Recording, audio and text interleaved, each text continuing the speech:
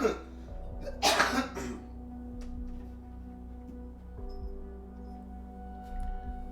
up, kitty litter? Kitty litter.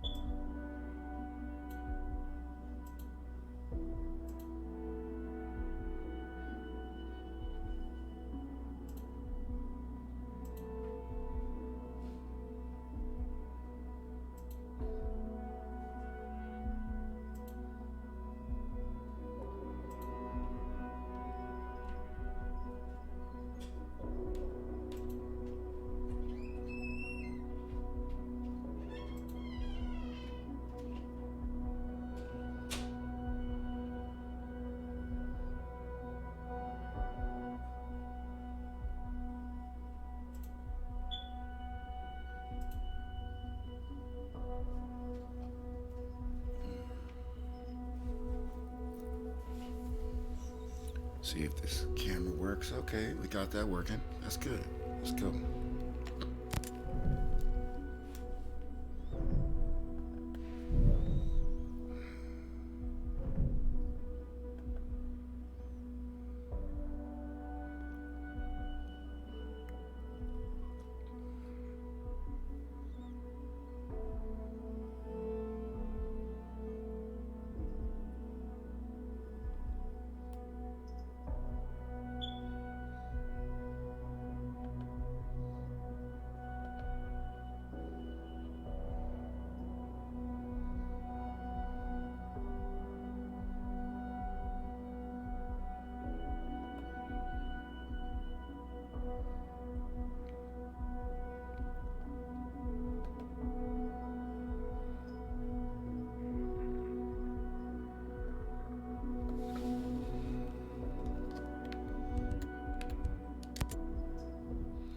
See if I got some coffee in here. Let me see if I got some coffee. Coffee! I need some coffee. I know I ain't got no coffee in here, but I had some in a cup yesterday, and I'm willing to heat it up right now. And I don't know if my girl threw it away.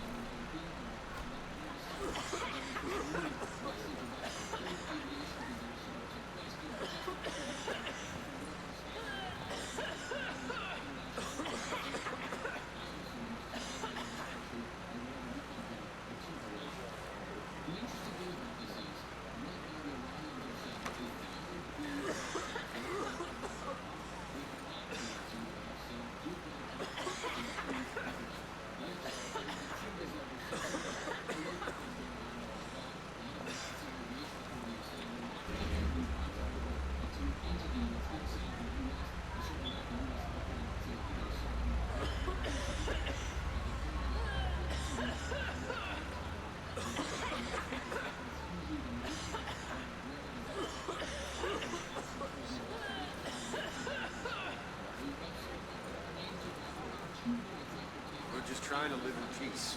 Best respect that.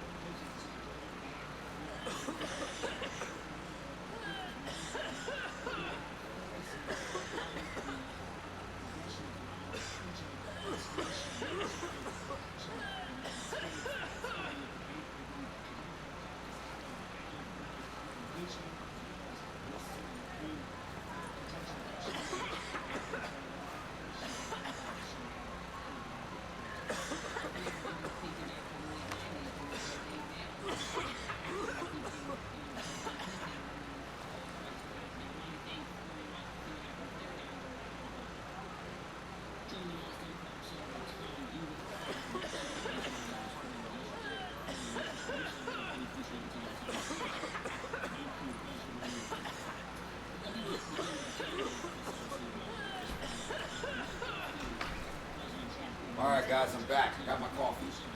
Sorry it took so long. What's up, Kitty? I'm back, guys.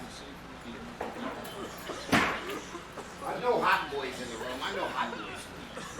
Hot Boy, I had to go get some coffee, man, before I get on with this stream today, man.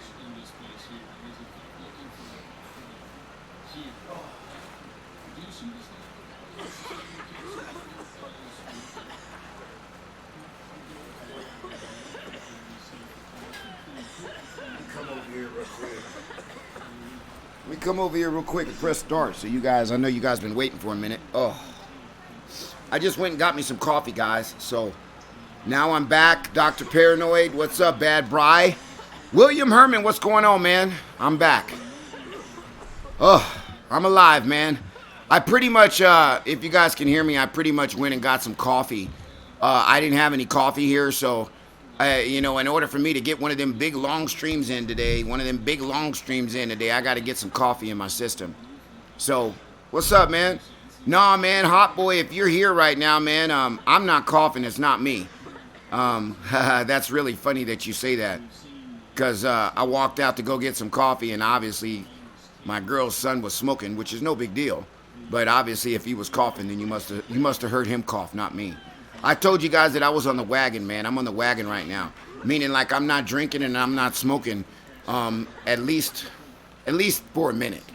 You know what I mean? Both of them. I'm quitting both of them cold turkey just for I don't know how long. I'd love to quit smoking indefinitely. You know what I mean? And drink beer every now and then. But we'll see what happens. But I'm alive, guys.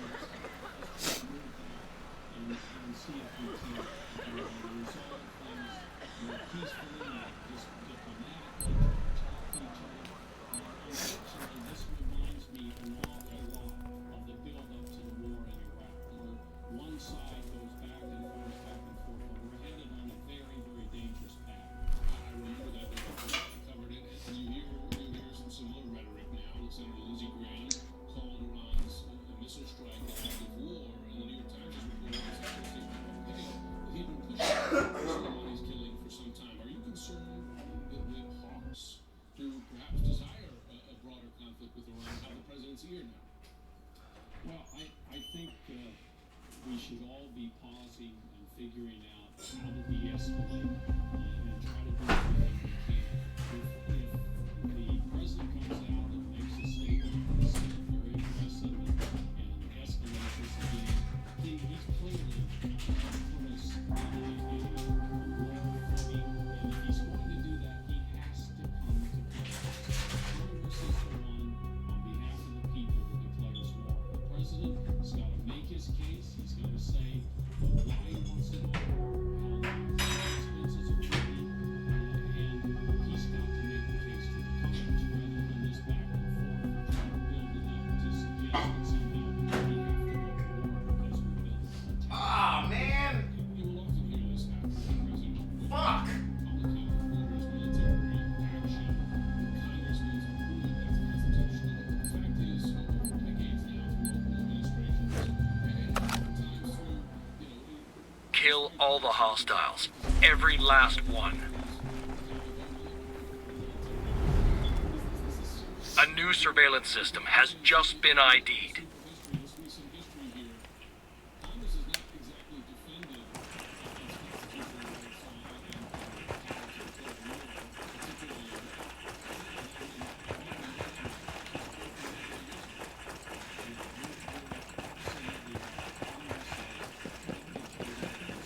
Hey, I want you guys to know that anybody that's watching the stream, you notice that we got 3 dislikes on the stream. By the way, I'm betting money that I bet you I know who's putting the dislikes in under multiple names. They come in and they put the 3 dislikes in every single time, which is no big deal. And then after about an hour to an hour and a half, the dislikes dissipate to 1 dislike. You know what I'm saying? Eyes on a hostile. Gunfire.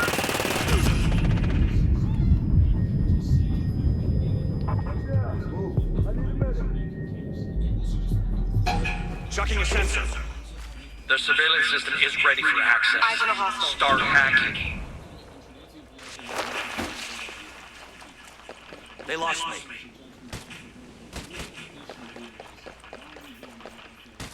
Taking rounds.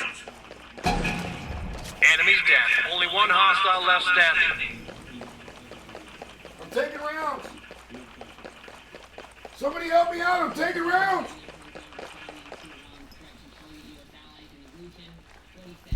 You'll be as good as new in a minute. Yeah, get me up. I needed that. Morning, Ray. You know, I spoke to your mom. She said she's going to call the dentist for you, Ray. Try to see if she can schedule an appointment to get your tooth pulled. Just to give you a heads up. You hear me? No? Okay. Gotcha.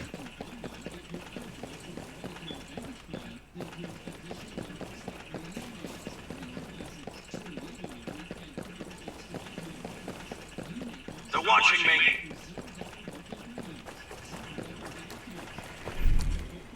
I lost it. Dropping a medkit. They see me. Your team just activated the surveillance system. Target, only a single enemy remaining.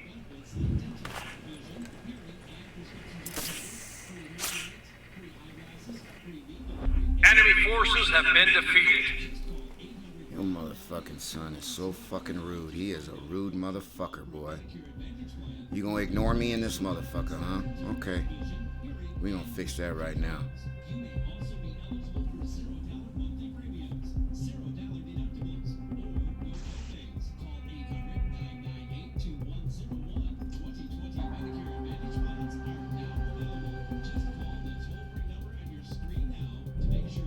Could I speak to Bethany? Hey, you know what I forgot is toilet paper. And you know your son came out the room and I was nice enough to tell him that, hey Ray, what's up? Your mom said that she's calling the dentist for you, and he totally fucking ignored me. Like I was Eliminate invisible. everyone on the enemy team. No Let that motherfucker survivors. ignore me like I'm invisible. No problem. Thank you, A baby. surveillance system has just been located.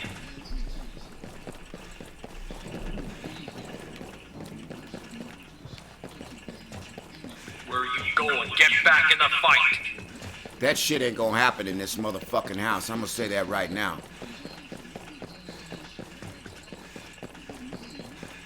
Fuck that shit. You wanna be a dick? I could be a dick too. It's my motherfucking house. Target down. Target down. Fuck the Sending my bullshit. drone.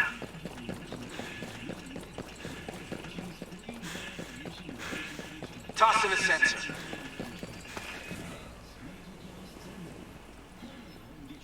Hostiles are shooting. I got a bad guy over here.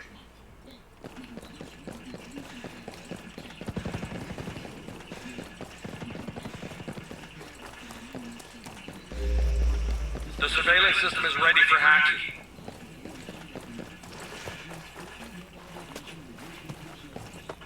Wrong way. Get back to your team. I'm marked. Hostile in my Enemies down. One enemy left.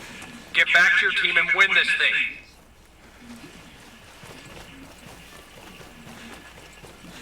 Sending my drone up. Eyes on a hostile. I'm taking hostile. Target eliminated. Damn, this fucking team is good. All enemy forces have been eliminated. I'm proud to be a part of Big Picture. Trust AAG for the best reverse mortgage solutions. 1-800-741-0177. Last debate only for the first vote is currently on CNN. The top Democrats live from noon. The CNN Democratic presidential debate in partnership with the Des Moines Register on Tuesday at 9 p.m. CNN. Overnight, the Islamic Revolutionary Guard Corps threatening to target U.S. allies across the globe, including Dubai and parts of Israel. CNN's Becky Anderson is following the latest from Abu Dhabi, just next door to Dubai. Becky, Iran threatening to target Dubai, UAE, Haifa. I just wondered, are messages coming from the Emirates, for instance, to the U.S. and other players saying, hey guys, ratchet it down, we don't want to get caught in the Olympics? There's absolutely no doubt that that is happening, and no doubt that the killing of Soleimani has absolutely heightened tensions around the region, not least here in the UAE, which of course sits just across the Persian Gulf from Iran. So, Jim, not unsurprisingly, considerable efforts being made here to take the heat out of these situations. You've got to say Israel's position more defiant, if you will. Slave, I'm just taking a little bit of a break. You know, Slave, for me to play UFC, that's really the only game that I play for hours and hours and hours on end. Hours and hours and hours on end. So, Oh my god, fucking turn your fucking mic down. Hey, I'm putting my mic on God, mute, dude. faggot. Shut up, bitch. Shut the fuck up, bitch. Anyway, guys, you know, I stream UFC so much for so many hours, bro, that, you know, I mean, every once in a while I like to play another game. And I know a lot of people are like, Mike, I want to see you play UFC because that's where my base is. My base is on UFC. But I don't get to enjoy my other games like I want to enjoy my other games because I'm streaming normally on my PlayStation, and if I want to switch games, then I got to end my stream. You know what I'm saying? So,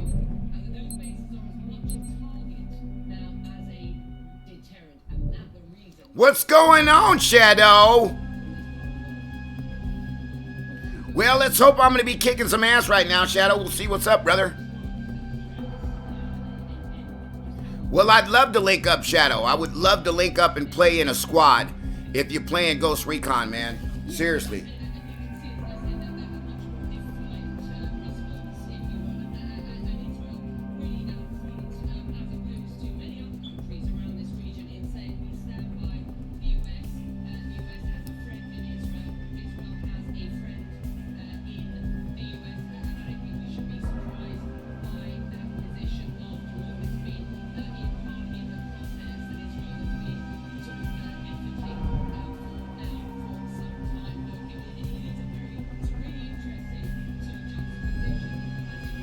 You gotta go shed some pounds. Okay there, William. Go shed them pounds, brother. Go shed them pounds, my man. Protect You know- your objectives from attack. Don't let the enemy place their charges. You know what you're doing, William.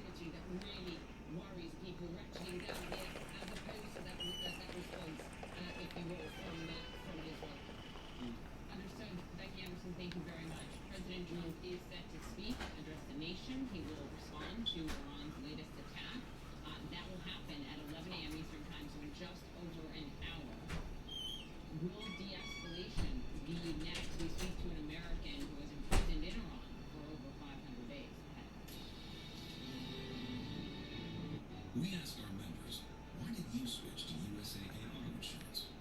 I switched because I got a zero USAA, they understand I can help them. I'm taking fire! Receiving.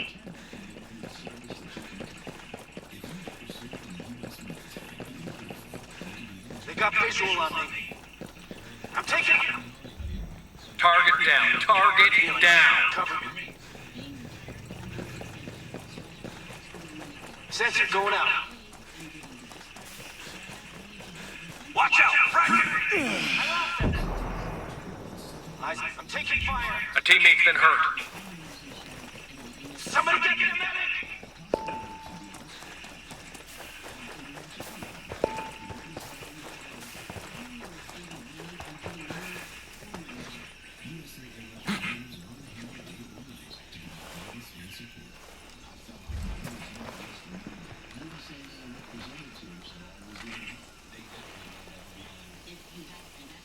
Eyes on a hostile.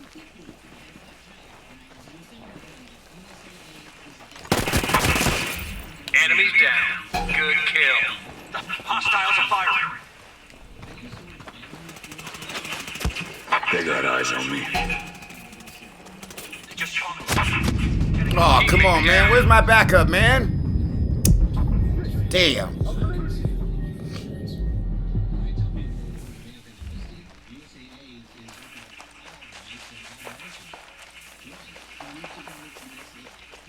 Yeah, that'll be cool.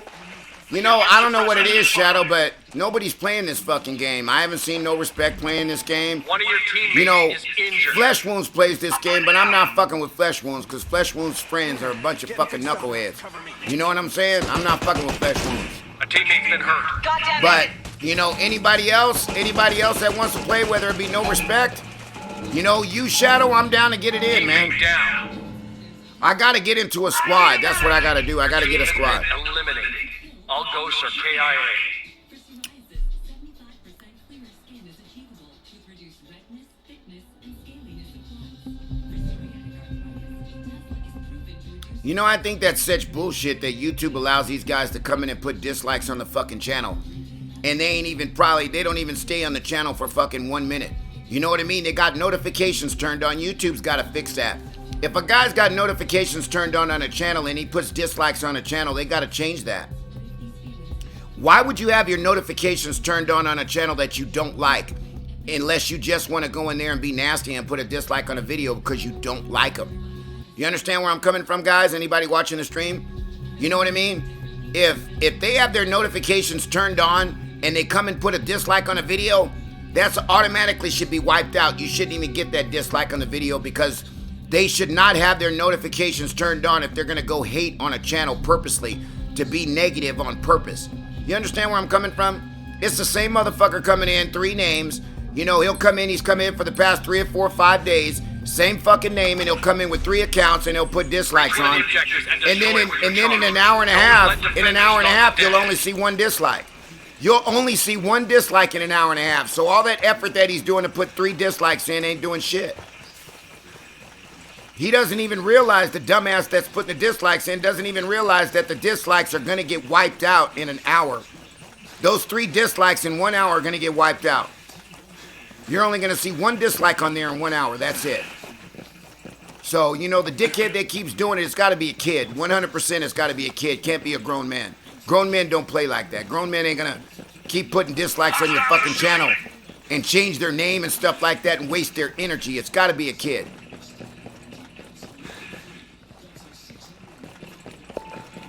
Gotta be a kid.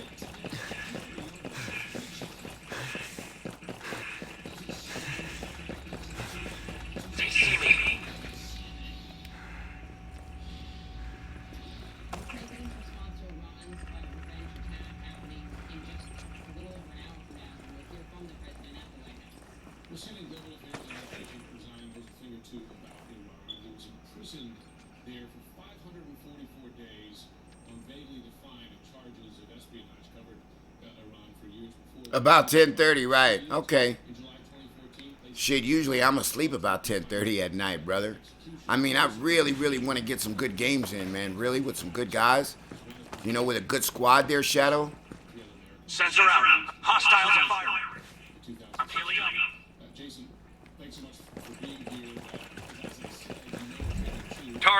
eliminated. I'm coming, brother, to come and get you.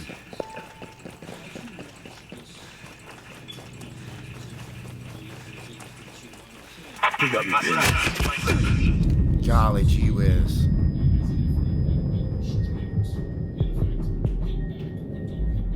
Hit this on me. Yeah, it's got to be something there, Shadow. You know, it's got to be something where a motherfucking kid comes on the channel and purposely puts dislikes on, because, you know, look, it's one that one thing that grown men understand is that they're not gonna waste their time on some immaterial bullshit. If you got a life and you got a family and you got kids, that's when you notice the difference between a grown man and a little kid. A grown man's not got other things going on in his life than having a notification turned on. Here, I got my notification turned on, so when Mike comes on, I'm going to take time out of my day. I'm going to log on to my computer. I'm going to log on to my tablet. I'm going to log on to my phone, take time out of my day, and then I'm going to put a dislike on his video. As soon as I put a dislike on his video, then I'm going to leave and change my name and put another dislike under my other account. And then as soon as I put a dislike under that account, then I'm going to switch my account and do it again. That is a kid mentality. That's not a grown man mentality. So as long as I know where the root is coming from, there, Shadow, as long as I know where the negativity is coming from, it's coming from a kid. You know, it's all good. I'm not even tripping. I'm not worried about it.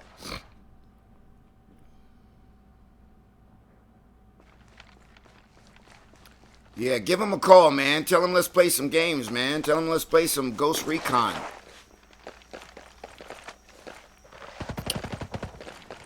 I got some coffee, guys. The one cool thing about streaming, I know some of you guys, I probably get a lot more views or a little bit more views if I'm streaming on my PlayStation, but I think that when I'm streaming on my Streamlabs, guys, it gives me the ability to switch games while I'm playing. If I don't want to play Ghost Recon, I don't lose my stream. They got you. I can easily switch over to UFC while you guys are still online. You know, it's just, it's a lot easier, a lot better, man. You know, to stream on Streamlabs. But for some reason, when you stream on Streamlabs versus PlayStation, you get a couple of extra stragglers from PlayStation because they're looking at the trending. Some of them might see the trending and then they might come in, but if I had a choice, I would always stream on my Streamlabs. Always.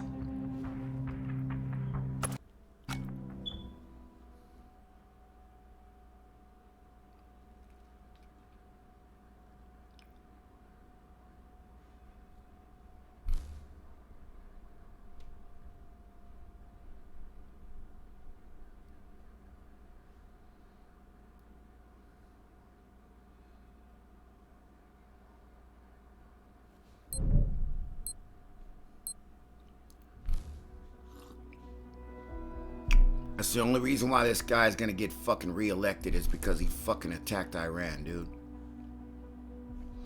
You know, I'm gonna be honest with you, Shadow. I was thinking about jumping on Wildlands. No joke. I seriously am thinking about jumping on Wildlands. You know, the one screwed up thing about it is I deleted it, so I'd have to go back in and I'd have to download it again. But I'm really seriously thinking about jumping on Wildlands.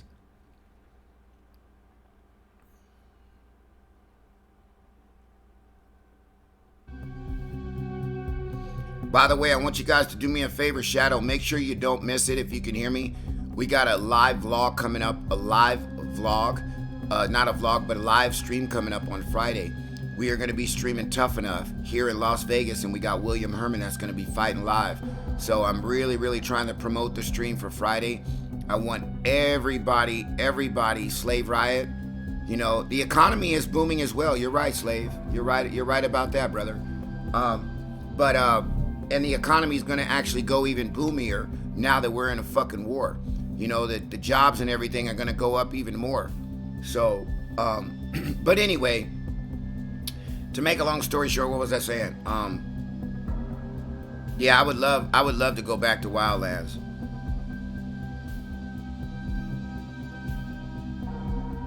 Love to go back to Wildlands, man. But I like streaming on Streamlabs, man. Like I said, I like to be able to change games. You know, if somebody wants to see me play a different game, if somebody wants to see me play a different game, say, hey, Mike, I want to see you play this game. You know what I mean? But yeah, it's gonna be so awesome on Friday. By the way, Jeff, I know the owner of TUFF-N-UFF, guys. So Jeff already said, how many tickets do you need? He called me yesterday. He said, how many tickets you need? I said, I only need 2, Jeff. Probably only 2. You know, just maybe for the cameraman if I'm in Williams' corner. If I'm in Williams' corner, they're going to be filming it, but they're not going to be filming it live. And the last time I was at TUFF-N-UFF, they said, oh, you got to turn your camera off. And I didn't turn my camera off because there was fucking 15 other motherfuckers right next to me that had their cameras on. So I said, fuck that, I'm not turning my camera off. So anyway, to make a long story short, I have a feeling that I don't want to step on Jeff's toes because Jeff is my guy. So, you know, the last thing I want to say to Jeff is, hey, Jeff, you know, your security is on me because I'm fucking streaming. You know what I mean? This is his event. This is a professional event, so I can't really just go in and just, you know, be like that to him and say, hey, Jeff. I'm drawing fire. Surveillance system located. Grenade.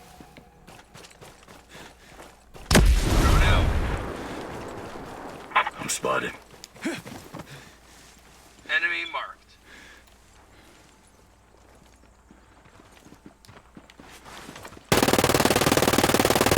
Enemies down. Good kill. I'm marking a hostile.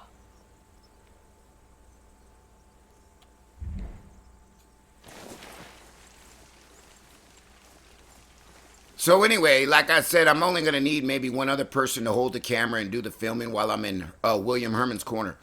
You know, that's it. You know, I'm going to be walking down. The thing about it is I want to be able to walk down the thing with William and be right there with him. You know, so if William wants me to walk down to the ring, then I'm probably going to have my other guy hold the camera for me.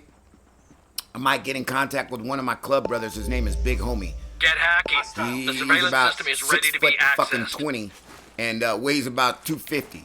You know what I'm saying? So, you know, 280. I don't know how big he is. He's big as fuck. But anyway, to make a long story short, I'm probably going to see if I can get with him and see if he can come with me down there. Detected. The hostiles are shooting. A teammate's been hurt. I'm bleeding out. Tossing a sensor.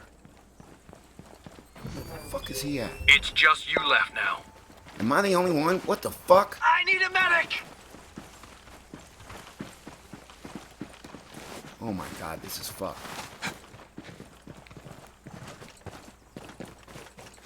I gotta go get him up. I gotta get him up right here.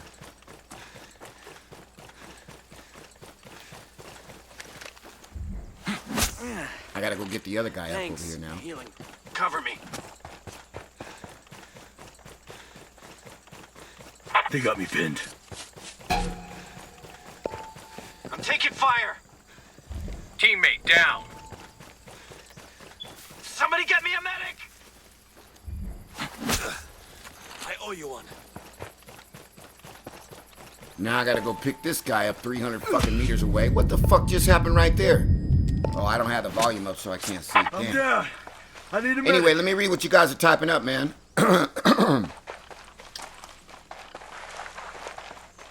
The left has just gotten too ridiculous. Slave riot, it's the left and the right. I can't, you know, we're not going to talk about politics. You know, we can't talk about politics when you talk about the left. It's almost like you saying that the Democrats have gotten out of control. When you have a president in office that is actually lying to the public and abusing his power. We all know, everybody knows that Donald Trump is abusing his power when it came to Ukraine, but none of the Republicans want to admit it because they love Donald Trump so much and they don't want to lose their jobs. A lot of people have got to understand that if the Republicans vote for impeachment, I don't care, there's got to be, if all the Democrats are saying, hey, this is the way we feel, and all the Republicans are saying this is the way we feel, they're all sticking together like pack dogs. There's no individuality in there. There's no independence in there. There's no one Republican in there or even Democrat that's saying, hey, I don't agree with this. Same thing, I'm going to both sides, Slave. There's not one Democrat that says I don't agree with this, and there's not one Republican that says, hey, this is fair. You know, he's legitimately getting impeached. And I agree with his impeachment. Out of 30 or 40 Republicans, not one of them said, this is wrong. Not one of them. So that should let you know right off the bat that there's no individuality in any party right now, because all of them are sticking together. So let's not talk about politics, though, Slave. Let's not talk about politics. Every last one. Because I'm going to be honest with you. When I see a motherfucker come to my job with a Make America Great hat on again, I just want to smack his fucking hat off his head. That's real talk. Seriously. Seriously, that's real fucking talk. I just want to smack his fucking hat right off his motherfucking head. Make America great again. Yeah, you're a fucking liar, motherfucker. He's the biggest lying fucking president in the history of the fucking game. This guy is the biggest lying president of any fucking president ever. Ever. He discriminates against anybody that's not rich and white. You know what I'm saying? Anybody that's not like him, he discriminates against. He discriminates against anybody. He ran a campaign, Slave Riot. He ran a campaign, not what he could do for the people, not what Donald Trump can do for the people, but what Hillary Clinton lock her up. That was his campaign. Okay, you don't run a campaign, in my opinion, on discrediting your other opponent. That's not how you run a campaign. You run a campaign to tell the public and the people what you're going to do for them. You understand where I'm coming from? What you're going to do for the public. Not, oh, this person is so bad, don't vote for this person. And guess what? Since I'm the only person around that you could vote for me. You understand where I'm coming from? I don't agree with that. I don't agree with that at all. Not at all. You don't run a campaign. That's not how you run a campaign. You don't discredit your other credit. You don't discredit your other opponent. You tell the people, hey man, we already know how this person is, but guess what? I'm the man, and this is what I'm gonna do for you guys. Okay, this is what I'm gonna do for the public. This is what I'm gonna do for the American people as the president. That's what you tell them. You know, you're running a campaign based on. Oh, get the fuck out of here, dude! Man.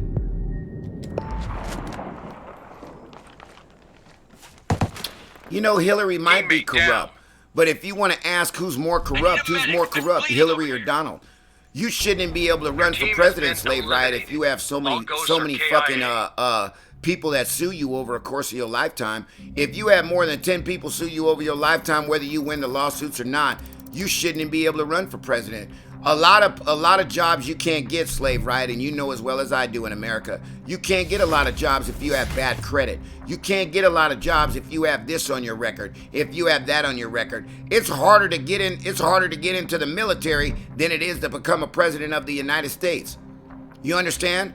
You know, Slave, let me ask you an honest question, really, honestly, because I know that you're a Trump fan. Why wouldn't Donald Trump show his taxes? I'm just curious. I already know why he won't show his taxes, and I already know why he's fighting so hard not to show his taxes. But I want to know if you know, Slave Riot, why Donald Trump is not showing his taxes. Do you know? And my next question is, since you know about politics, Slave Riot, and I'm not trying to degrade you or anything like that, but when was the last time Donald Trump paid taxes? Do you know that answer to that question? Okay, so those are two questions that I honestly have for you, and if you can honestly answer them, then I'm with that program. Okay? Why won't Donald Trump show his taxes? And when was the last time Donald Trump paid taxes? Oh man, I respect you all day long, Slave Riot. I respect you. I respect you all day long. Really. You know, the thing about it is, people feel so strongly about their God. And people feel so strongly about their political politics. You know, they feel so strongly about it. You know?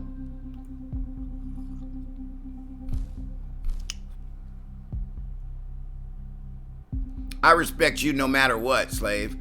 You know, we don't have to talk about nothing. We don't have to talk about no politics, to be all honest with you. We could talk about William Herman going in and fighting. That's what we could talk about. I'm going to be honest with you. One last thing that I want to say. I'm more for the people. I'm more for the middle class. I'm more for the poor. I'm more for the people that are struggling to get up. When you have somebody that's handed a silver spoon in his whole life, you know what I mean? He's had a silver spoon in his mouth the whole life. He doesn't have any idea what it's like to struggle. He doesn't have any idea what it's like to be poor. So if you have no clue what it's like to struggle in it, and you have no clue what it's like to be poor, then it's really, really hard for you to relate to the middle class. It's hard to you for Medicare for all. Why would you, if you got millions of dollars, want Medicare for all? Because that's taking money out of your pocket if you're rich. You understand? But why, if you're rich and you got so much money, how much money they ought to set? I'm going to be honest with you, Slave. This is something that I think they need to set. When a person has so much money, whether it be 300 million, after that, bro, you're getting taxed 60, 70%. How much money could you literally spend in your whole lifetime? Think about that. How much money can you literally... Now, I understand you want to leave money to your family. With 300 million, you can still leave a lot of money to your family. All you got to do is put the money in the bank, and you can collect interest. You understand? You got $300 million. If a person has that kind of money, how come they're in the lowest tax bracket? You understand? How come they got all the money in the world, and you got a middle class that's paying fucking 36 to 38% taxes, but yet you got people, rich people, that aren't paying taxes like that? So, you know, I mean, the system is 100% flawed, 100% flawed, you know, and it's flawed to the rich people. And if you understand anything about money, money and power is control. You understand? So as long as you got money, you got power and you got control. If you got money, you can pay somebody to do your dirty work. Guys stick next to you when you got money.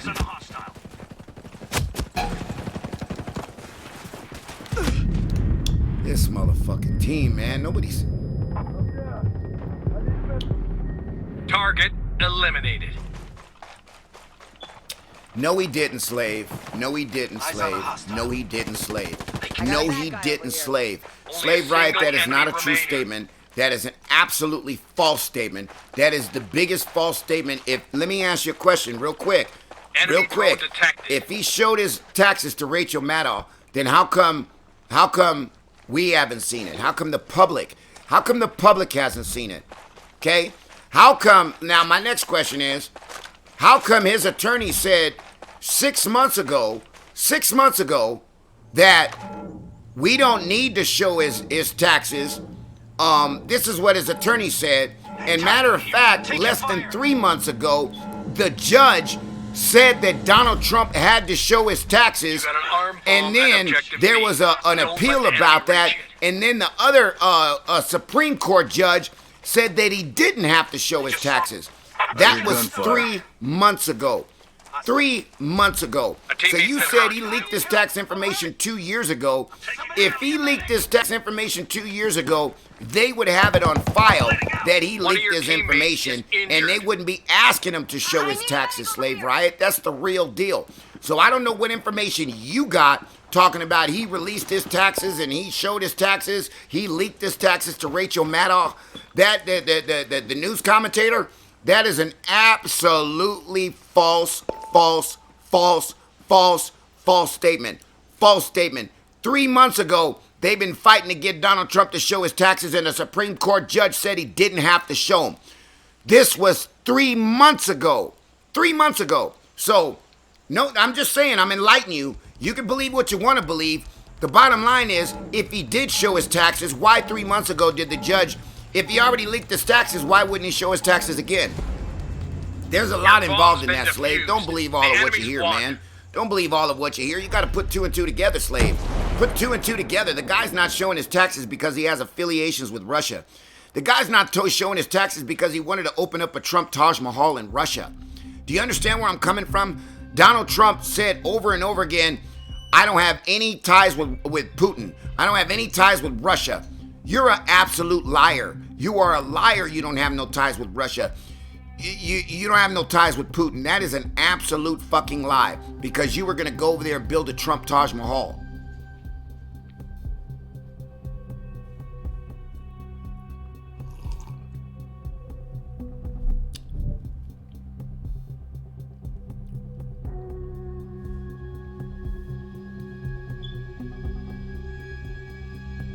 Oh my God, a Ukraine airline plane crashes in Iran. 176 people died.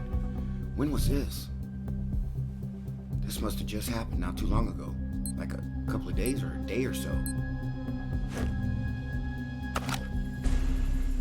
Defend both targets from demolition attack. International airport in Tehran. And he was going to Kiev, Ukraine. 2 minutes after takeoff. Takeoff from... Oh, the last signal received was 2 minutes after takeoff. I wonder what happened.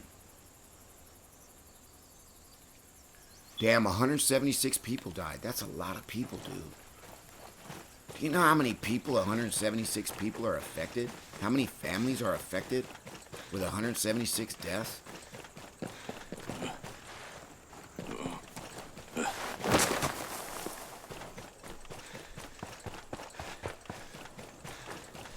That's crazy.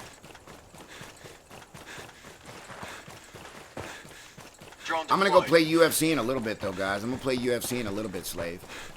Tracking an Just enemy drone. Eyes on a hostile.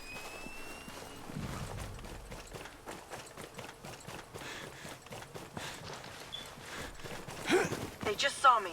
Hostile in my sights.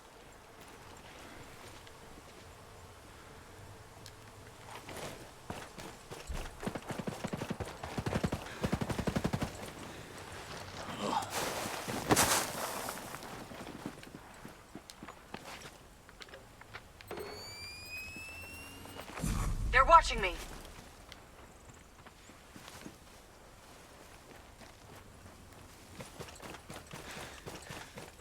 Fuck did he go?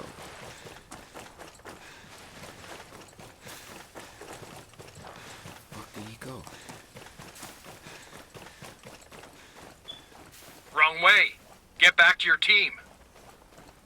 Hear unsuppressed enemy fire. Oh, he's right there, that little Teammate fucker. down. Get Eyes back on to your a team and win this thing. Got him, coach.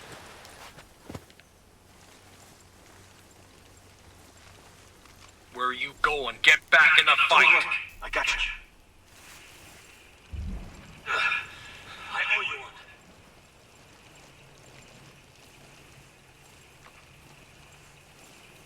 I'm taking fire. One of your teammates is injured. I'm being targeted.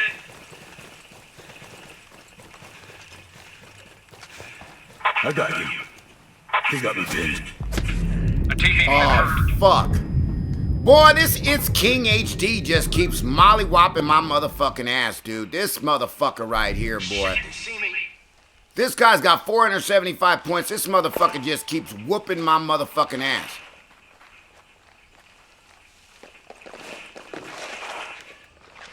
He's way up there, bro. Get up there. I'm healing up.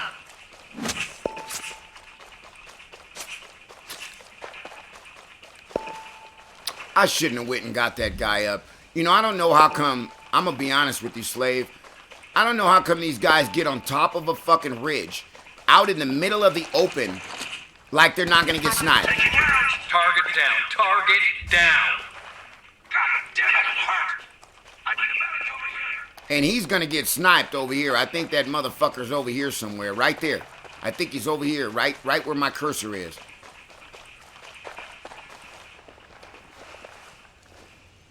I think he's going to get shot in his back right now if he doesn't move. Yeah, I hear his footsteps.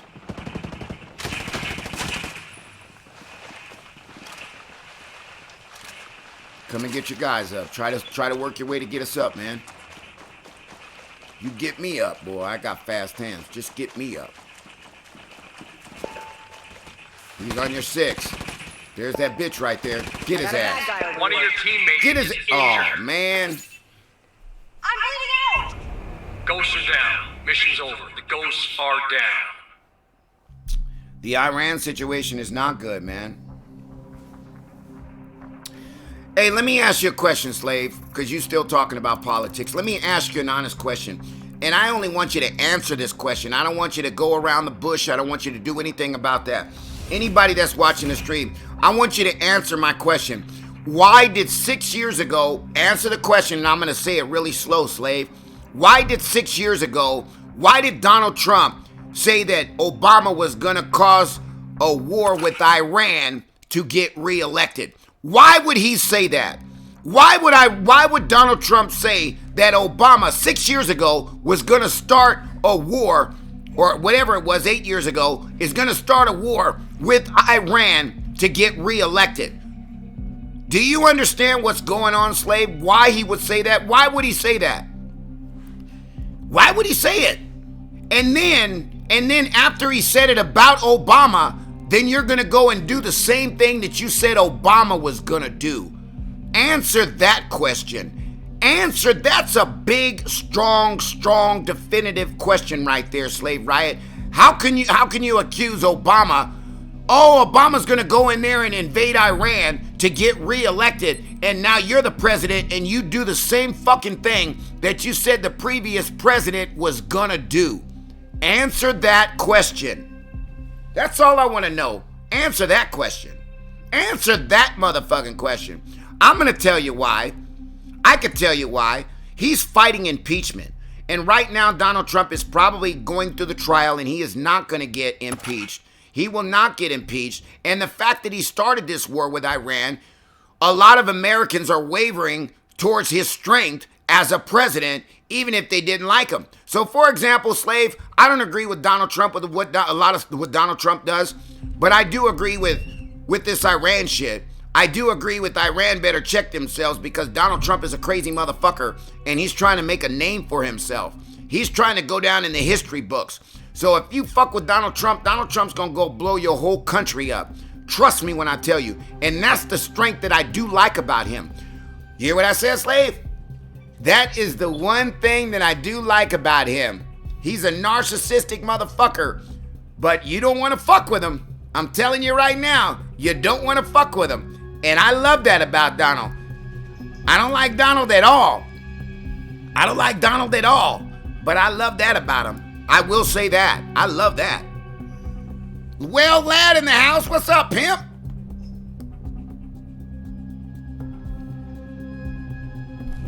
What's up, Will?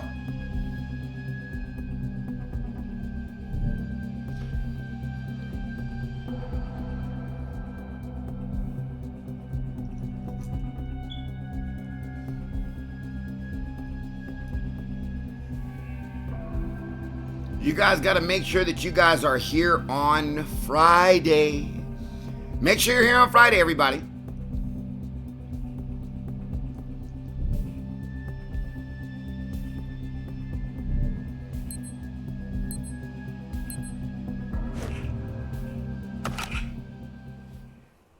Eliminate everyone on the enemy team. No survivors.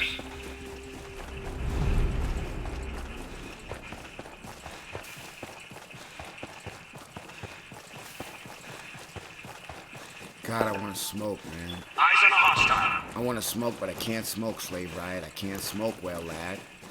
I'm on the wagon right now. Got It's a going to bad be guy tough. over here. You know, to play video games every day, all day, and then not smoke, it's kind of tough, because you get into a habit of playing video games and lighting a blunt up and having a drink, and then when you're not in the same element that you're normally in, it's kind of uncomfortable, you know. I mean, I'm having a good time playing and everything, but I'm just saying it's not the same, you know, when you're quitting cold turkey. Quitting cold turkey is like, fuck, man, it ain't easy. But I don't have like a super big, you know, I don't have like a super big craving to smoke right now or drink. I don't have a super big craving. You know, my craving is probably 45, maybe working on 50% right now, whether I want to smoke or drink. Sensor going out. I hope it doesn't get any worse than that. But I think the thing that I got to tell myself is I'm a strong man. And if I can't be strong enough to quit drinking and quit smoking cold turkey like that, then I'm weak. That's the way I look at it. I'm weak. And to be all honest with you, I'm not weak. I'm strong-minded. So right now we're working on day 4 with no drink and no smoke. Day 4. And this is coming from a person that smokes and drinks every day. I drink beer. I don't get drunk. Okay, I drink beer. I don't get drunk, but I smoke and drink every day. Enemy drone is marked. Toss in a sensor.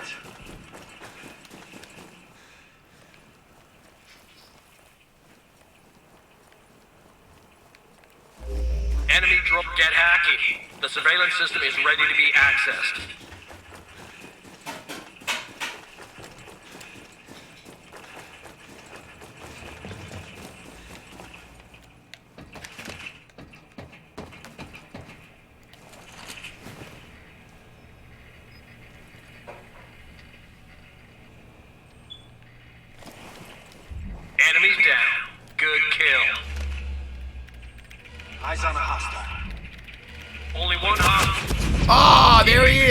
right, good shit. Got his ass.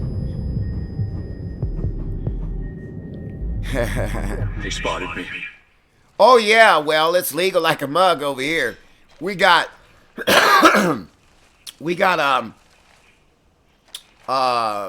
legalized shit over here. We got dispensaries all over the place. I got a dispensary 1 block from my house. You know, I got another dispensary a half a mile from my house. And then there's another dispensary. You know, there's legalized marijuana all over here, man. It's crazy. There's so many dispensaries, it's unbelievable. I feel sorry. I truly feel sorry for all the little small drug dealers in town. You know what I'm saying? Because those drug dealers that were selling $10 grams, you know, those guys that were selling, you know, $30 ace, you know, they're selling $10 grams and $30 ace. They're not making no money no more. They're not making no money because the dispensaries are offering $28 ace. You understand? And not only are they offering $20 ace, but every dollar that you spend, you get a point. So when you get 500 points, for example, you spend $500 with them, they give you 5 grams for free. Now, what drug dealer is going to do that? You know what I mean? That deals weed. Hey, man, you spend $500 with me over a course of time. Now I'm going to give you 5 free grams. No. You buy a gram, that's all you get is a gram. You buy another gram, that's all you get. You get no credit. So all these drug dealers around here, they're losing money. I got a girl right now in my apartment building. I won't do business with her anymore because she's selling $15 grams.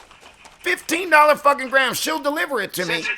But she's selling $15 grams. So if I get 2 grams, I can get another gram. If I buy 2, I get another gram for free if I go to the dispensary.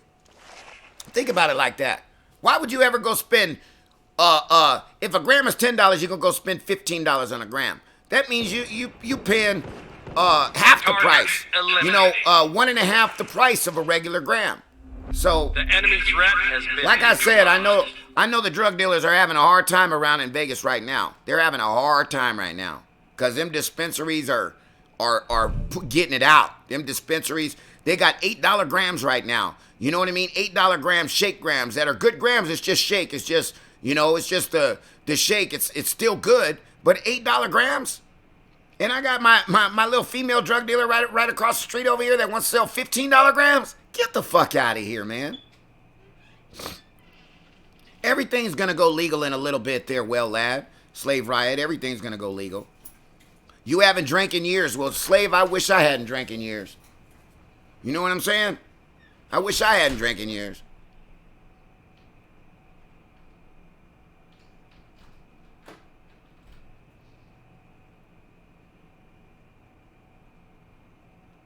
You know, we're going to talk about something for you guys real quick. Let's talk about something. I'm going to talk about something for you guys. I have my girl, for those guys that don't know, I've been with my girl for 15 years, right? I swear to God, there better not be no paraphernalia in that fucking room. Hold on 1 second.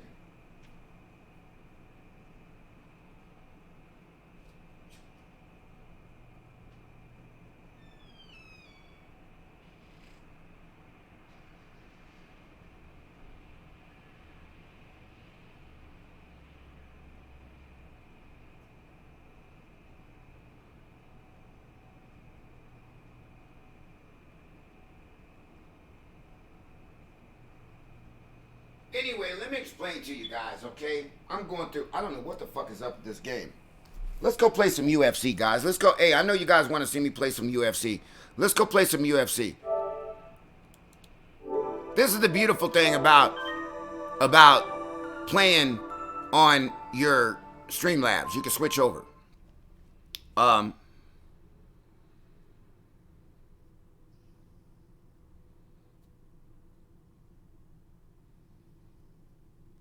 I don't necessarily think you get ounces for $170 is quality too. You smoke about 2 ounces a week. You know, Slave Riot, I was smoking an easy gram a day. You know, that's $10 a day. That's $70 a week. You know, $70 a week. That's $280 a month. You know what I'm saying?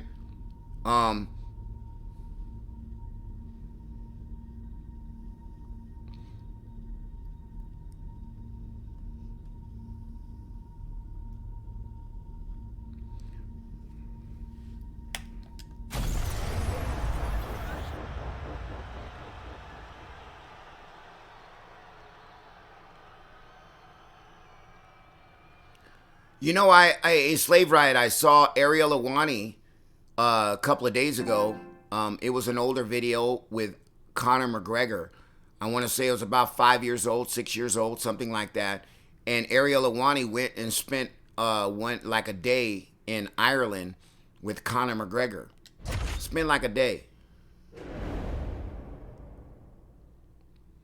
You know, in all reality, if I'm not mistaken, we are able to grow two plants or 3 plants or something like that. You know, we can legitimately grow 2 or 3 plants here in Vegas. I think. I'm not so sure about the growing thing. I'm not so sure. Conor McGregor is the most popular fighter in the history of the sport. I'm just simply the best fighter, and that's it. The king is back. The all-time leader in wins. The all-time leader in finishes. Conor, here I come. You know, I would like to go to Ireland and check out Ireland, but I don't think that I would like to live there, only because I can't stand the cold, Slave. I would not be able to go to Alaska and live in Alaska. I couldn't do it. I couldn't do it. You know, I'm more of a tropical kind of guy. I like tropical stuff, you know. Hey, it's not legal in Florida yet, but I bet money in the United States within 5 years that over 50% of the Union of the United States, it'll be legal in 5 years. Right now, you have medicinal in a lot of states, and that's how they break it in, their slave riot. They break it in with medicinal marijuana. If you have problems, if you have pain, you know what I mean? That's how they break it in. So, for example, California and Las Vegas was medicinal, you know, or you know what I'm saying? You were able to, it was all medical, you know? And then Colorado and Washington went legal, right?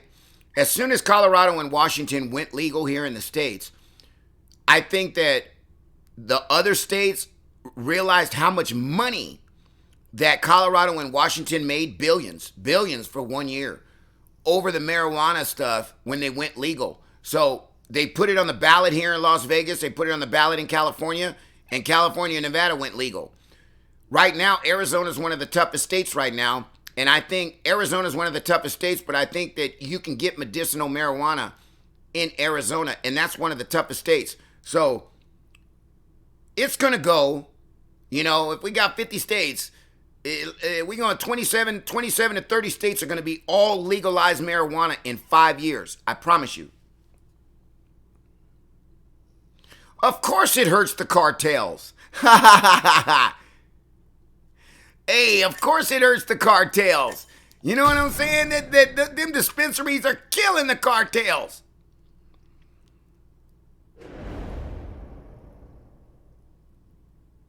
You said it's going to be a long time till you get a dispensary in Ireland, huh? Well, lad.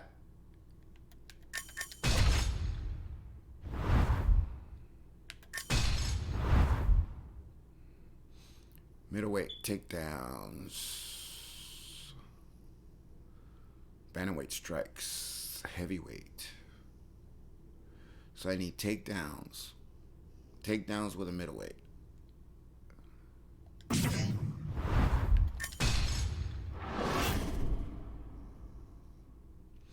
You know, we've been fighting with Bob Marley for a minute, man. Let me see what kind of...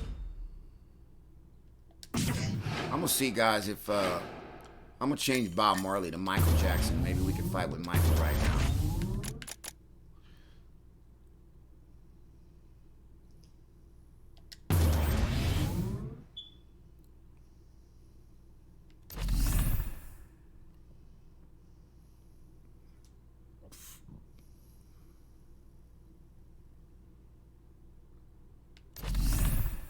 Well, I could pop Jake Matthews in here.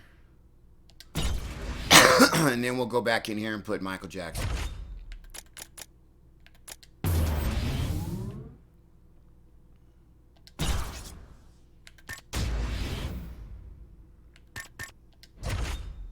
Come on, Michael. Let's beat him up today, Mike. We gonna get him today, Michael. She's out of my life. I guess we ain't fighting with Michael.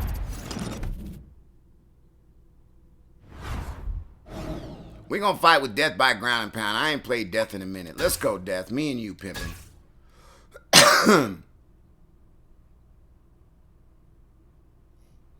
No, I don't like Mark Hunt. I want Anthony Showtime Pettis.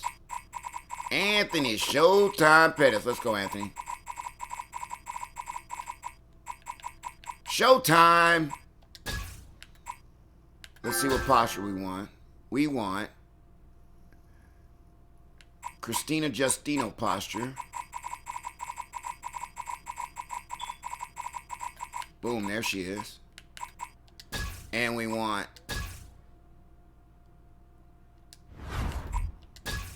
okay, we're ready to go now. Let's go. You live in the north. Holy mackerel, it must be really, really cold. There he is. Quick Draw McGraw in the house.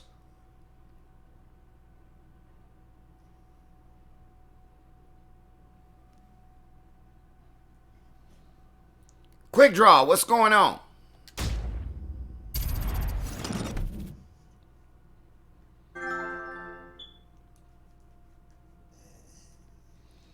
Boy, that's a hell of an Irish name right there, Murphy. That's one of the biggest Irish names out there.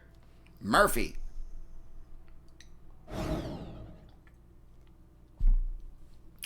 But I think that any name with an MC in it, Mac something, McNugget, McGregor, McDougal, you know, all of them are Irish names. McDougal. Isn't McDougal an Irish name?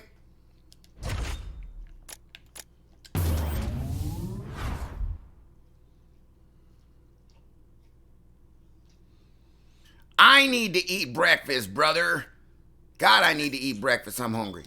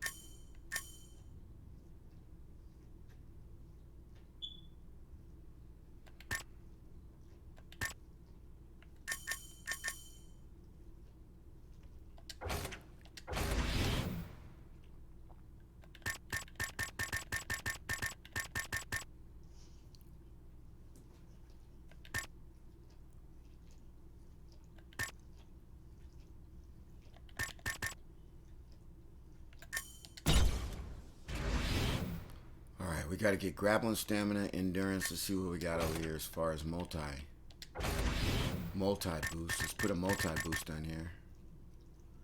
See what we can find. There's endurance, grappling, stamina, and heart. Endurance, toughness, and legs. Endurance, grappling, stamina, and chin. I like that right there. Look at that. I'll take that.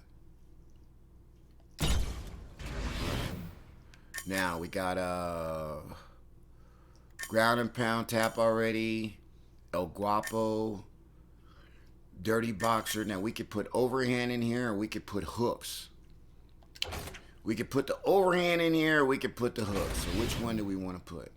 I don't know.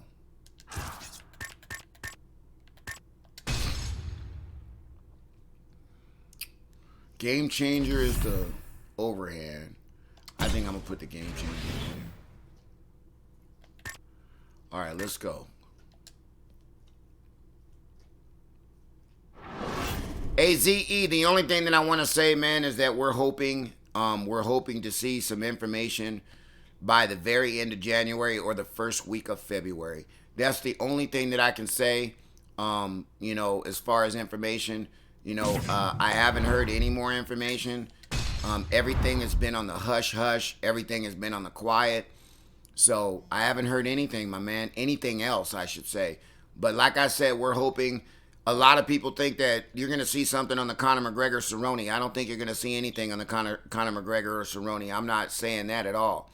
I'm saying that the Conor McGregor-Cerrone is towards the middle of the month. And I'm saying that everything is going to be shown. Maybe the trailer will come out at the end of January or the first week of February. That's what I'm thinking, okay, guys? That's what I'm thinking, you know. But, you know, we don't know, man. The time, in all reality, this time is coming by so quick. I put this UFC X video out 2 months ago, and it's already the middle of January. It's already the fucking first week of middle of January right now. So time is fucking going by so quick, so quick, so quick. I'm like, holy mackerel! It's in the first week of January. I hope it comes out, you know, within 1 month. That's what I'm saying. 30 days from what, the 7th. I'm not thinking that the trailer's gonna come out no later than the 7th of February. That's what I'm thinking. I said the first week of February, so we gonna give it up to the 7th of February and hope that it comes out by then.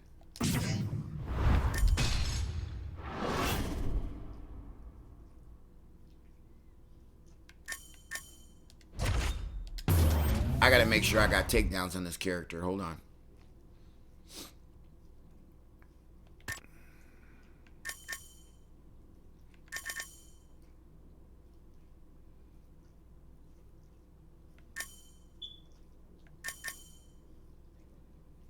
All right, let's go.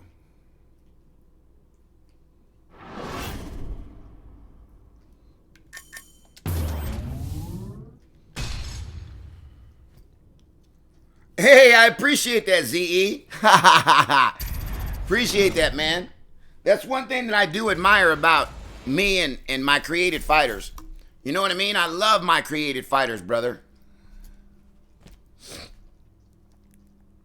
You know, I haven't eaten anything yet, and I got a little salad in there. I got a Cobb salad. Coming up next, we get to this UFC middleweight division fight. Oh, yeah, well, that, yes. For this much-anticipated middleweight encounter. So more than 10 years apart, these two fighters, and they have the same height and reach. To get us started. Hey, well, I'm thinking right around July that the game will be released. That's what I'm thinking. The PlayStation 4 is supposed to be coming out before Christmas, right? But this game is supposed to be out before PlayStation 4 comes out. There, ZE.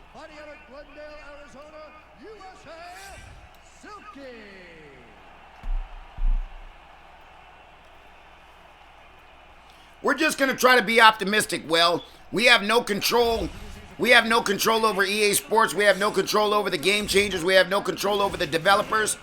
We just hope that the information that we got is close enough within the general area to give the public an idea of around what time it's going to come out. You know what I mean? We're trying to appeal to the public and let them know it's going to come out right around this time. We're not going to give you, yeah, it's Merc Slave Riot, it's Merc. I think it's Merc. He didn't bow to me. Oh, there we go, it's Merc. See, I gotta let Merc throw himself out. Merc will throw himself out. You know what I'm saying? Misses again with a right punch.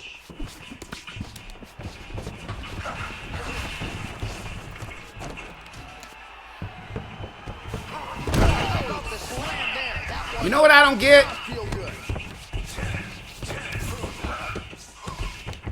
Hey, yeah, you want to bow now, huh? All right, Merc, I got you. Let's go. I got you, Merc. Well, he gets back to the head there, Joe. He continues to be vulnerable by leaning in his own. Oh, this is crazy. Oh, my goodness. He's got him hurt here. Big shot. He's picking him apart. Oh.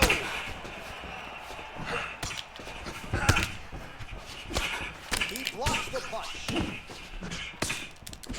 Connects there, Joe. Oh, what a combination. See how he's throwing himself out? He didn't miss with that uppercut.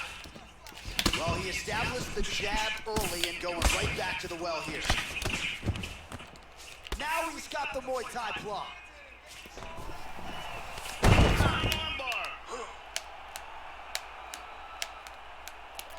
Getting tighter. Somehow stays in the fight. Completely lost the position. Working from side control. Kimura. Got a very good Kimura.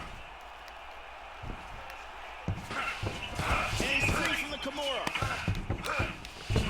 He's back up to his feet. Back to the jab now, no good. Punch coming, it's blocked. Nice 1-2 with the right left. He's got to be careful here. He's clearly in trouble.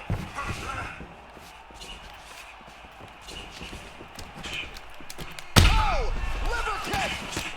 You can tell that shot hurt him bad in the body.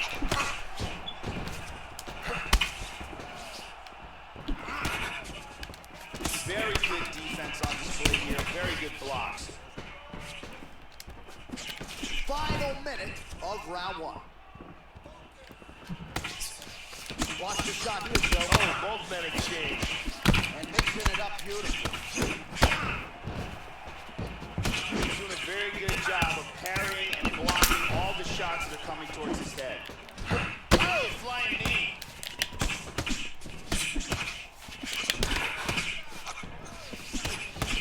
Oh, left hook to the head is blocked. I didn't mean to do that. Flying armbar. Beautiful. Horn sounds for the end of round 1. Well, no denying his toughness, Joe, as we hit the end of the round. You see the cut on his nose. You want to see Johnny Walker? Who's Johnny Walker? Dealing with a broken nose at this point in time, so you can be sure. Who's Johnny Walker, ZE? Do not blow your nose. That could result in the eyes swelling shut. Major storyline in this one as the cut on his nose continues to deteriorate. Did you guys just hear what the commentator said about blowing your nose? He just mentioned what Donald Cerrone just did in that one fight by blowing his nose and letting his nose swell up. That's pretty amazing. I wonder if they just put that in there. A lot of really good submission attempts being shown in that round. Brittany Palmer in the building as usual.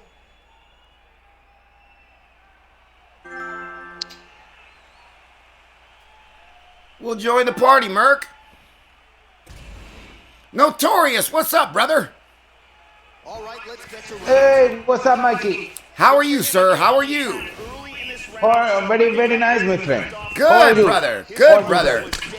Hey, good day, my friend. Very good day. Oh, that's beautiful, man. That's great to hear. That's great to hear, Notorious. Yeah. Hey, you... I can't wait for the notorious fight, my friend. Ah, you can't wait for the Notorious fight. What, you want to fight Mike? Is that what you... Hey, who wins the fight, brother? Vale, dale tiempo, que no va a vender. Who wins the fight, bro? I'm fighting Sean Merck right now.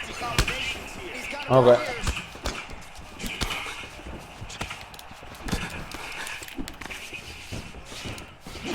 Pero ponlo. Jab once again. All right, so another stiff jab there. Really good use of that weapon, not unlike he did in the previous round. Ah, por él mismo. Por él. Que continúa, Underhooks here.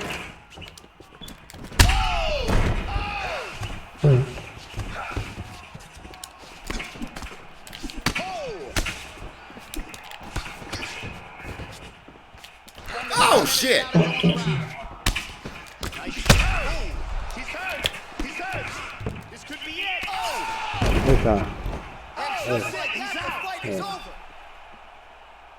Merc, I'm in a party right now. Let me tell Merc to join in.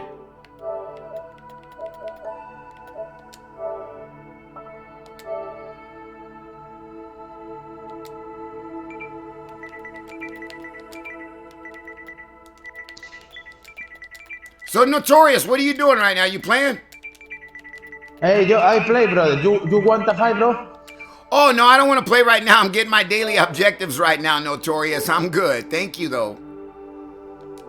Okay. Yeah, I'm just trying to get my daily objectives, man. That's all. Okay, no problem. But then you want to fight in other moment? You fight with me, okay, brother? Yeah, sure. Maybe later on or something. Let me get my daily objectives done. Okay. I come back and then I back and then come back, okay, bro? Okay, sounds good, Notorious. Okay, good day, brother. Good day. You too. So just the way he drew it up here tonight, what a monumental moment and knockout to get his hand raised here tonight. He kept the judges out of it. He has certainly set himself up for a major opportunity here moving forward. But you can be sure tonight is about this knockout. He'll be celebrating deep into the night with his friends, his family, his coaches. Congratulations on a big KO tonight. on my second cup of coffee. I want you guys to know that I feel like I'm starting to sweat like a fucking stuffed pig right now. Fucking sweating right now, man.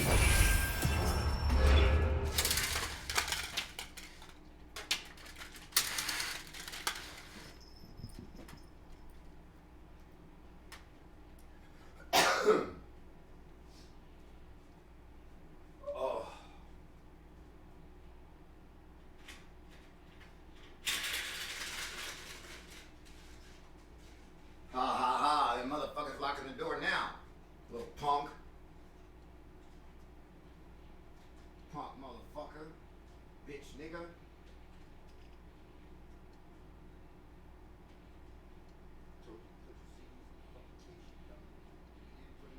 I just told you to put it in the case.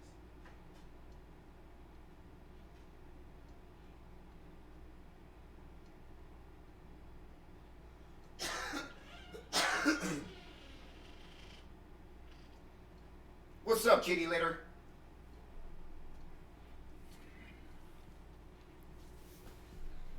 Oh my God. Ooh, this is gonna be a tough uphill battle. Come on and join us. Join the party, slave. There's nobody in the party. Notorious was just here. But other than that, there's nobody else here, so I'm just chilling. What's up, Mike? What's up, Merc? How you feeling, brother? Oh, I'm feeling a lot better now. Hell yeah. Hell yeah. That's awesome. What's going on, guys? Who's that? Hey, what's up? Slave. Hey, Slave, what's on? What's up, brother? I didn't even see I took my glasses off. I couldn't see shit. Yeah, I was looking in parties available, and yours wasn't showing up. So I took Sean's advice and just went to your profile. Oh, okay. I wonder why it wasn't showing up. It's open. Yeah, I don't know. Here's the thing, what I want to talk to you about. Part of this handicap thing, I think I figured out, is sometimes the moves in fighters, like, they'll look weird, or the pictures won't be there or something. What are you talking about? I think that has to do with the handicap. You ever gone to a move or a fighter, and, like, the background looks different than it normally does? I have, and I've also gotten into fights where my opponent looks just like me. Example. Yeah, Right. In the very beginning, your opponent looks just like you, like all my created fighters. I know what you're talking about, Slave. Yeah. I think that has something to do with handicap, but I couldn't tell whether I had the handicap on you or not. AZE, I want you to know that information that I put up about UFC X, all the game changers got that email. So that is a legit email. That is not fan art, ZE. That is not fan art, brother. I gotta check that out. If that's fan art, ZE, then that means that I was lying to the public, and I'm trying to deceive the public. I'm not trying to deceive the public. That shit is legitimate. I didn't alter anything. Matter of fact, when I gave my first video, I never showed the email that I got, and I read the email verbatim, word for word. So I didn't stretch the email out and change it or nothing. I read it verbatim. And then later on, I put the email up there so everybody could see it. So I'm not making anything up. This is legitimate there, ZE, really. Good luck, Mike. It's you and I. Right. It is. I don't need to, ZE, I don't need to lie to the public to get subscribers, brother. My credibility and my credibility as a man speaks more than a fucking video game and a YouTube. Mike, when you get a chance, look at that screenshot, and the background's different than it normally is, and that has to do with the handicap. And sometimes moves would be like that. I'm gonna look at that right now, brother. Yeah. Man, I'm on a losing streak. And Mike Tyson's not the opponent I want on a losing streak. I know, I just lost. I mean, I'll let you win. I don't care about winning, Slave. It ain't no big deal. Nobody wants to win. I mean, nobody wants to give a win, you know what I mean? Or they want to earn, you know. At least the real gamers. You know what I mean, Mike? Why is Slave trying to clinch me? Slave already know I'm a clincher. Slave, come on. Slave, where you at? Come on, Slave. Gonna get armbarred.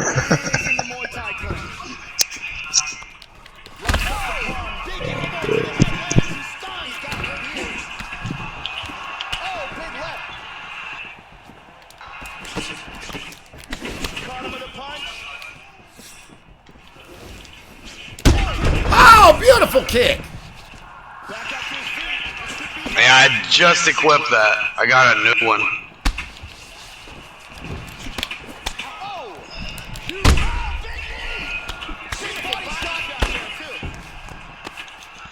Slave, are you gonna keep clear? All right. Hey, Merc. Hey, he pulling out all the stops right now, Merc. He pulling out all the stops. Hey, Merc, he pulling out the clinch. He pulling out the takedowns. Hey, I'm using a grappler, so when I'm on my feet, I try to grapple. Well, you're using a grappler and I'm using a grappler, so you're in big trouble. I'm gonna get you right now. You want to be on the ground, right, Slave? I love you, Slave. I love you. You want to be on the ground. Alright, I found a move that's like that too. So when you get a chance, take a look at those. Oh, Slave, you got me in the double. Alright, Mike. Just look at those two. Oh, fuck, you got me in the second gator. Good shit. Good fight, man. Hey, Mike, look at those two screenshots. You'll notice like the background on a fighter and then the move is like different. Mike, I gotta be honest, it feels pretty good to have finally got you. I think that's my first win against you. Well, you know what? I want to say congratulations, man. I mean, you did good. You got me in a 2-gator. I didn't expect that. And Mike, I've been noticing a lot since you talked about that handicap thing. Like, I've been noticing my combos not going through, like the takedowns don't work, all kinds of stuff. What are you saying about this suplex? It's a Robbie Lawler suplex. Normally it shows his picture, and it's not showing the picture. But it shows the generic silhouette with its fist up? Yeah. Yeah. I know exactly what you're talking about. It has something to do with the handicap, man. Like if you put on that move or take it off or something, you have a handicap. As well as the fighters. You know what? And then the packs too. The packs do it too. I truly, Merc, have to put that video out there about that information. But I mean, You don't have to put the paperwork, but you can just talk about it. You know, but the thing about talking about it is everybody wants to call me a liar, and there's so many non-believers out there. When I did the UFC, when UFC's called UFCX, they can't call you a liar no more. Well, let's hope it's going to be called UFCX. That's right. If it's called UFCX, they can't say a goddamn thing. Then that means all my information was true. Because you're the only one that said that. I haven't known anybody else that said it. Nobody else has said it. And to be all honest with you, I wouldn't have called it UFCX if it wasn't on the email. Yeah. I would have just called it UFC 4. I would have never called it UFCX. Who would think about calling a game like I'm just going to make a name up call? All right, guys, the new game's called UFCX. And everybody's looking at me like, what about UFC 4, Mike? So why would I name a game called UFCX and there's a UFC 3 out when 90% of the people are saying, it's going to be called UFC 4, Mike. It's going to be called UFC 4. All right, we'll see what happens. Well, I've heard information that's called X as well on Reddit. Hey, Slave Riot, real quick, Merc. Hey, Slave Riot. Yeah. If I was high, I would have probably be able to take that loss a little bit better than I'm taking it right now. Hey, I gotta admit, Mike, it feels good, man. I know you're good. I enjoy beating people that I probably shouldn't beat. Hey, but you know what? It's nice to be able to beat somebody that always beats you or has more wins over you. Of course it's nice. And you did good, man. I said, oh, shit, a 2-gator. There's the green gate. I'm fucked. Yeah, I really like the way I've got my Dan Severn set up. He's pretty solid everywhere when it comes to the ground. His hands are a little slow. I need to get a permanent elite fluidity. It's going to be my next one. You know, I'm going to be honest with you. I have a 4-star elite fluidity, and I put this on everything. I don't see the fluidity in that perk. I see the ground and pound perk. The 4-star ground pound perk is more. I could feel the ground and pound perk more than I can feel that fluidity perk. I could feel the tie. Yeah, I got that as a freebie. I could feel that tie terror. You know that the perk with the barbed wire on it, the tie terror. Yeah. I could feel that tie terror perk way better than I can feel the fluidity perk. If I hit somebody with the tie terror perk and hit him with a couple of elbows, it doesn't take as many elbows to knock the guy out with the tie terror especially perk. When you got slam boost, because then you could double. Then you could get with the double double underhook, and then body lock. Those two perks go extremely well together. Tie terror and but yeah, I really like the way that I've got my Dan Severn set up. What AZE? What did you want to see, brother? What did you want to see? I could show you anything you want. I can legitimately bring that email up right now. I'll be right back, guys. Okay, Slave. I can legitimately bring the email up right now on my channel so you can actually see the email and read the email that I got. You know what I mean? I'd like to see that fan art, Mike. I'd like to see that fan art. I'm sorry, not the fan art, the picture that you're talking about. What picture? Tell me and I'll put it up. You said it wasn't fan art. Well, I think he's talking about the email. Is he talking about the email? Yeah, the email. Let me see if I can pull the email up. Let me see. Hold on one second. Let me pull up your stream here. There we go. Let me see. I gotta find it. Fuck. Let me see. Oh, there we go. I'm in. All right, hold on, guys. First of all, let me get it off this screen. This screen is fucking making me dizzy right here. Hold on. Let me pull it up for you, ZE. We're on Streamlabs, so I can pull this bitch up. Let me turn this camera on. Oop. All right, let's see if we can. Oops, that's not what I meant to do. All right, I'm back. Okay. You want to try to match up, Slade? Yeah, what weight class? Whatever. You want to go women's? I need that. Yeah. That daily. Yeah. I do too. What is it? The daily? Yeah. What's the daily? You ready? For women's? It's, I think, weighing 50 strikes. Alright, we'll both get that then. You ready? Yep. 3, 2, 1, go. Man, they still need a friendly in the next one when you can face the friendly. They don't have to count as a ranked match, but still, like, to practice. I hope they add an exhibition mode to Ultimate Team on the next UFC. Where you can face online but don't count or whatever. Yeah. That way, it'd be a good way to try out your new loadouts and shit too without.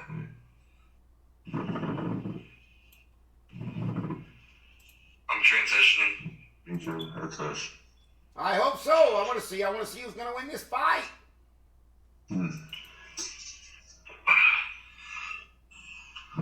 I can't wait for McGregor get knocked out by Cerrone. Knocked out, really? I think it's Cerrone loses gonna be by submission. All right, guys. Now look. If you guys are watching my stream, okay, I'm gonna put this up for ZE. Yeah. ZE, this is the email that I got, okay? Right. Just so you can see. So I want you to understand what's going on, okay? Now, this email has a red code in the front. This isn't fan art, ZE. This is a legitimate code. And if you read it, I'm going to read the whole thing for you guys so you guys can actually listen to it. Let me grab my microphone and I'm going to read it to you, okay? Good luck, Sean. Yeah, hold on. You guys got each other? Yeah. All right, well, good luck. Merc, you got to learn how to manage your stamina. I know. All right, look, I'm going to read it to you guys. So, ZE, this is something special that I'm putting up there for you right now, ZE. So it says right now, please read through the following description. Okay? It says EA Sports UFC X marks a new Can you guys put that on mute, please? Put your mic on mute for a minute, please. Hold on a second. Thanks. Okay, oh, that's a lot better. Okay, now look, it says UFC X marks a new chapter in the history of sports fighting games. Every time you step into the octagon, no matter what game mode, you earn experience points to level up your player profile to enable you to unlock hundreds of cosmetic items to customize your fighter and your player banner. Now look, I didn't make this shit up. I didn't write this shit. I'm just reading what I got. It says from basic apparel like unique fighter shorts and gloves to custom accessories to previously unimaginable full body fighter skins featuring distinct and different fighting characters and appearances. It says your ability to customize your created fighter comes to life in UFC X. It doesn't say UFC 4.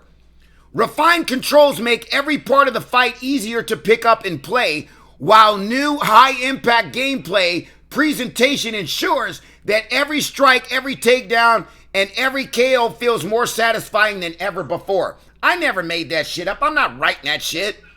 It says whether you're taking down UFC legends in career mode by yourself, trying to finish the fight against your friend on the couch using your created character or real world UFC fighters, or taking on the world online in your quest to be an EA Sports UFC champion. New and improved game modes mean that no matter what skill level you're at, you're always going to fight. There's always going to be a fight for you. Then it says UFC X is about celebrating and showcasing you, your fighter, your style, your personality, and your progression. Then it says on the bottom, based on the description you just read, how likely are you to buy this potential UFC game? So, there you go. I wanted to break it down to you. ZE, I hope you're still here. I hope you heard what I read. And you guys understand. Yeah, I read that about a year ago as well, man. I can't remember that. Right, that's what I'm saying. Who is that? That's Misty? Who is that? Yeah, it's me, man. What are you doing, Misty, motherfucker? What's going on? No, I was letting you finish your speech first, innit? Like, yeah, I didn't know you were in here. Happy New Year, Misty! Happy New Year, bro. Yeah, man. Shit. Out here. So ZE on the stream had asked me, hey, Mike, can you put it up there again? So I figured I'd just put it up there again for them to read, to let them know. To be honest with you, all the Game Changers got the email, but the Game Changers never leaked the email, if you guys didn't know that. There's a lot of Game Changers that got that email. Bet you Marshall Mines got that email. And a lot of other guys got that same email that I got. Now, DMAR Gaming and A. Romero might not have got it because they became Game Changers later on. But this email was out 6 months prior to me putting out the UFC X video, and the email never got leaked. Never. Orlando, what's up? Misty, what's going on with you? You playing? Yeah, just chilling out, man. Well, I'm having some coffee, Misty. I'm on the wagon right now. I'm working on day 4, I think it is. I haven't drank or smoked in 4 days. And it's not tough. It's tough, but it's not that tough. All right, coming up next, it's a UFC. Okay, yeah, man. And now our kill the tape for this heavyweight fight. Rather you than me, bro. I mean, a drink I don't need, bro. Hey, I'm gonna tell you right now, when you smoke and you play a video game every day, it's a little it's a habit. So yeah, habits are hard to break. You know what I mean? A lot of habits aren't easy to break, and when you smoke and you play a video game, and you know you have a beer and you're sipping on your beer at the video game, and you know at the end of a couple of hours you're feeling good. You know, I'm not gonna be able to have that good relaxing feeling anymore. Yeah, of course, man. I'm gonna have to dig deep. I mean, I don't drink, but the smoking, yeah, I need to. Wouldn't really play without it, to be honest. Right. Well, you said you can't play without smoking? Nah, not really. See, don't even say that, man. I don't want an excuse to light a blunt up. I can't do it. I'm not doing it. I'm staying strong. I'm stronger than that. Mike is stronger than that. You ain't seen me drink. I am stronger than that. I'm not smoking. I'm not doing it. That's good, man. I wish I did that as well. Look, bro, the only reason why I'm doing it is because I was feeling like shit for a long time. You know what I'm saying? And, yeah, I was feeling like shit for a long time. Oh, look at this. Sean Chesbro in the house. I have a feeling that I'm in big trouble with Sean. I have got to get Sean Chesbro down to the ground and finish him off quick. Oh, you found him in Ottoman. Wow, he's going all over the place. Good job. Look at this. Nicely done. Into side control. Now, this is what he should have done earlier. Come on, Taz. You're not going to sit there. I'm better than that for you to sit there and wait for me to transition. Taz, come on. Full guard here. He's posturing up here. Don't do it, Chaz. Don't do it, Chaz. Don't do it. I'm dead. You fighting him in over. Oh, I went the wrong way. Golly gee whiz, what was that all about? Where'd you go, Mist? That's it, Chaz. That's it, Chaz. That's it, Chaz. That's it, Chaz. I love you, Chaz, bro. He was forced to tap. Hey, used to every damn day. You did, huh, Orlando? Joe, we know you can appreciate that high-level jiu-jitsu there. We got a damn dog fight going on. Oh, you and Merc, huh? Yeah, we're both beating. Tell Merc he can unmute his mic now that I'm done reading what I had to read. Hey, go ahead and unmute, Sean. Yeah, I'm good. Okay. Yeah, I just wanted to read that without the background noise for ZE there, Sean, that's all. Oh, I feel you. Man, I want to tell you guys, we got 10 people on the stream. Do not miss Friday. Friday is going to be off the chain for everybody. William Hermann is going to be fighting on Friday for TUFF-N-UFF. All you guys that know me, you know that I know Jeff Meyer from TUFF-N-UFF. You guys have already been acclimated to Jeff Meyer. You've seen him on my channel. Good fight, Sean. Some of you guys have actually interacted with Jeff Meyer before. So I want you to know that William Hermann's going to be flying in on Thursday, and he is going to be fighting his first professional fight at the Orleans under my friend's MMA company, TUFF-N-UFF. So we're going to be streaming it live. They're not going to be streaming the fights live. They're going to be delayed for like a day or so before they actually put the fights online on TV. So you guys are going to be able to... Go ahead, Slave.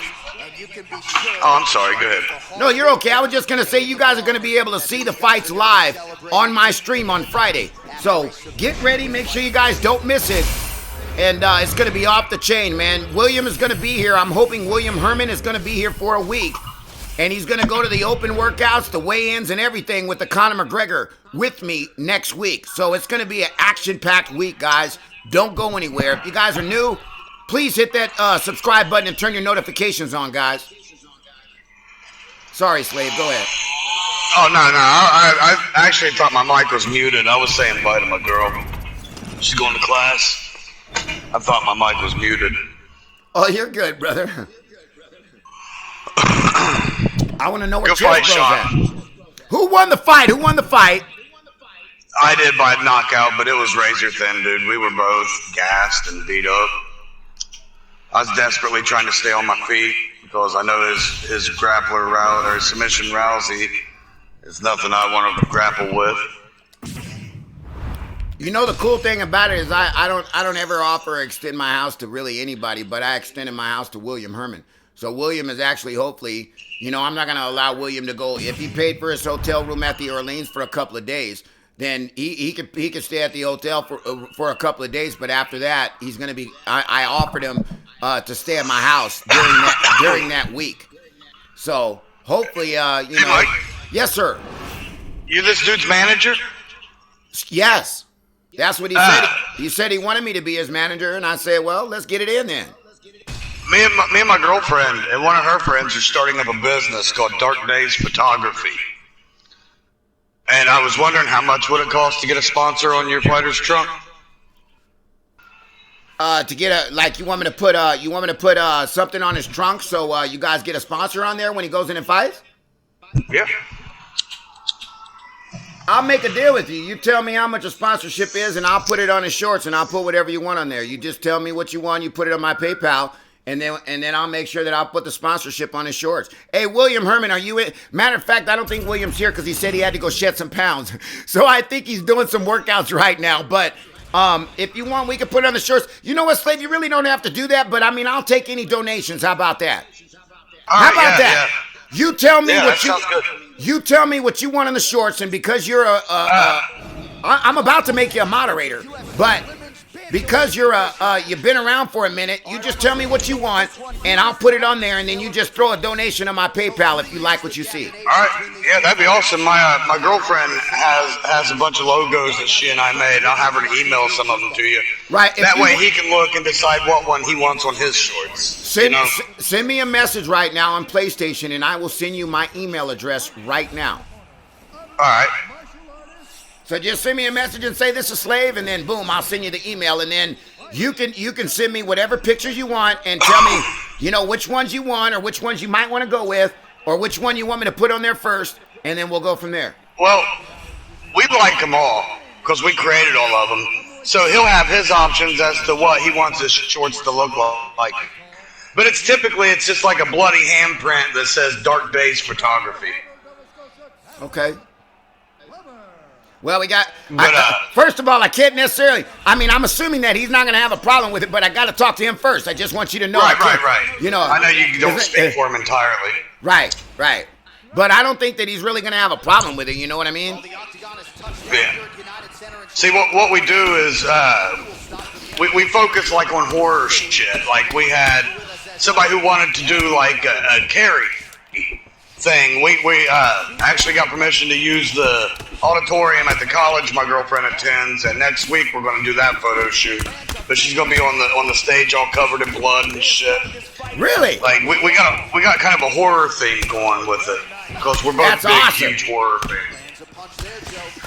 That's awesome, man. Plus, I could do some minor makeup and special effects, very minor.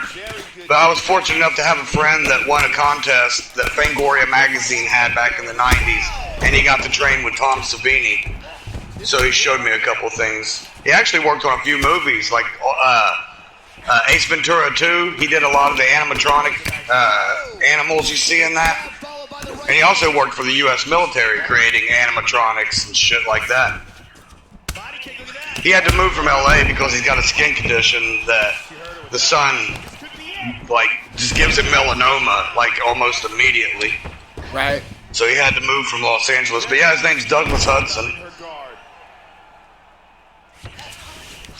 Dude I went to high school with. Where are you located at, Slave? Like, what state? Florida. Pensacola, Florida. Oh, you're in Pensacola. Yep. Oh man, I thought Pensacola. When I went to Florida one time, I drove to Tampa from Cali, and we went through Pensacola, and let me tell you, it was absolutely beautiful, man. I thought the beaches here. Yeah, the beaches are phenomenal. White sand beaches. With the white sand. Yeah. Right? Who has white sand beaches, man? We ain't in the motherfucking in the Mediterranean or the motherfucking. Ground strikes continue to pile up. See. Yeah, I love the white sand beaches. Hey, I got a question. What's up, brother? What 5 morons disliked your strain? Well, I want to explain. We got one moron that comes in, and he's been coming in for the past, I want to say, the past week and a half. You know, I took Sonny the Skipper off a moderatorship one time because he was being a troll, and he was a moderator, right? So then Sonny the Skipper came back. And he was being really nice, and he didn't have a moderatorship, and then I gave him moderatorship again, and he comes in with that negative troll shit again, talking negative as a moderator on the stream. So I said, fuck you, you'll never be on my stream again, I'm booting you off a moderatorship, Sonny the Skipper, you're done. So I think Sonny the Skipper is actually coming in under another name, under multiple names, with one person, and he's putting dislikes on the video. Now, we had 3 dislikes, and all those 3 dislikes that were on the stream are by one person. So in the next hour, you'll notice that YouTube is going to pick up that the dislike came from the same IP address. So instead of having 5 dislikes, we're probably only going to have 3 or 2 in the next hour. Yeah, so basically he just suffers from a case of Sandy Badge. Right, a case of... sounds like. Right, a case of here, let me turn the notifications on Mike's stream and let me be a hater, and as soon as I see him log on, I'm going to log on to my fucking phone, and I'm going to put dislikes on his channel and then leave. You know, YouTube needs to fix that fucking shit. And I only say because, you know what? If a guy has his notifications turned on and he comes to your channel and puts a dislike in, they should instantly make it to where the guy can't come to your channel. Because what he's doing is he's perpetuating negativity. You're not even coming into the stream to watch the stream. You're just waiting for a notification for the person to log on so you can go put dislikes on his video. And I call bullshit on that. That is bullshit. I know you got 10 people in here, but only 7 likes. What the hell? You need to get on these mofos, Mike. Tell them like that shit. Yeah, hit that like button, baby. Hit that like button. But you know the real funny thing is after a course of a few hours, you're going to see about 20 likes and about 2 or 3 dislikes, which ain't shit.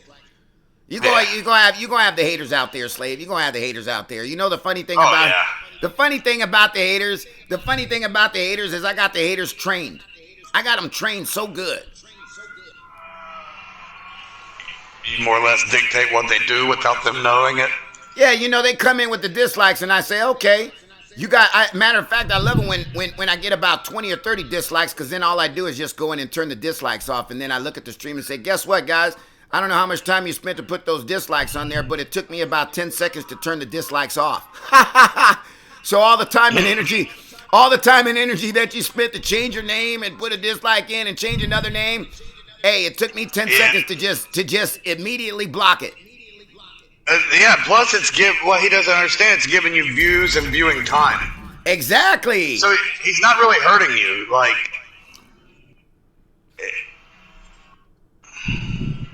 Yo, Mike, I think I'm gonna do some Ultimate Team. Sounds like he needs to get like a penis enlargement or a hand reduction. One of the two. What do you mean you're going to Ultimate Team? You don't ever play Ultimate Team, Misty. Yeah, you know my Wild Wax account, I'm 30-0. Damn! Yeah, undefeated there, but on this one I got a bunch of losses. So. All good though, can't win them all, man. Drew Oliver, what's up, man? You gonna join the party, Drew? Madman, you join the party?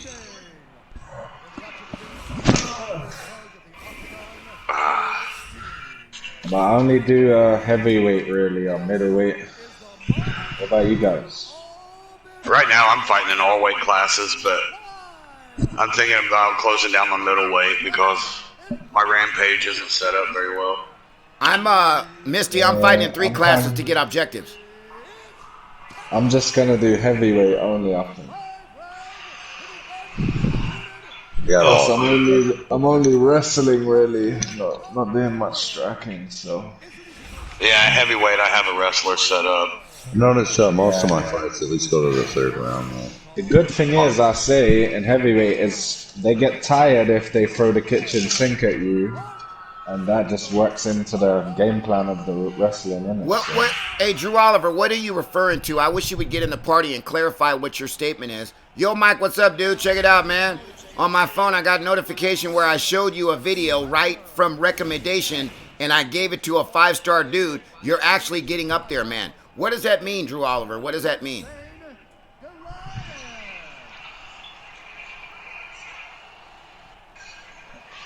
Man, I'm so excited about the next week. Oh my God, I'm going to be so jam-packed. Starting on fucking Friday morning, man. It's going to be fucking crazy. So your fighter, what's his discipline? He's actually a striker, but he knows jiu-jitsu. He's been doing jiu-jitsu, he said, since he was like 6 years old. You know, but... Like, is he a boxer or a kickboxer? He's more of a kickboxer, but he's fast as fuck. Nice. What's his reach? Weight class? I'm not... he's a welterweight. Bantamweight. Welterweight. Hold on, I gotta... Fuck. He's a smaller fighter. All right, here we go. UFC heavyweight title on the line. Hell yeah. Dude, I love watching little dudes fight. Like right now, I think the heavyweight division in the UFC is by far the most pathetic. Like, there's not a whole lot of talent there. I mean, I can see it. It's like Stipe and Ngannou and Cormier. That's really it in the heavyweight right now.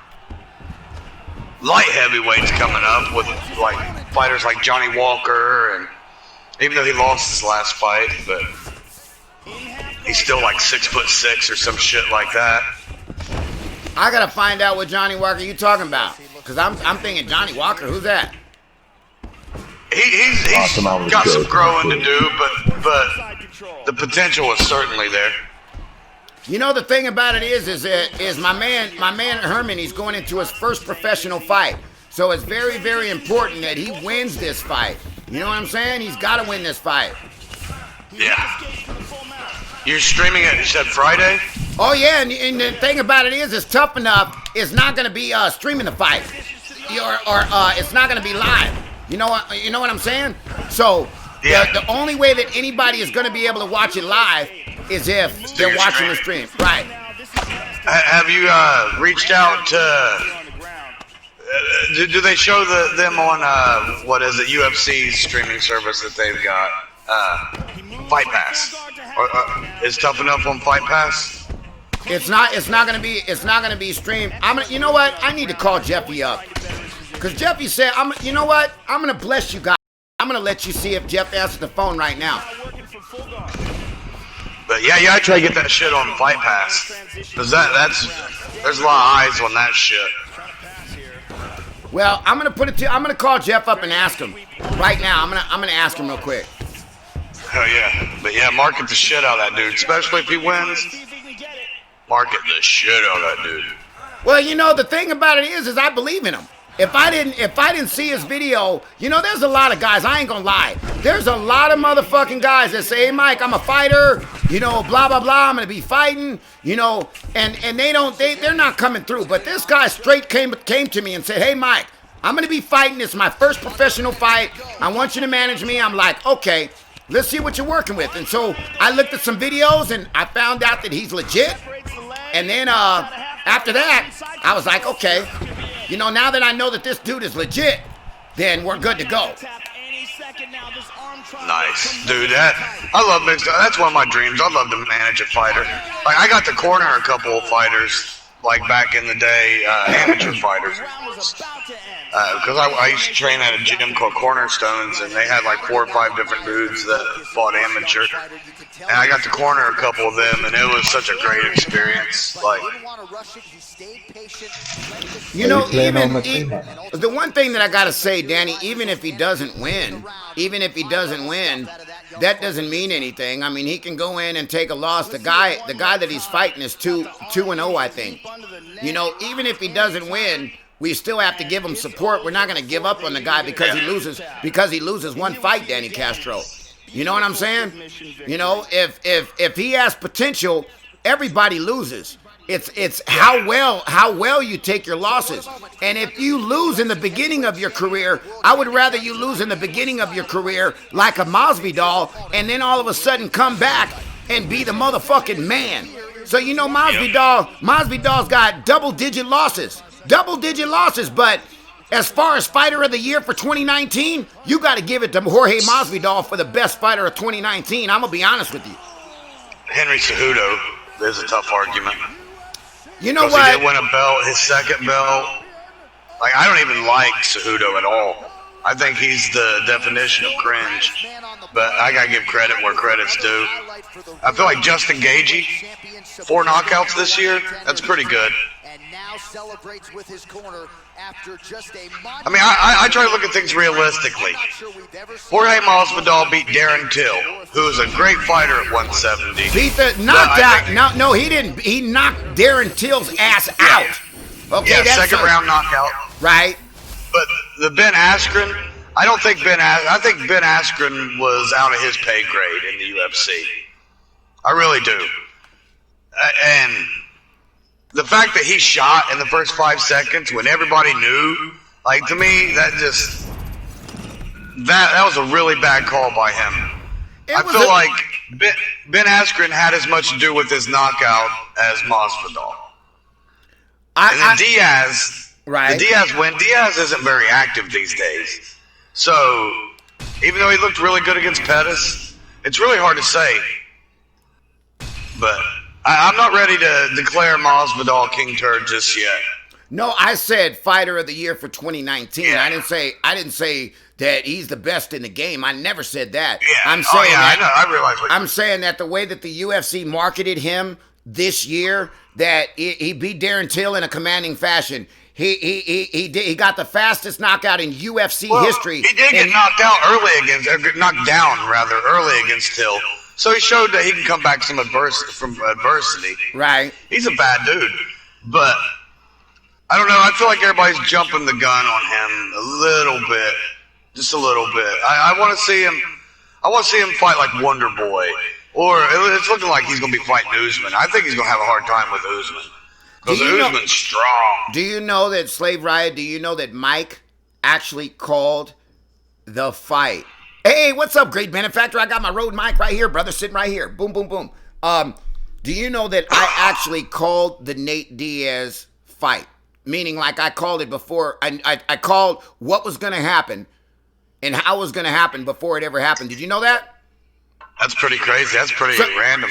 So when you say, oh man, what do you mean you called it, Mike? I said, if you look at my video when I commentated that fight, I said 30 minutes before the fight came on, ready, Slave? Yeah. I said the keys for victory for Jorge Masvidal. I said, Nate Diaz has scar tissue above his right eye. If I was in Masvidal's corner, I'd tell him to bust that right eye open on the first round. Yeah. And then you have an opportunity over a course of rounds to get the fight stopped. That's what I said 30 minutes before the fucking fight. And what did he do? He busted that right eye open in the first round, and the fight was stopped. Yeah, I'll tell you what, his accuracy during that fight looked pretty fucking good. Like, because Diaz was moving a little bit, you know. Jorge's accuracy looked good. At no point in that fight did I think Diaz was doing well. Hey guys, I gotta head out. Take it easy, Sean. Hit me up later. Merc, have a beautiful day, bro. We I don't know how long we're gonna be streaming, but hopefully we'll keep a nice long stream. It depends on how I feel. Yeah, I just want to say thank you to everybody that listening well and appreciate it. Well, we're praying for you, Merc. We're praying for you. I'm good now. Everything's good. The infection's gone away, and I get the tooth pulled here next week. That's fucking awesome, Sean. I'm glad you're feeling better, brother. Sinus infection's gone. I feel a lot better. You know I got nothing but love for you, Merc. Really. Thanks, Mike. Have a beautiful day, Merc. I hope you come back in the chat party later on when you get some rest or finish doing what you're doing. Well, I got stuff to do today. I gotta go. All right. Hit me up, Sean. Have a great day, brother. I love that guy. Yeah, Sean's good people. He really is fucking good. You know, I didn't understand Sean in the beginning because it's like, Sean, you almost got two personalities on you a little bit, Merc. But you know, you got to understand Merc. You know, you got to understand his character and who he is. You know. Yeah. See, when I first met Brandon, I don't know if you know Sean's buddy Brandon Blessership, I think is his PSN. Yeah.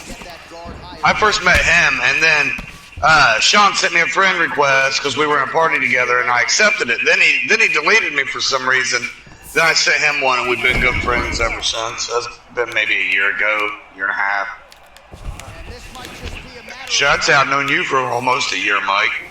Vaguely, you know. If you've known me for a year, do me a favor and type the fucking shit up on the stream and let me make you a moderator. I didn't know you know me for a fucking year. Type some shit up. I've known you for a while. Type some shit up so we can have you join the family, Slave Riot. Hell yeah. Happy to be a part of it. We're about to make Slave Riot a moderator up in this motherfucker, everybody. You guys do me a favor, all you moderators out there. You guys welcome Slave Riot to the family, baby. I'm going to moderate the shit out of this. I wish Toughest Gamer would get in the goddamn party. You know what I'm saying? Toughest Gamer and Shadow are one of the strongest typing motherfuckers on the stream. I want to hear Toughest Gamer's voice. You know, the only way I can hear Toughest Gamer's voice, he's like, Mike, would you please turn on Discord, Mike, so I can talk to you? So there he is. Tonight, how you put the rest of the division on notice. A huge result for him here tonight. Now we go inside the octagon. Bruce Buffer with the official decision. Welcome his ass to moderatorship, Danny Castro. Welcome, Slave Riot. 10 seconds of the very first round. Playing the winner by tap out. You know, Slave Dave, Danny Castro is probably the strongest moderator that I got on the stream. You know, Shadow has been coming on a lot, but as far as somebody like Danny Castro has more view time. He's got 3 times as more view time than anybody on my stream. 3 times more view time than anybody. Danny Castro will stay in the stream from beginning to end. Whether he's at work, wherever he's at, he'll stay on the fucking stream the whole time. That's awesome. So Danny Castro is a big driving force. A lot of people don't like Danny Castro because Danny is zero tolerance up in this motherfucker. If somebody comes in here, I try to tell Danny, relax a little bit. Don't jump on him right off the bat, Danny. You know, relax. Just welcome him in first. Danny Castro, the guy say something, Danny Castro be like, hold my pocket, bitch. You know what I'm saying? So I got to tell Danny, slow down a little bit. Calm down, baby. Calm down. But you part of the family now, Slave, and realistically, as long as me and you get along, and as long as you keep coming on the channel, this channel's gonna blow up eventually, brother. And to be all honest with you, I am not the kind of person, and I'm gonna tell everybody out there, I'm not the kind of person to forget anybody when I'm at a certain level. I'm not that guy. Yeah, I'm the same way. To be all honest with you, I consider myself at a high level right now, and I welcome everybody and treat everybody with open arms. It doesn't make a difference who you are, because that's just me. If a new guy come on the stream and I got 100,000 subscribers, and a new guy comes on the stream and says, "Hey, Mike, what's up?" I'm gonna say, "What's up, Drew Oliver? How you doing today, brother? Welcome to the stream." You know what I'm saying? And I welcome everybody. It's not like a lot of people, they get big and then people be typing shit up and then the guy doesn't respond to him. You know what I mean? Oh man, I'm too big to respond to these people that are coming to the stream. Yeah. I understand it. I've watched Martial Mind and all them. Man, their videos are fucking boring. They really don't talk about anything but. It's almost like watching a tutorial without learning anything. You know what I mean? He said it's almost like watching a tutorial without learning anything. Like, you see what I'm saying? It just seems like it's just straight down the line. Like, I wonder how much he knows about the UFC. I know he knows a lot about the game, but how much does he know about the sport? Hey, let me put it to you like this. One thing about me, Slave Riot, is I'm an old school motherfucker, meaning I'm not young. Which means that I've been around this motherfucking game. I've lived in Vegas for 23 years. 23 years. Ask yourself how old is the UFC? Ask yourself how old is the UFC, because I'm telling you right now, I know Chuck Liddell. I party with Chuck. I haven't seen Chuck in years because I lost his phone number in the lake. But I haven't seen him in years. But me and Chuck are friends. I've known Chuck for fucking before my son was born. 15 years I've known Chuck Liddell. That's cool. I've hung out with Mark Coleman, and I've actually rolled with Rich Franklin. And they have the same height and reach. All right, now for the official Growing up in Ohio, going to different gyms and shit, I got to roll with Rich Ace Franklin. And for that reason and that reason only, I think he's probably my favorite fighter of all time. You know what? That's the same way I feel about Chuck. Because I want everybody to understand, before all this big media scrum, thanks a lot, great benefactor, for that donation, baby. Always thank you. But I wanted to explain something. Like, a lot of these fighters back in the day, 15, 20 years ago, when they would have weigh-ins, that's how I met Chuck the first time. I went to the MGM Grand. And I saw Chuck walking down to the weigh-ins, and I was like, "Hey, Chuck, what's up?" Nowadays, they shelter the fighters. They hold the fighters. UFC's gotten so big that they put the fighters in the back and then they bring the fighters out. And you can't see the fighters unless they come out from behind the stage. It's not like you get to see the fighter on a walking down a pathway and then you're talking to him just as a regular person. Back in the day, Chuck was the coolest motherfucker. Like, "What's up, Chuck?" But I think the funny thing is, if you want to hear the history about me and Chuck Liddell, right? Let me see if I can put this person in a submission. Hold on. The history about me and Chuck Liddell is I had met Chuck at the weigh-ins, right?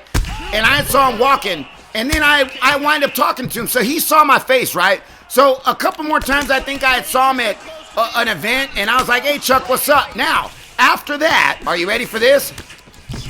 After that, I worked at the Bellagio for 17 years. Okay, now they had a venue with Bob Sapp. You can Google it right now, K1 Bob Sapp at the Bellagio. They had the K1 with Bob Sapp at the Bellagio, and I'm fighting. I'm trying to think and talk at the same time.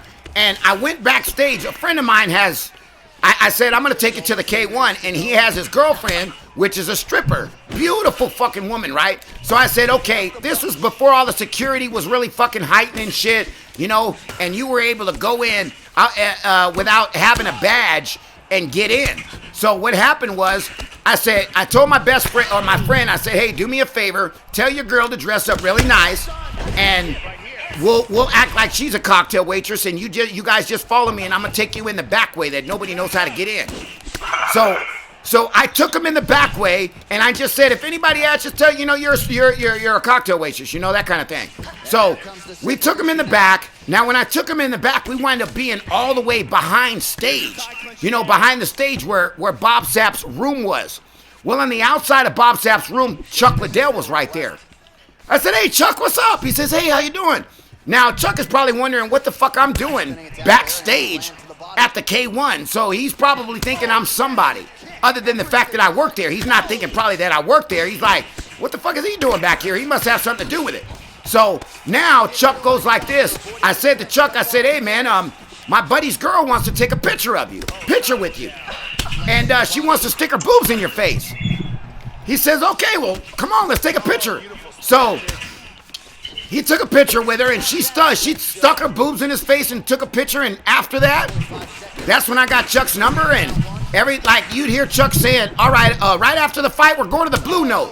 So I went to the Blue Note and called Chuck up and said, me and my buddy Tony are going to meet you at the Blue Note, Chuck. And he says, okay, no problem. So we went to the Blue Note, and we sat outside the Blue Note,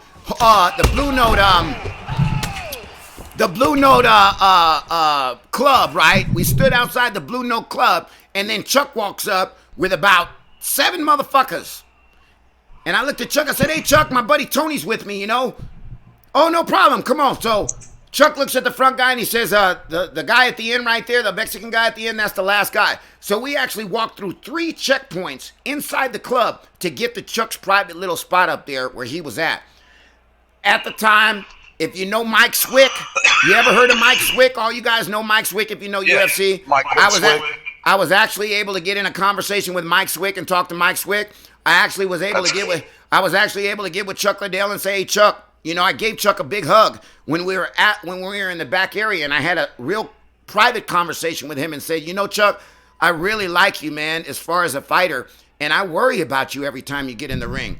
And, Chuck said, don't worry about me. I'm a fighter, don't worry about me. But, I just told him, I sincerely, man, I said, I really, really enjoy watching you fight. And I just worry about you, and I pray for you every time you get in the ring. And I swear after that, man, Chuck was like fucking, he was, fuck, man, that guy's such a nice guy. All these fighters are nice guys. Stephen Wonderboy Thompson is the man.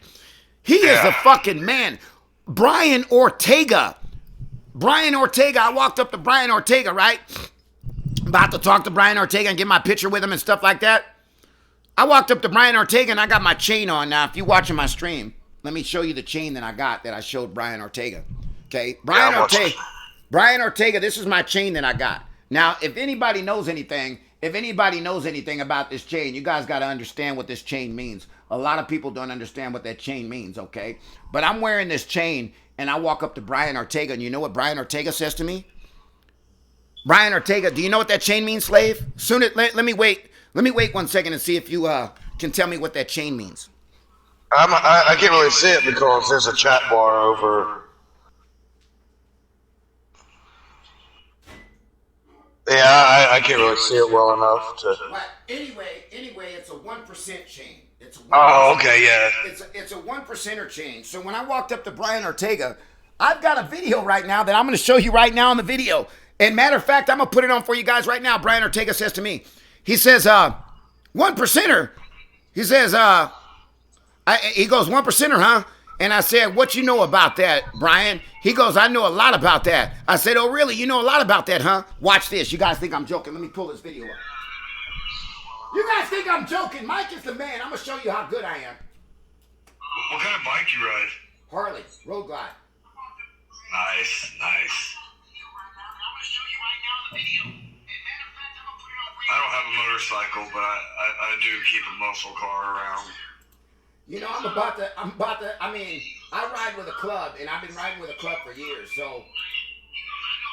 See, I grew up around bikers. My uncle rode with a club in Columbus, Ohio.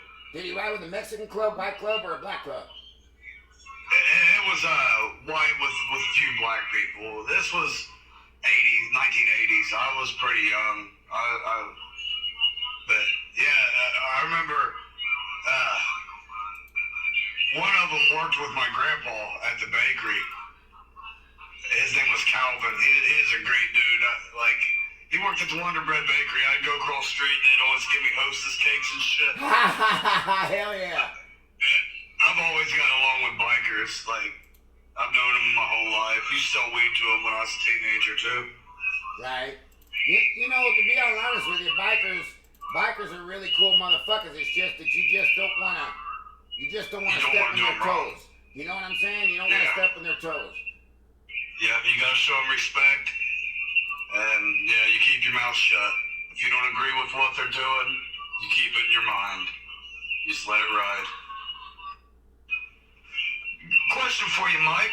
Talk to me. Who's your prediction for breakout fighter of 2020? Ooh. I gotta think about that one for a second. I'm gonna say right now, Ryan Hall. Really? Yeah, he's a 145er. And I think... Wait. No. My bad. He's a 155er. Lightweight. But he's got ridiculous submissions. I believe his last fight was against Darren Elkins. And he won by submission, if I'm not mistaken. But he's got an impressive win over an old BJ Penn.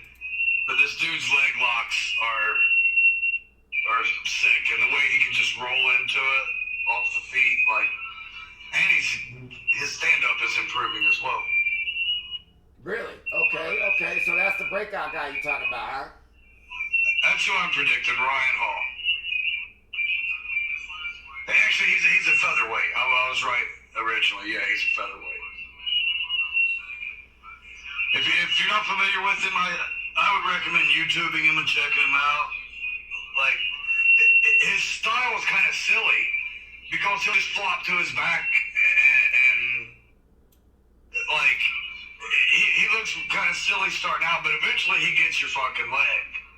You know, he tapped BJ Penn quick, who's a Brazilian Jiu-Jitsu black belt. If I'm not mistaken, the first American to ever be given a Jiu-Jitsu black belt in Brazil, or from a Gracie, I believe. Really? Yeah. And he tapped him out with the quickness. Like, Ryan Hall's impressive. That's my prediction for breakout fighter of the year. You know, I'm gonna have to check that out. Hey, I'm getting super fucking feedback. I don't know whose mic that is. I mean, that shit is really loud. Can we turn down, there we go. Know that all I do is put people in submissions around here, baby. Brian Ortega, we love him. We love what he does for the community. Thank you so much, Brian. Know that all I do is put people in submissions around here, baby. Brian Ortega, we love him. We love what he does for the community. Thank you so much, Brian. Know that all I do is put people in submissions around here, baby. Brian Ortega, we love him. We love what he does for the community. Thank you so much, Brian. Know that all I do is put people in submissions around here, baby. Brian Ortega, we love him. We love what he does for the community. Thank you so much, Brian. Know that all I do is put people in submissions around here, baby. Brian Ortega, we love him. We love what he does for the community. Thank you so much, Brian. Know that all I do is put people in submissions around here, baby. Brian Ortega, we love him. We love what he does for the community. Thank you so much, Brian. Know that all I do is put people in submissions around here, baby. Brian Ortega, we love him. We love what he does for the community. Thank you so much, Brian. Know that all I do is put people in submissions around here, baby. Brian Ortega, we love him. We love what he does for the community. Thank you so much, Brian. Know that all I do is put people in submissions around here, baby. Brian Ortega, we love him. We love what he does for the community. Thank you so much, Brian. Know that all I do is put people in submissions around here, baby. Brian. Where's it at? Come on, coach.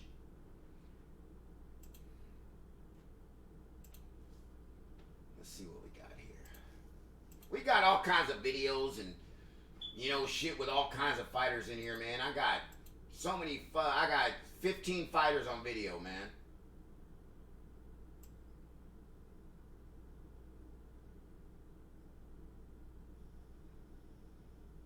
You guys want to see Donald Cerrone? We got Donald Cerrone over here. We got Kevin Gastelum over here. You want to see Kevin? We're live with the man right now. What's up, guys? I'm right here with Mike. We're going live. We're live with the man right now. What's up, guys? I'm right here with Mike. We're going live. We're live with the man right now. What's up, guys? I'm right here with Mike. We're going live. We're live with the man right now. What's up, guys? I'm right here with Mike. We're going live. We're live with the man right now. What's up, guys? I'm right here with Mike. We're going live. We're live with the man right now. What's up, guys? I'm right here with Mike. We're going live. We're live with the man right now. What's up, guys? I'm right here with Mike. We're going live. We're live with the man right now. What's up, guys? I'm right here with Mike. We're going live. What's up, guys? Steve Warner, Tom. Just want to say everybody on Mike's live. Right What's now. up, guys? I'm right here with Mike. Check it out. Keep following this guy. Y'all have a good one. Where do I sign you, brother? Anywhere you want to, wherever you feel. Right here. You're the man. You the man. Keep up the good work. Thank you, sir. I appreciate that. This is for you, my brother. Enjoy. Thank you. There it is. Stephen Wonderboy Thompson live, baby. Appreciate it. He is the man. Such an upstanding. What's up, guys? Stephen Wonderboy Thompson. Just want to say everybody on Mike's live. What's up? And I love you. Check it out. Keep following this guy. Y'all have a good one. You're the man. Where do I sign you, brother? Anywhere you want to, wherever you feel. Right here. You're the man. You the man.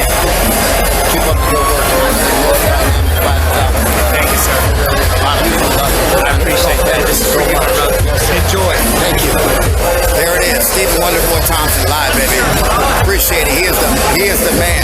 Such an upstanding. What's up, guys? Stephen Wonderboy Thompson. Just want to say everybody on Mike's live. What's up? And I love you. Check it out. Keep following this guy. Y'all have a good one. Where do I sign you, brother? Anywhere you want to, wherever you feel. Right here. You're the man.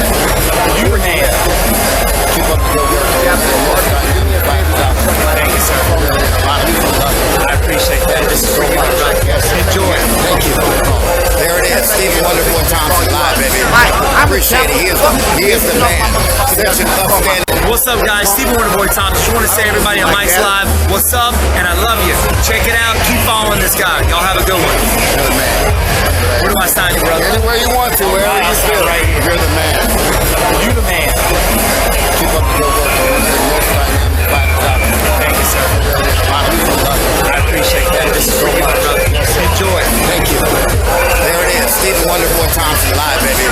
Appreciate it. He is the man. Through called legal disclosures. And yeah, like what used to piss me off when I was a telemarketer. See, I was asking for donations. People would be like, "Yeah, put me down for $100. Thank you, bye," and then they would hang up before I could ask their information and all that. Dude, that will crush a telemarketer faster than you know anything. what? You know the funny thing is I'm an old school motherfucker, and I learned I learned from telemarketing years ago when I was 23 years old. I was making good money. I could sell sand at the beach. That's how goddamn good I was. Same here. You understand? So the guy would call me up right now, and he'd say, "Oh, can I speak to so-and-so?" And I say, "Who is this?" And he says, "This is so-and-so. The call may be monitored." Hold on one second. I didn't say I was said who you were looking for. I said, "Who are?" Yeah. I said, so right now I had to cut him through the chase and cut his ass off and say, "Hold on one second. I didn't say I was who you were calling for, motherfucker. So don't tell me the call is monitored, bitch." Yeah. Being a telemarketer sucks, but I did make a lot of money doing it. Look, you can be a telemarketer if you can handle rejection, no problem. Yeah. But for me, fuck a telemarketer. If I didn't give you my number personally, don't call my motherfucking phone. Seriously. Oh yeah, I had moral issues with what I was doing, but it was my paycheck at the time, so I'm just thankful to not have to do that stupid shit anymore, you know? Man, I don't know who's going to be the fighter of the year. Yeah, I got a tattoo, Danny. I got a 1% tattoo right on my arm right here. See that motherfucking tattoo right there? See that motherfucking tattoo on that shoulder? See that fucking diamond right there? Yeah, that's old school. Yeah, man, I don't really know, man. I really don't know who's going to win. Who's gonna get that fighter of the year for 2020, bro? Anything can happen. It's probably gonna be the same fighters that we see whipping everybody's ass right now. You know. I really have to think about that. I don't think Kamaru Usman is going to go undefeated this year in 2020. I don't think he's going to go undefeated, and I think that. So you think Masvidal is going to beat him? Who do you think is going to be the man to beat him? Wonder Boy, if he can get another good win. You know what? That's a very, very, very tough call. The Masvidal Usman or the Masvidal Usman fight is an attraction, but what is more of an attraction than the Masvidal Usman fight? Don't say John Jones versus Dominique Reyes. That's not it. The one that's going to be the attraction, the one that everybody is truly looking for, is the Khabib Ferguson fight. That's exactly what everybody's looking for. Everybody's looking for the Tony Ferguson Khabib fight. Now, if you really want me to tell you who's going to be Khabib is not a breakout because he's already a champion. Who could be the breakout for 2020? I'm not sure. But who's probably going to go down undefeated this year? I'm going to say that Khabib, if he fights 3 times, he won't lose. You don't think Tony can beat him? I think that, Slave, listen to this. You saw Dustin Poirier say that somebody had said, "Oh man, I'm training with the best grapplers in the world. My training camp is the best." Okay, I have to really explain something to people out there, okay? So they truly understand where I'm coming from when I say this. You could train with the best fighters in the world, but those best. You're the best. No, you're almost close. You can train with the best fighters in the world, but that doesn't mean that that those guys are on the caliber of the best fighter in the world. So that's true. Just because you train with the best doesn't mean that you're train with the best, is plural, doesn't mean that you're fighting the best. Now, that's one thing. The second thing that I wanted to mention is you're going into a championship fight.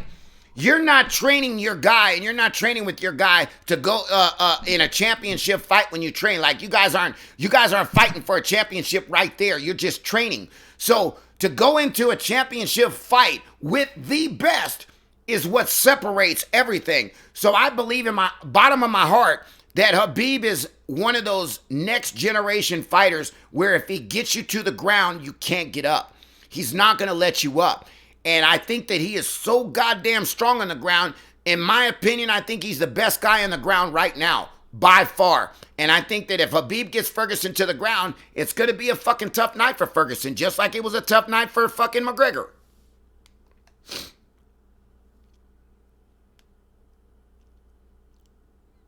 Tony has the ability to upset Khabib Nurmagomedov 100%.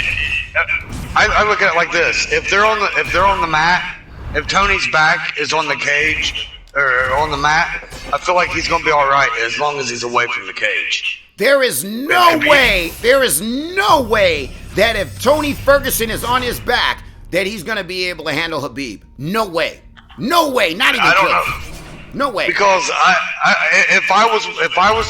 if I had the option of choosing anybody to train me in Brazilian Jiu-Jitsu, I would want to go to 10th Planet. I would want to learn under Eddie Bravo.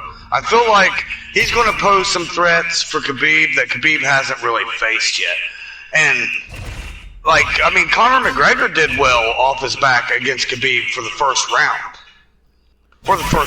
He did okay. Yeah, you're right.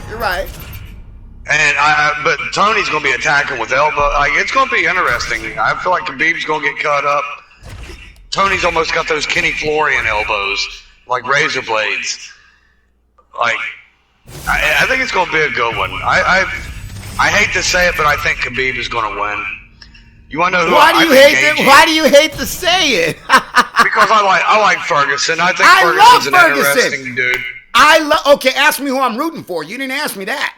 I just told you I thought I was going to win. I want Tony Ferguson to win. I am a big-time Tony Ferguson fan. I want him to win so bad, but I don't think he's going to win. I can't. I feel like Gaethje has the best weapons to beat Khabib. I feel like Justin Gaethje. With the brutal leg kicks, that'll take that wrestling strength right out of you. Eating a couple of those inside leg kicks like Gaethje throws out there.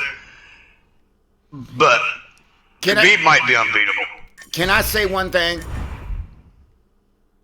Yeah, absolutely. This is one thing that I want to try to explain to people when you're a fighter. You have fighters that want to make money. You have fighters that are fighting for the belt. and you have fighters that are fighting for a legacy.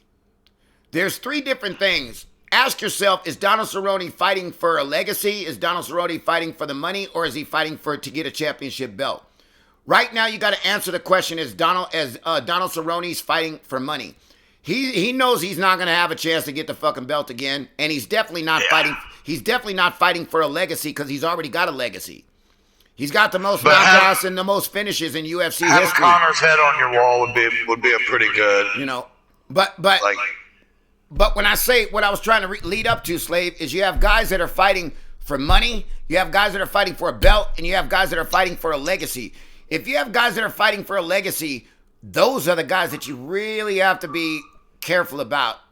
Conor McGregor is fighting for his legacy with Donald Cerrone. I don't think Conor McGregor is going to lose this fight versus Donald Cerrone. I think that this is a build-up fight for Conor McGregor, and Dana White knows it, that it's a build-up fight. Conor McGregor's walking around at 170. That's his normal weight that he's walking around in. So he's walking around in his natural weight. He ain't got to make no cut. He ain't got to do nothing. The only thing about Donald Cerrone is I bet Donald Cerrone is going to go into the fight 10 pounds heavier than Conor McGregor. I don't think that those 10 pounds are going to make any difference, though.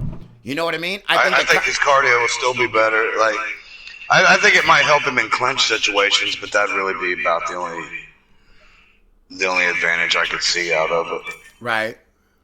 Well, I look for if I had to put money on that fight, I would probably put my money on Conor. I'm not okay. Drew Oliver typed up Cerrone wants to win bad, but we'll see. Of course, Cerrone's not gonna go into the fucking fight like he's gonna lose. Cerrone's got the mentality that he's going in to beat motherfucking Conor McGregor's ass.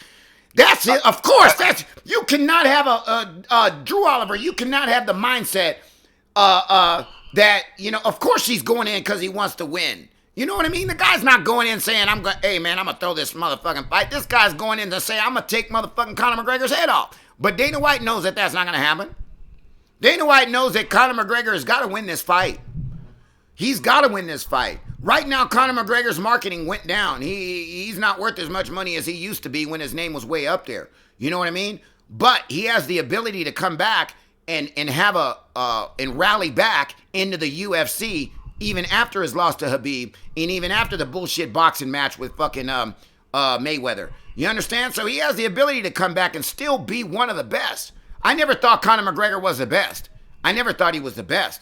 I thought he was very good. But what people don't understand, the mystique about Conor McGregor and the reason why he has such a big celebrity status is because he called his fights like Muhammad Ali. He called his fights. Muhammad Ali, I'm going to knock him out in 8, and I'm going to put him down straight. You know what I'm saying? Conor McGregor, I'm going to knock out Jose Aldo's little punk ass, and I'm going to put him down. And he would say what he was going to do. That's the mystique about Conor McGregor, the reason why Conor McGregor has got such a big following, because he says he's going to do what he says he's going to do, and everybody wants to see it. That's the reason why I wanted to see Colby Covington whoop Usman. I want to see you do what you say you're going to do, Covington. You call Usman this, and you call Usman that, and you call you the best, and you going to fucking put him out, and he's a bum, and these and that, and you call that, you degrade everybody, and then you get knocked out. I wanted to see... I swear, I wanted to see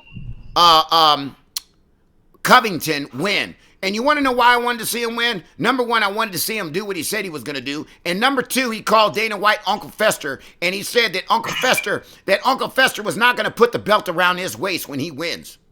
Oh, really? Your ass is Dana White, and you listening to Colby Covington say, I'm not going to put the belt around you? Bitch, when is your contract up, Colby? Because guess what? I'm going to set your ass straight, partner. I'm going to let you know who's really in control, partner. You going to talk that shit, call me Uncle Fester, and tell me I ain't going to put the belt around your waist? Watch what happens. We'll see how much longer your contract has, partner. So that's what I wanted to see. That's the reason why I wanted to see Colby win. But on the other hand, are you ready, Slave? I wanted to see Usman win because I wanted to see Usman shove a motherfucking fist down Colby Covington's big-ass motherfucking mouth. You understand? Doesn't everybody want to see a shit talker get knocked out? Let's be honest with you. You got a bully or you got a shit talker. Everybody wants to see the shit talker get knocked out. Come on, guys. You guys know you want to see it. Yeah, that guy's talking shit right now. Wouldn't you like to see that motherfucker just get knocked out so motherfucking hard he just falls back and you can laugh? You know what I'm saying? That's what you get for talking shit. You know what I mean, Slave? Yeah, that's good shit. Colby showed some toughness, but that was a tough out for him. A great benefactor. This is Slave Riot. You see him right there at the top. He's a new moderator. Slave been on the stream for a year now. So we made Slave a great benefactor. We made Slave Riot a moderator on the stream right now. So that's who's in the party right now is Slave Riot. He's one of the brothers now. He's part of the family, great benefactor. Hell yeah. So I don't know, man. I want to see Ferguson win so bad. But I think that damn Khabib Nurmagomedov is on a different level. He really, in my opinion, I think he's on and I hate to say it, but it seems like when you deal with people from, especially like where Russia or that area, look at the way that they train. Look at the training regimen of Valentina Shevchenko. You know what I mean? You know, look at the training regimen of Amanda Nunes. You know what I mean? Where are the Americans at, man?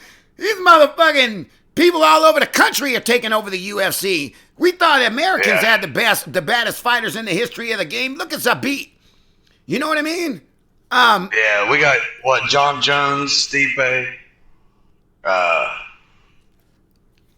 there any other Americans? Jay Aurelio said he wrestles bears. He wrestled a little fucking bear when he was young. That bear didn't have no answer. He ain't going out and wrestling no grizzly. That grizzly will fucking slice his ass open. Quit it.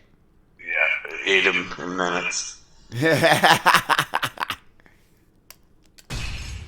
Be like the grizzly man.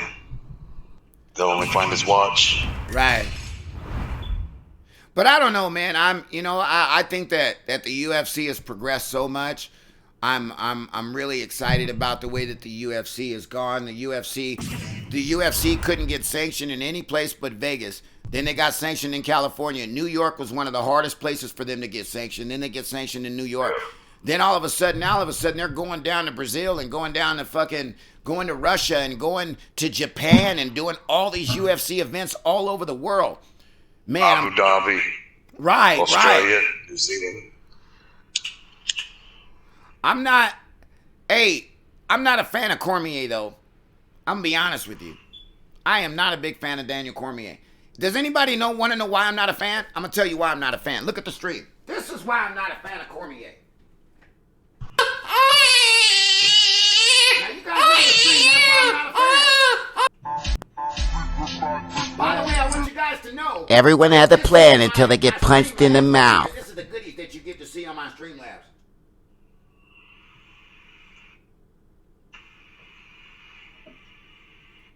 But I told you before, I'm not a big fan of Daniel Cormier, and like I said, that's the reason why right there. You gonna cry and reach out to fight. Get the fuck out of here with that bullshit. Take your ass behind the motherfucking public, behind closed doors and go cry. Some of you guys haven't seen the videos. Look at the video right now. I'm gonna show you this short little video right now if you've never seen a Slave, with all my little fighters of the last time I did a little thing over here. Check it out. Alright.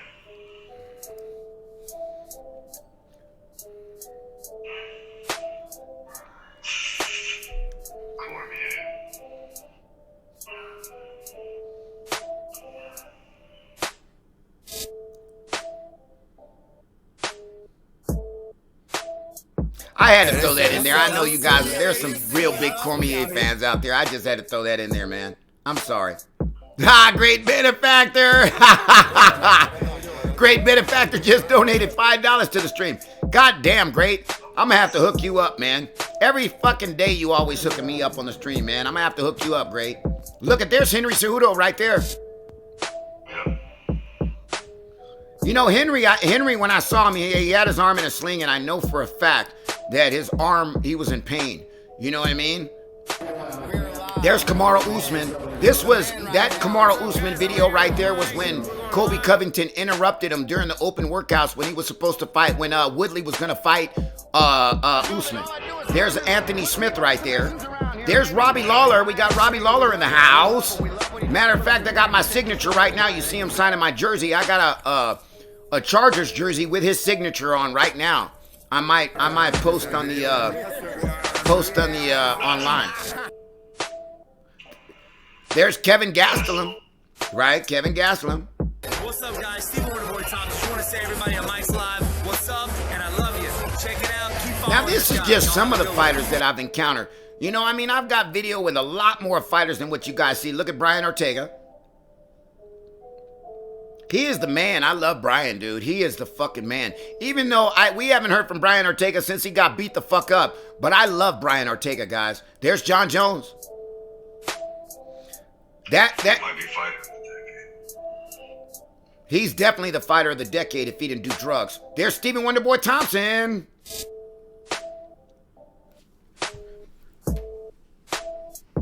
Yeah, they say what's up. He looks like the type of guy that will clap every time an airplane lands at the airport.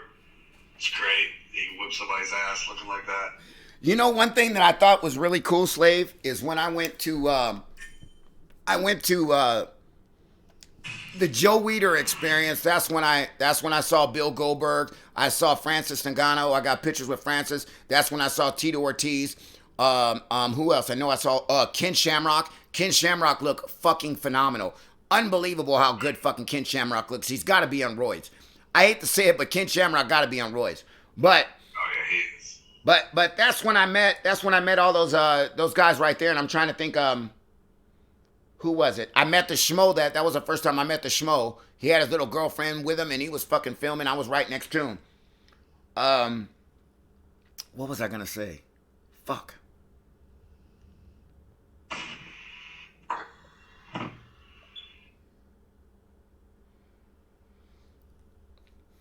DC's the best wrestler in heavyweight. He might be the best wrestler in heavyweight, but he got knocked out by Stipe Miocic, so it don't make a difference how good you wrestle.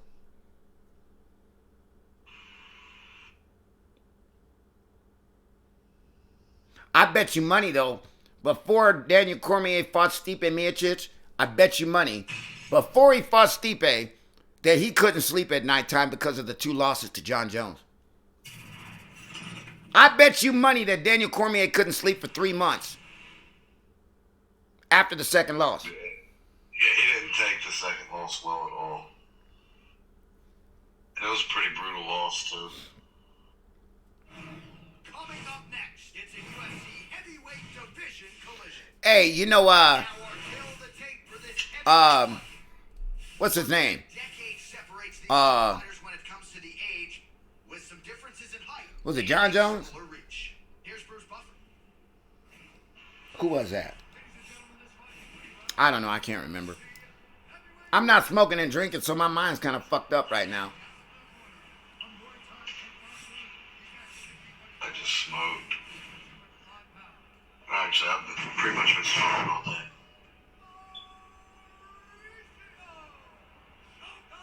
Great Benefactor said, Mike, you know I love MMA talk. Here, take $5. I guess we got to keep that MMA chat going then.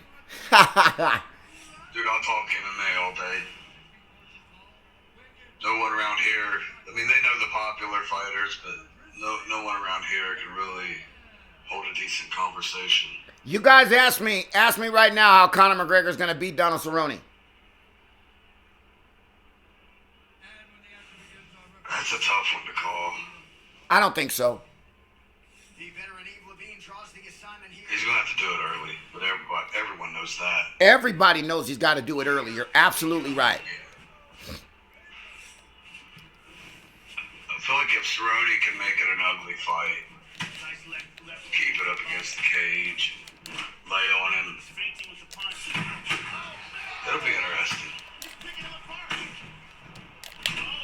Conor McGregor is 1-1 at 170, as well as 155. I believe he's 1-1. He's one of the best featherweights to ever fight, but he's an average lightweight, average welterweight, in my opinion.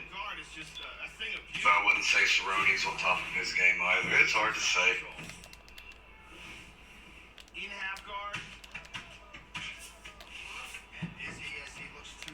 position here.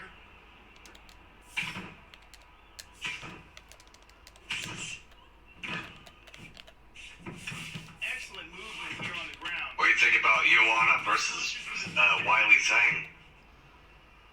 You want a GJ trick versus who? Wiley Zhang, that girl who smashed Jessica Andrade for the title. You know, I'm gonna be honest with you.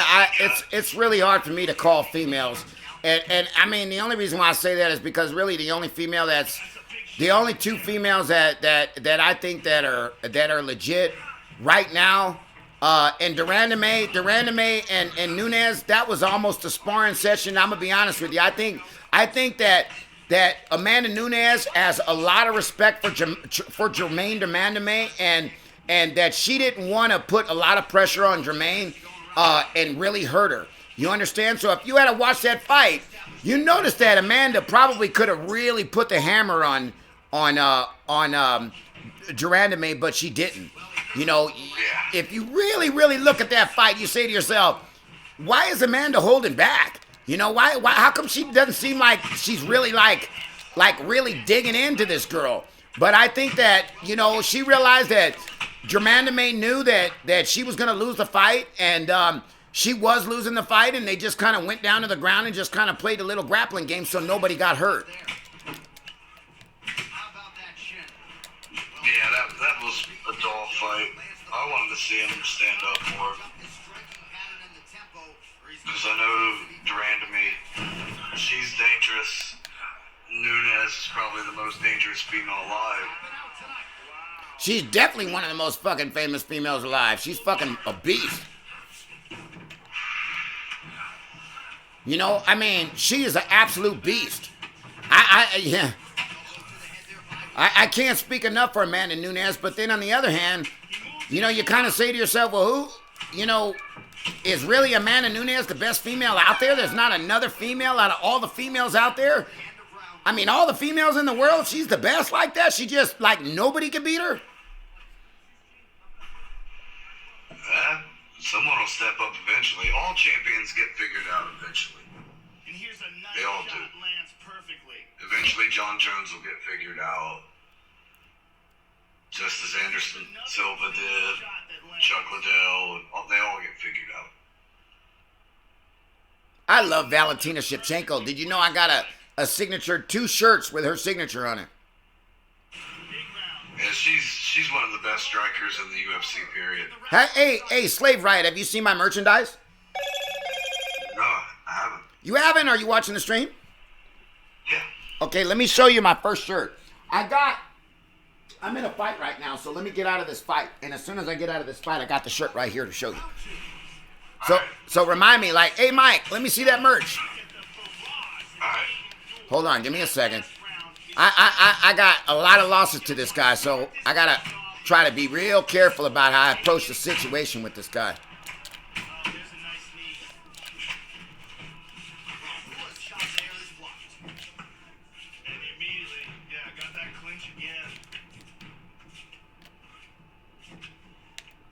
Jockeying for position here on the clinch. Both fighters trying to get to a more advantageous position. We show you the total strikes. And there comes the separation now. Oh, he lands a huge kick here.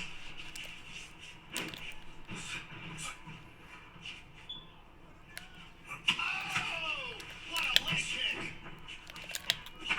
Well, you know about the offense, but how about the defense? Open and blocked by who?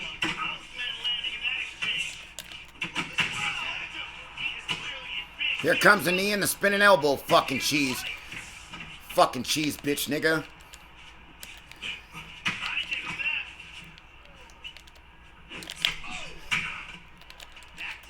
God damn it, man.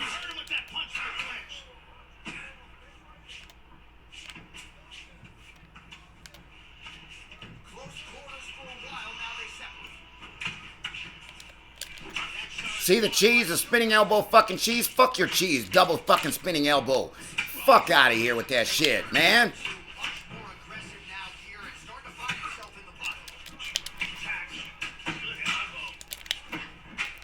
Back on UFC for a little bit. Then I got some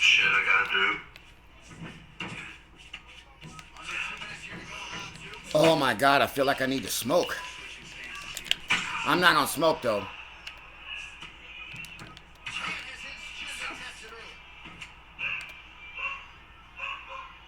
I got people cutting trees down in my backyard. My dogs are going off.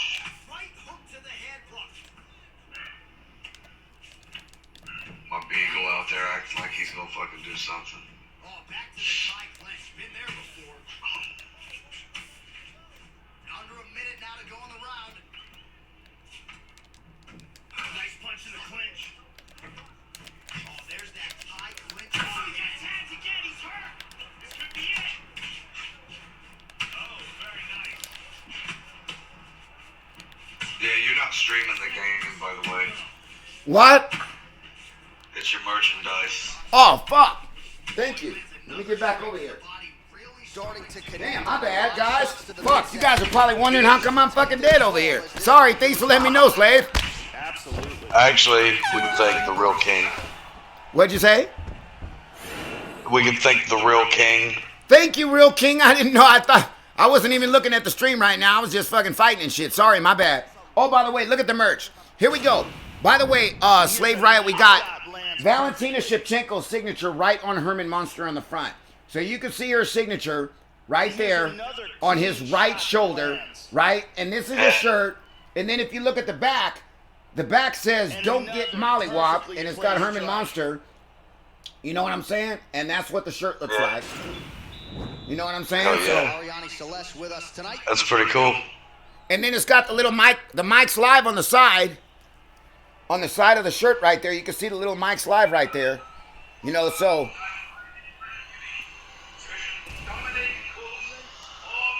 Yeah, you need to market the fact that people can have their creative character on a shirt. Yeah, that would be cool. That's a good idea. That's a good idea. Someone create their own fighter. Get out of here! I hit you with an overhand? Come on with the spinning elbow fucking cheese, brah! Spinning elbow fucking cheese, man. Come on, man! He got nailed in the body. He is in big trouble here. Weak as fuck, man. I can't get... Oh, you bitch, nigga. Come on, dude. Really?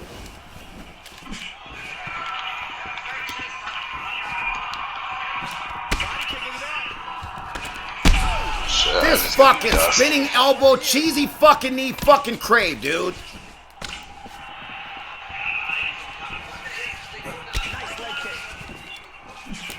Oh, God. Just over 3 minutes to go in round 3. See the fucking cheesy spinning elbow when I get close? I'm done. If you taunt, you fucking bitch, I'll quit, J. Crave. Taunt again, faggot.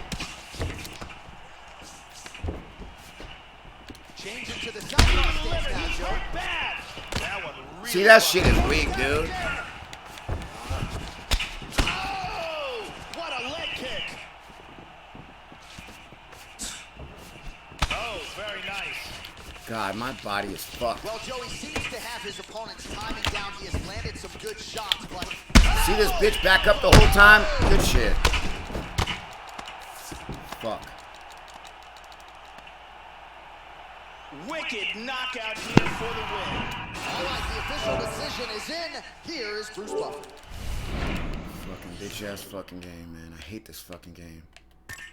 I didn't want to fucking play this game. What other games we got? What other fucking games can we play? Fuck. Oh, UFC gets frustrating. Fuck UFC.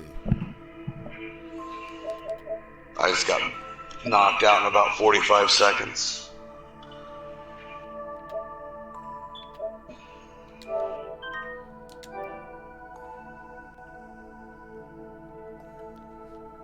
We only got 4 people on the stream, so I ain't tripping. You know what I'm saying? I'm gonna go play what I want to play. Fuck it. Oh man, I'm getting irritable. I hate losing, Slave.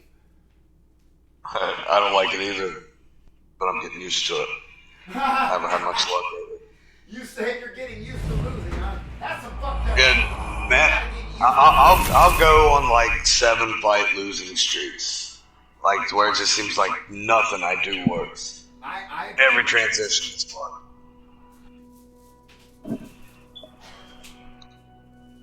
I don't lie to myself. I'm average at this game at best, but as I've said, I just love MMA, therefore I play it.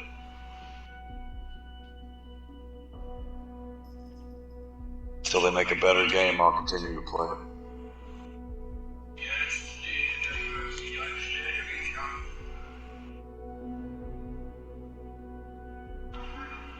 Fighting Junior DeSantos. To quote Nunez, I'm gonna wrestle the shit out of him.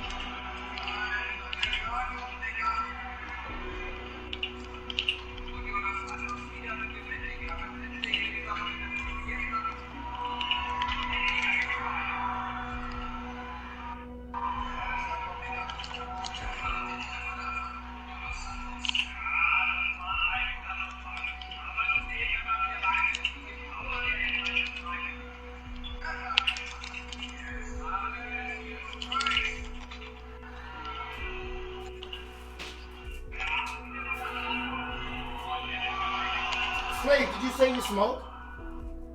Yeah, oh yeah, I've been smoking all day. Okay. How hard have you tried to quit? Is it hard for you to quit? No, not really. I quit for a job a while back. Right. But I haven't had a drug test since, so. But nah, I didn't find it that hard.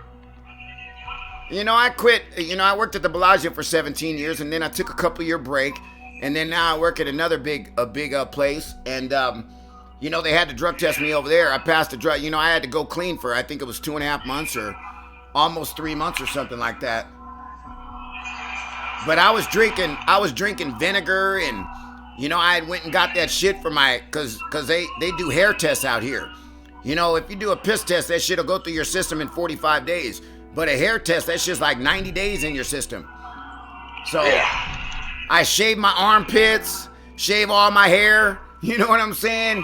Put the little lotion and shit on my hair, you know what I mean, when it grew back, and everything was okay. But it was a little tough, but I think I'm more stopping this time due to health reasons. Yeah, I found that I can get clean in about 2 weeks. No way. Not hair. Pretty fast. No, not hair. But my job doesn't require hair follicle. It's just piss test. I carry fake urine in the trunk of my car. Synthetic urine. I carry it in the trunk of my car. Because if I ever get drug tested at work, they send me to a hospital. You already got it.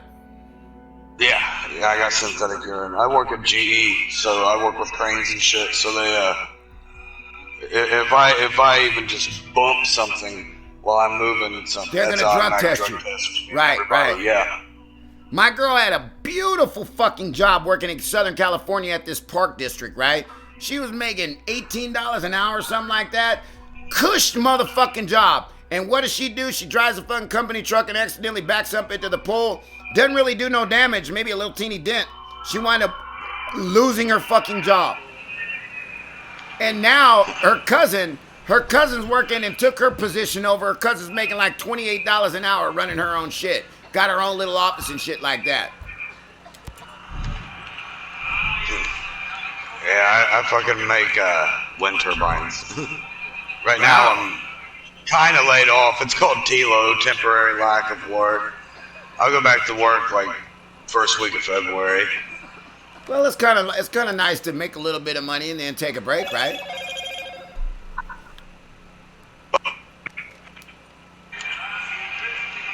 I like my job, but it was easy to quit smoking weed. Money is the motivation. You know what I mean?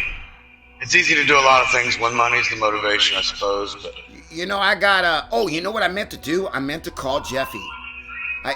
Oh, you know what my girl told me? She said, do me a favor. He might not want to be called Jeffy. I say, you know what, Bethany? Because my Bethany got a stronger bond with Jeff Meyer than I do. I was like, you know what, Bethany? Give a fuck what you say. I call him Jeffy if I want to, because that's just how I call people, you know? I don't call them necessarily by their name. You know, if your name is Mike, I might call you Mikey. Mikey, what's up, brother? You know what I'm saying? It's not done out of disrespect. Let's call Jeffy and see if he answers the phone. Slave, I'm gonna turn the volume down, so you'll be able to hear his conversation if. This guy. all right. Jeffy! Hey, how's it going? Oh, don't tell me I woke you up. Please don't say I woke you up. No, I'm up. I'm up. What's up? Nothing. I was just calling to see what's up with you, man. You know, I told you I was gonna call you today. You know, bug the shit out of you. Oh yeah. How you feeling today, brother? You feeling okay?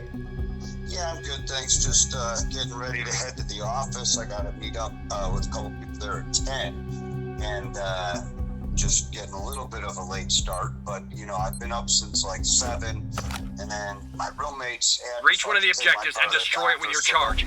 Don't let defenders stop the debt. Okay. Yeah. But everything good with you? Yeah, everything's good, man. You know, just got to talking to William Herman a little bit ago.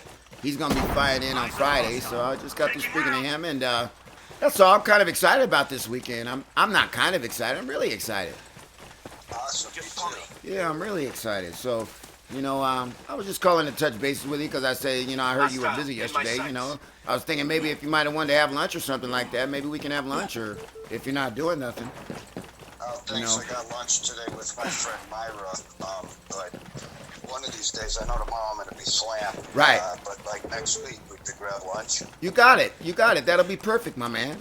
Okay, Jeffy. Well, you know, I know you're busy and I know you got to go, but you know, I love the shit out of you and I got to call you up and bug you. As much as you're like, God damn, Sky keeps calling me up and he's bugging the fuck out of me. Sorry, Jeffy. That's just me, brother. Hey, thanks for calling, Sky, and I hope you have a great day. Hey, you have a great day too, Jeffy. And if I don't talk to you in the next couple of days, I will see you. As far as the 2 tickets that you said you were gonna get, One of your teammates do I go to the will call place where we normally got them last time? I'm taking incoming rounds. Yes. Okay.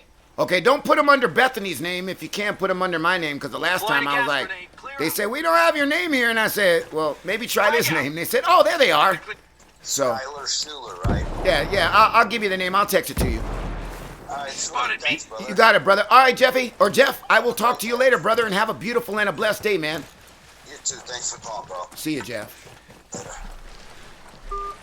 Slave Riot. You hear what I say? That's the man right there, Slave. Who exactly was that? That is Jeff Meyer, the owner of TUFF-N-UFF, which is where William Hermann, he's going to be fighting. He's going to be fighting under Jeff's card. So you Google TUFF-N-UFF, TUFF-N-UFF. You can Google him. Oh yeah, that's pretty cool, man. Making connections. I've known Jeff for years. You know what I'm saying? And the funny thing about it is, when guys are at that level, they get bombarded by a lot of people. And I'm not a groupie, dude. I'm not one of those groupies. I'm not sucking no man's dick. You know what I'm saying? I hate to say it like that. You know, a lot of people think, oh man, you know, that guy's a motherfucking groupie. You know, he said, nah, man. You know, me and Jeff are on a different level. This is not no groupie level. This is some real. Enemy down. Besides, at the very least, it's networking. There's nothing wrong with that. Nothing. So.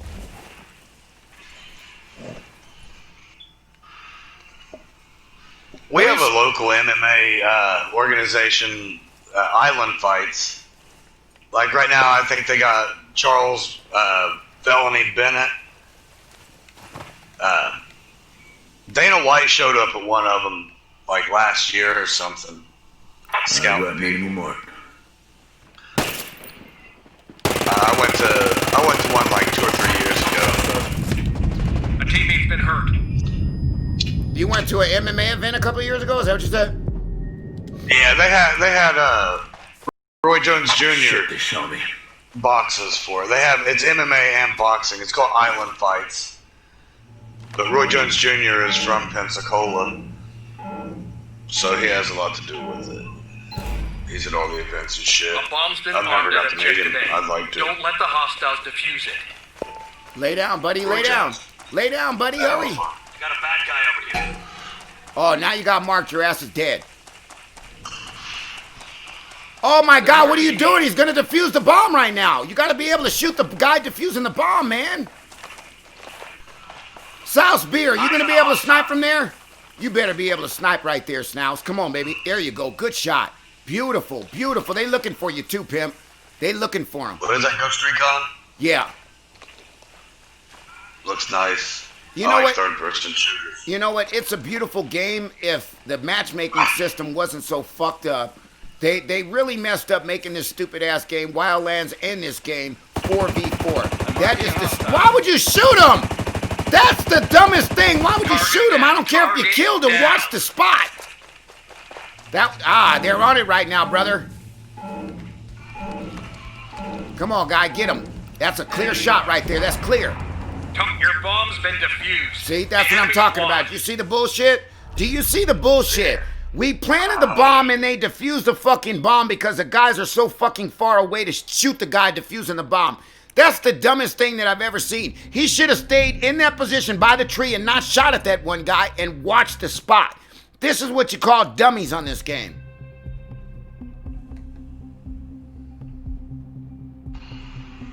That's dumb shit right there, man. You should have been able to shoot the guy defusing the bomb if you're going to plant the bomb and be there back there with a sniper rifle way back there. You shouldn't have had no problem killing the guy fucking defusing the bomb. You plant the bomb, that's your job. You plant the bomb, your job is to watch the bomb, not to go shoot motherfuckers that are to your left or to your right. If they don't know where you are, you got a time limit. They got to find you, and they got to kill you before you defuse the bomb, before they defuse the bomb. If you lay down... they can't find you. They got to try to defuse the bomb. That's when they get shot. This fucking guy, man. This is what I'm talking about, the fucking ranking system. They got a beautiful ass game if they would make the motherfucker 10 on 10, 16 on 16. I don't care what it is. Make it bigger than what it is.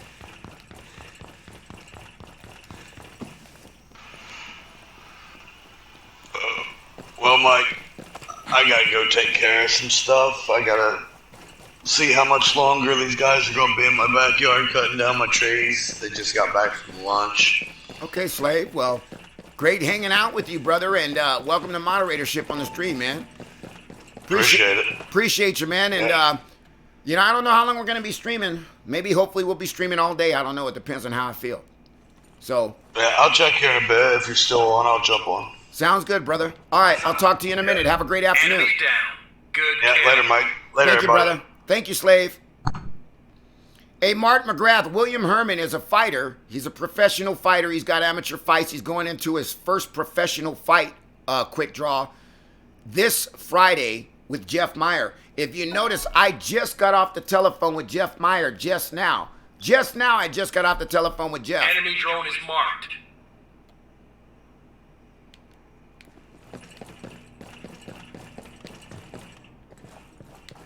I'm going.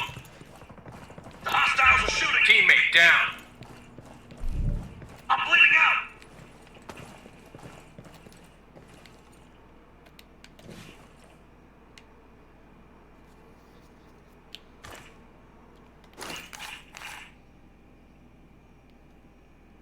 He's going to be fighting Quick Draw this Friday. So we're going to try to show him super, super love and support. William Hermann, super love and support. They are going to be filming the TUFF-N-UFF event, but it will not be live. So you won't be able to watch the live TUFF-N-UFF event unless you tune into my channel. And then we will have it live for you guys.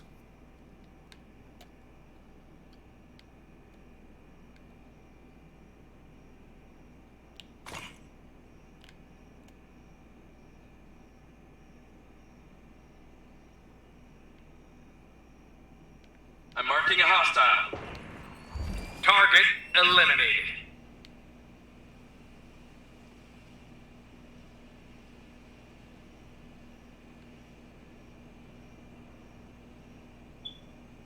He's on defend. He's on A.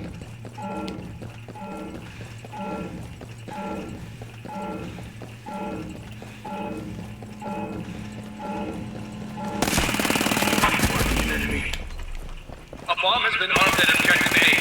Defuse it before it blows.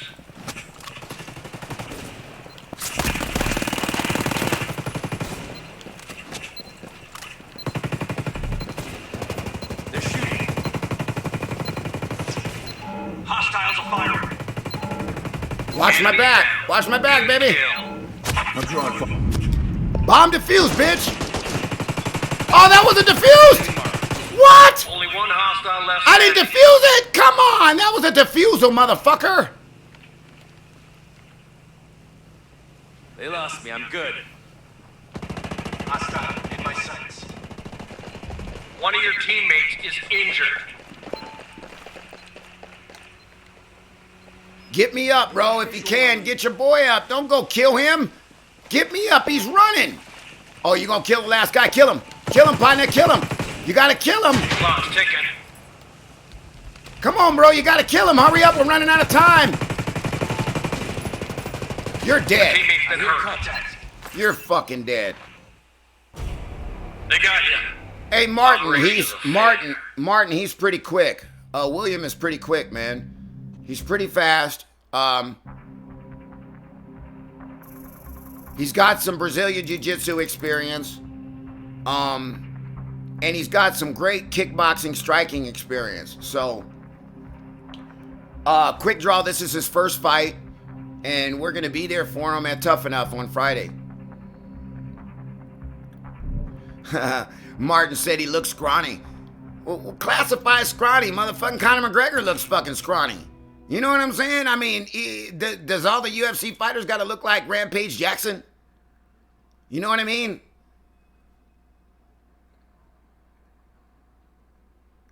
Any of them lightweight fighters, bantamweight fighters are tiny, man. They all look small.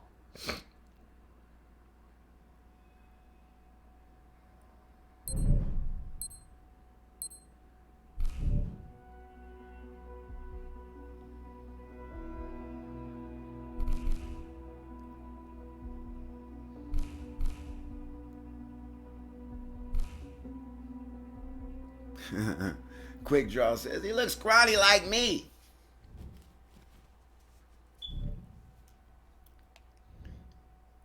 Hey, look at Zabit. Look at skinny ass Zabit. You know what I'm saying? That guy's a beast. Hey, tell me Zabit don't look scrawny.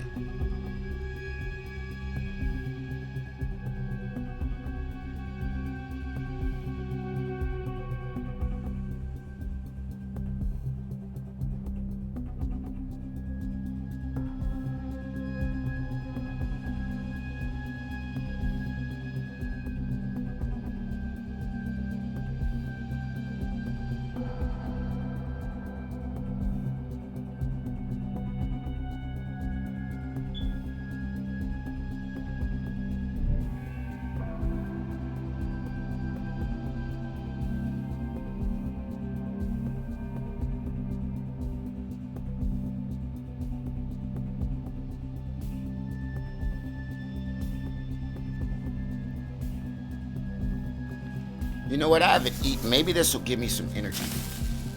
I got my Cobb salad right here that's been sitting here for hours. So let's eat our Cobb salad. Anybody know what a Cobb salad is? Bah, Cobb salad, baby. Kill all the hostiles. Every last one.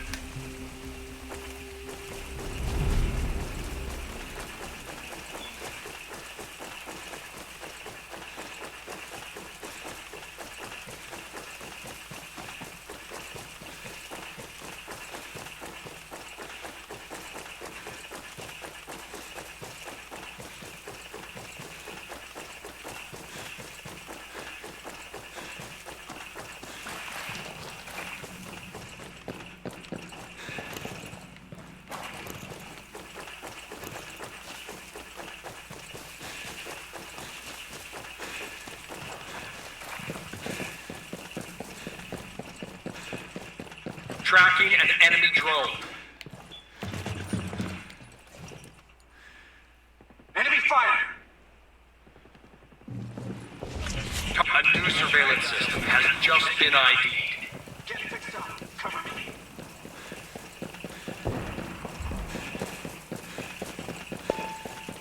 I need a medic over here.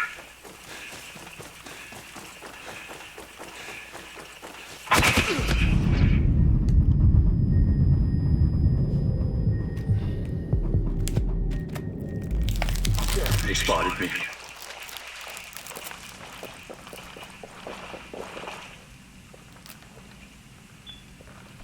They spotted me. I've got to go. They've spotted me.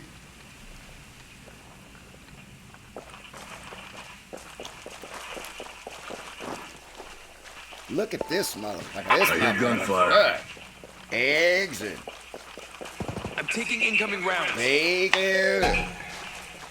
I'm taking incoming rounds. I've been spotted. I've been Get spotted. hacky. The surveillance system is ready to be accessed. I've been spotted. Ooh, yuck. Oh, hell no. We ain't putting that on there. No. Ooh, that's disgusting.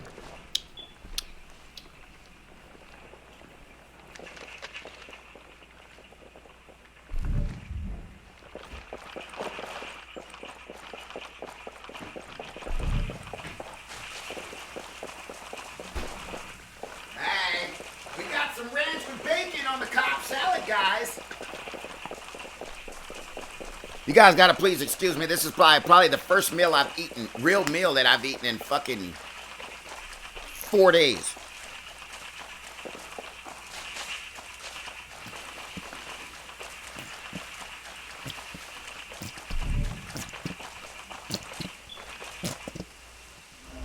The enemy threat has been neutralized. Finally, we won a round. That's what I'm talking about.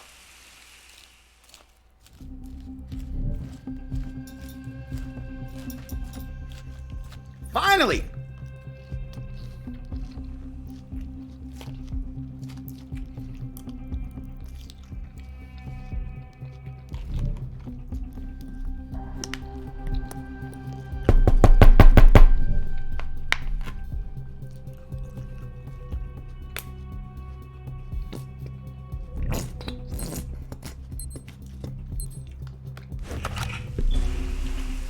Hunt and kill every enemy.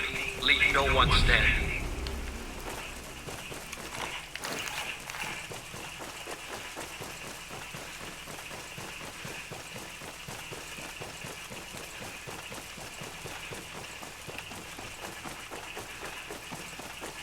Wow, the chat just went downhill.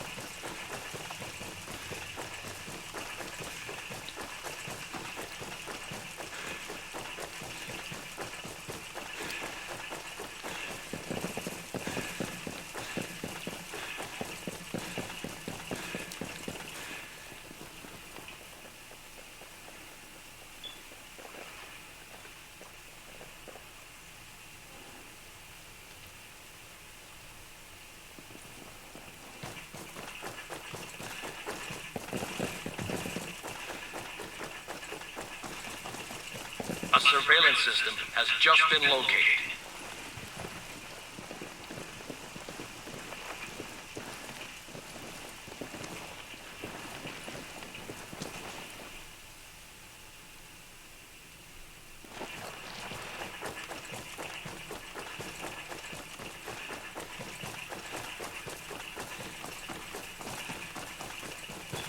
Sensor going out.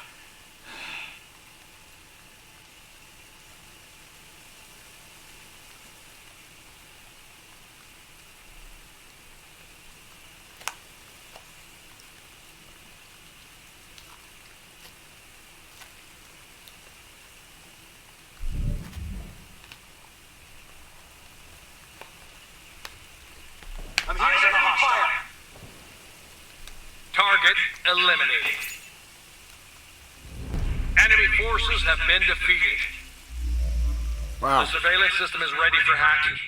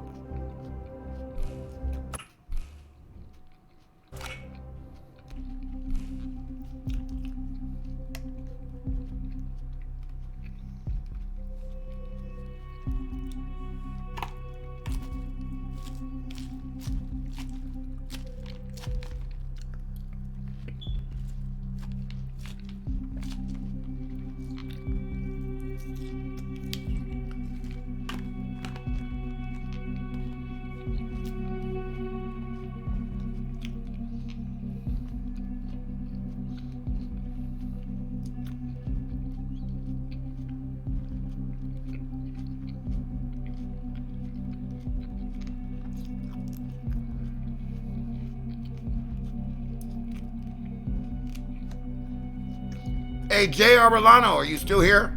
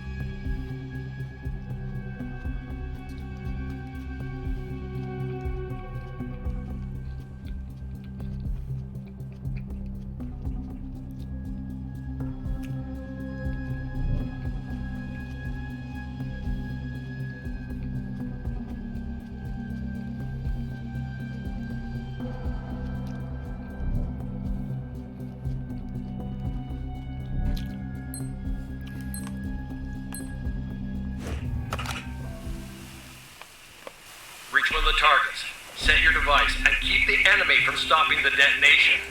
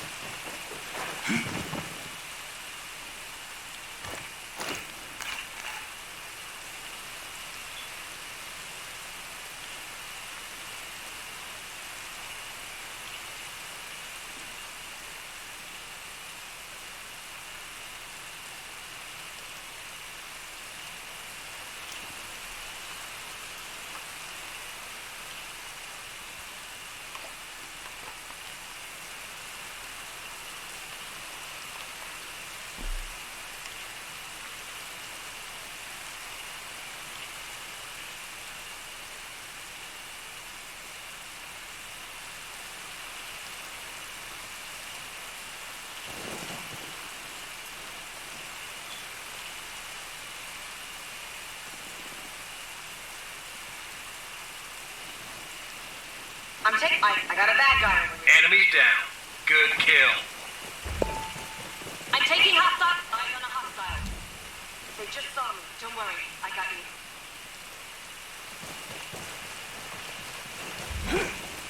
I'm healing up. Cover me. Hostiles are shooting.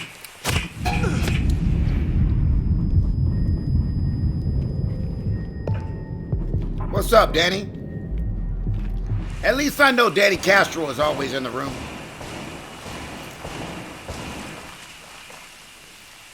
No matter what game I play, Danny Castro gonna be right there. They can see me. I'm marked.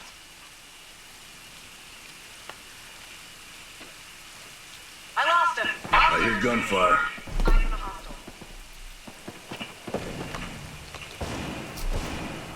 Target down. Only a single enemy remaining. I got it back. Target eliminated. All enemy forces have been eliminated.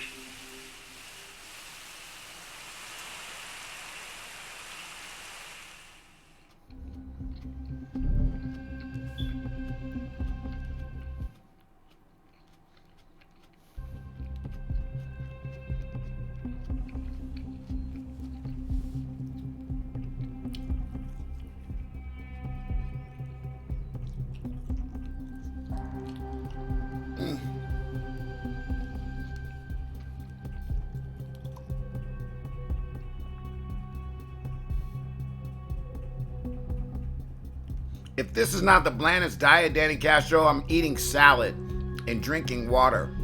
This is fucked up. I'd rather be eating a burger, smoking a big fat blunt, and drinking some beer.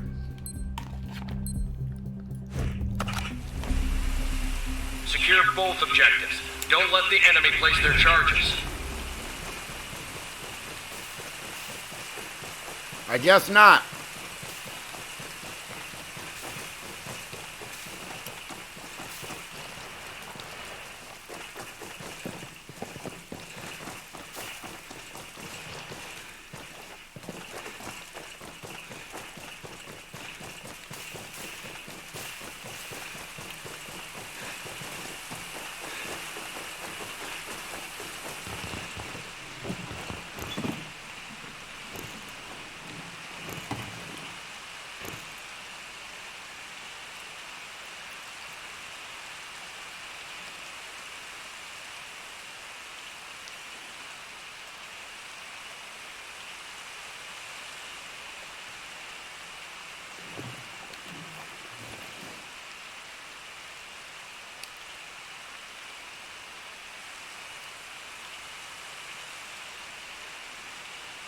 They see me.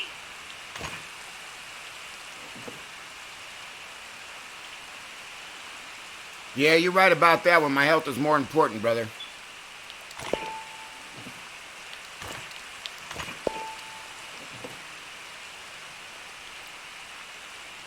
I'm taking rounds.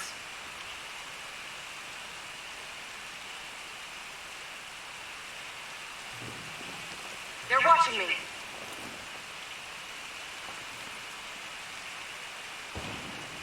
Enemies down. Good kill.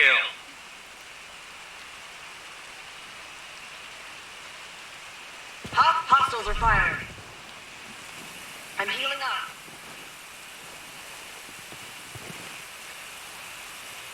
They can't see me anymore.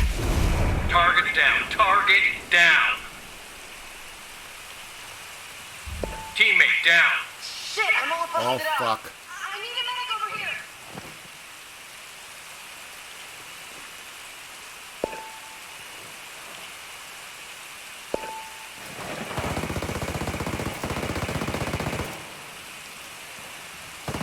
They're shooting. Where's he at? Where's he shooting at? Watch out, frag grenade. I've been spotted.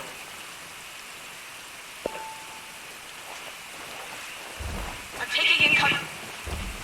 A teammate's been hurt.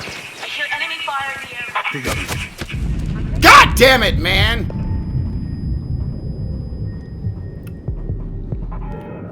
Great benefactor, you're the man, brother.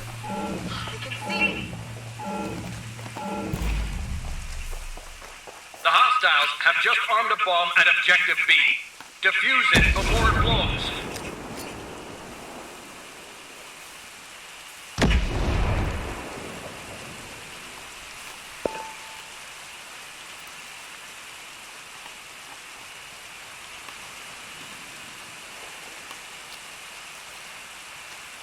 Great benefactor always says, Mike, I'm watching you no matter what. I'm in here watching you, bro.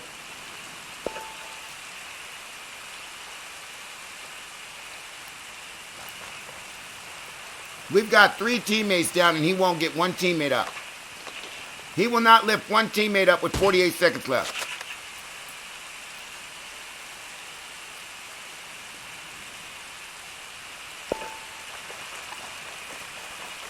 We gotta defuse the bomb, and this guy's got 30 seconds to defuse the bomb. Look at what he's doing. Took forever in the fucking day to get that shit up. Now we gotta rush. Teammate down.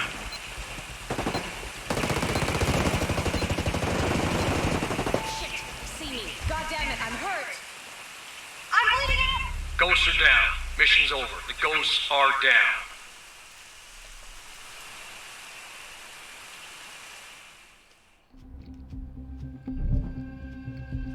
Well, that was bullshit.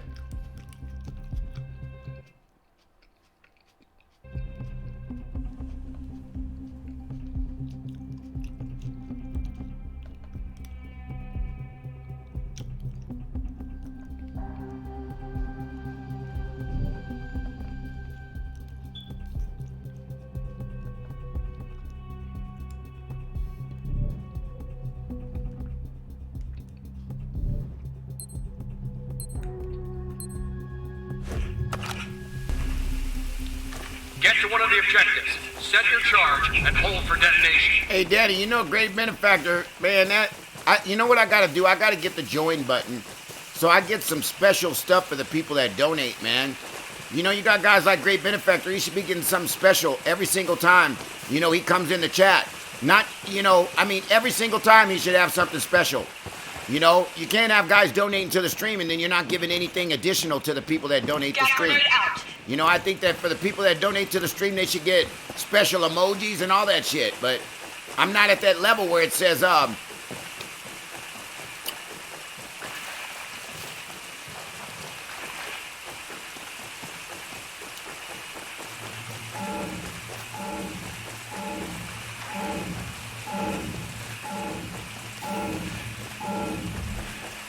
One of your teammates is injured. They see me.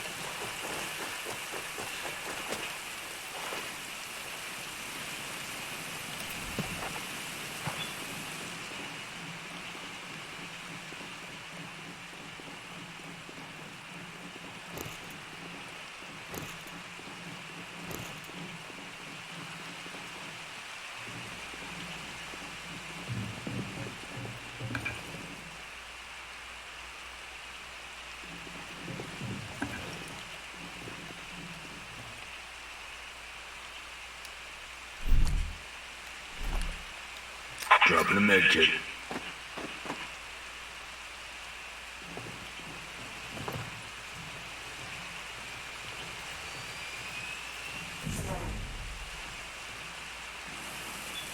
I'm being targeted.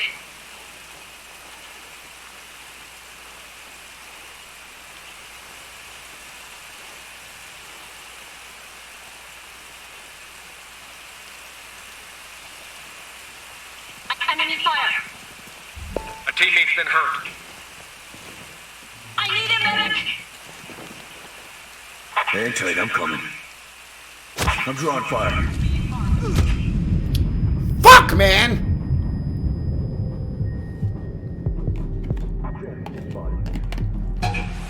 They're watching me. They're shooting. One of your teammates is injured. I need a medic. I'm bleeding over here. Somebody get... Your team has been eliminated. All ghosts are KIA.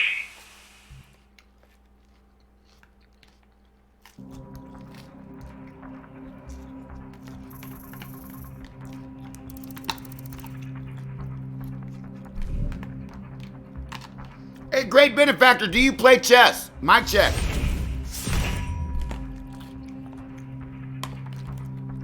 Let's change it up a little bit, guys.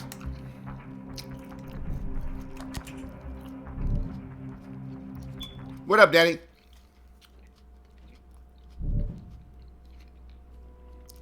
Talk to me.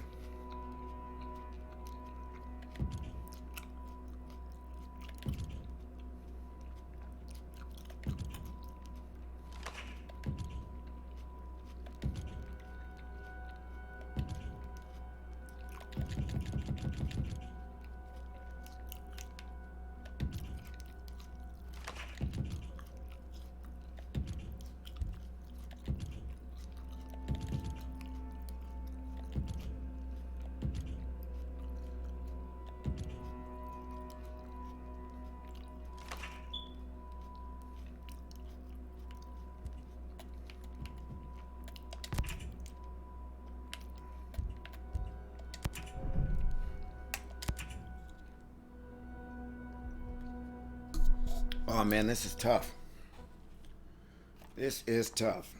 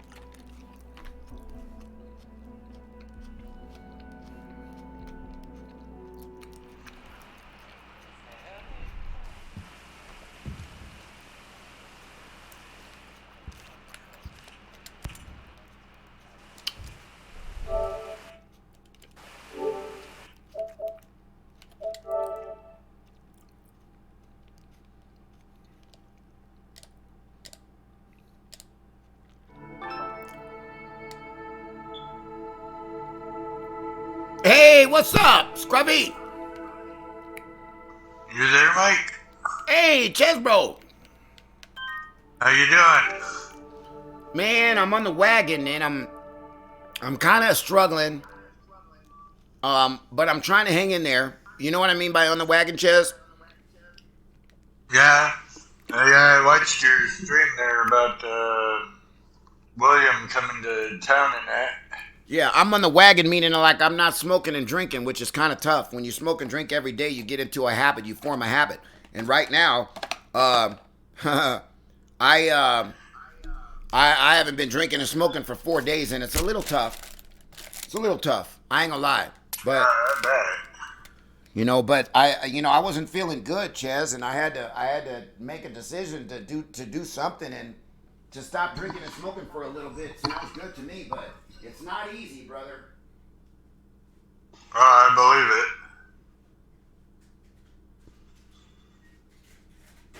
How are you and Trish doing, Ches? How are you and Trish doing? Oh, we're doing good. Good.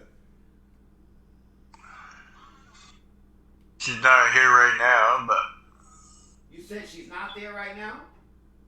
no. She went to her parents to take down Christmas decorations and all that crap. Okay. I'm the one thing cool about streaming on Streamlabs is I can switch games up and I don't have to fucking play UFC the whole time and get frustrated. You know what I mean? Yeah.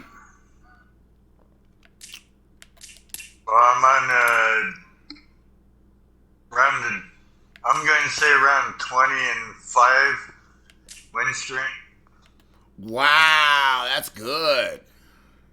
Yeah, but I'm not getting any points. What's your point level right now? 1,060, I think. So you got the same amount of points I got all the time. I mean, it seems like I have the ability to get up to about 1,300, but as soon as I get up to 1,300, then I wind up going against the top guys in the world.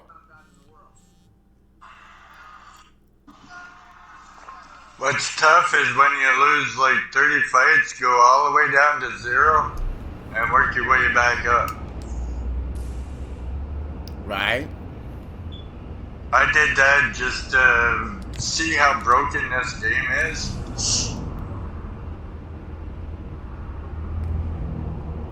It's pretty fucking broken, brother. Oh yeah. Even when I was down 0, like every third, fourth fight, I'd be facing like guys I face all the time.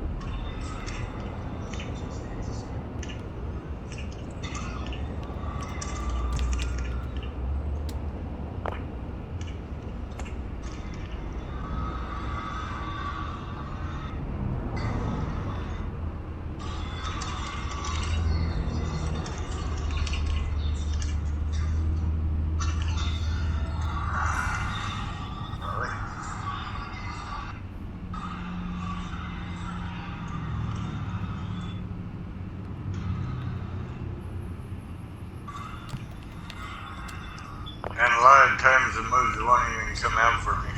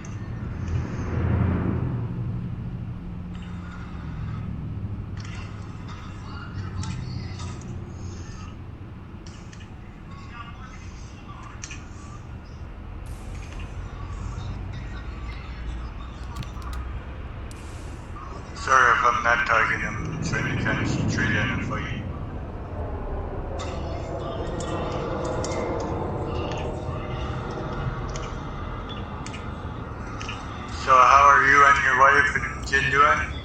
You know what, Sean? You know, I got this knucklehead, and I call him a knucklehead, but I got this knucklehead kid staying in my motherfucking house right now, which is my girl's son, and he's 24 years old. If I was ever fucking frustrated at somebody, this motherfucking guy, his mom has no disciplinary skills whatsoever. None. So what happens is, he goes around, and he's 24 years old. He was staying with his new girlfriend, his girlfriend that he met, and then all of a sudden they were living together. Now all of a sudden they get into an argument. So he's supposedly gonna come here for a couple of months to save money. Well, he's already been here for a couple of months. Now I have a 14-year-old. Every once in a while, my 14-year-old may have seen me smoke my blunt because he walks out of his bedroom. But one thing that I don't do is I don't hotbox my house. Well, ever since he's been here, this guy has been here, this kid has been here. I call him a kid because he's 24. But ever since this kid has been here, he consistently hotboxes my kitchen. So I tell him, do me a favor, quit fucking hotboxing my kitchen, bro. Because if my son walks out of the room, you know what I'm saying? And he walks in the kitchen and it's smoky as fuck, all you gotta do is open the window. That's it. Just open the motherfucking window and, God damn it. I'm like, just open the motherfucking window, bro, and blow the shit outside. But yeah, really? One thing that's a big pet peeve for me is locking the door. The one thing that I look at it like this, how lazy are you if you open the cabinet, you get something out the cabinet like a cup or a glass, but you don't close the cabinet? How lazy are you if you walk in the kitchen and you turn the lights on and then you walk in the room and you don't turn the lights back off again? How lazy are you if you don't lock the door? The door was locked, Sean Chesbro. The door was locked before you ever came in, but you won't lock the motherfucking door. That's absolutely ridiculous to me. Absolutely. So I woke up at 12 o'clock the other day. And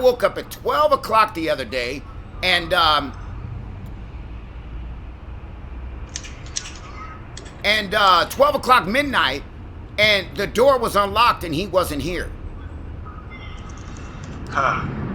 So at that point in time, I was like, get the fuck out of here. You know, oh man, I can't believe I didn't see that. God damn it.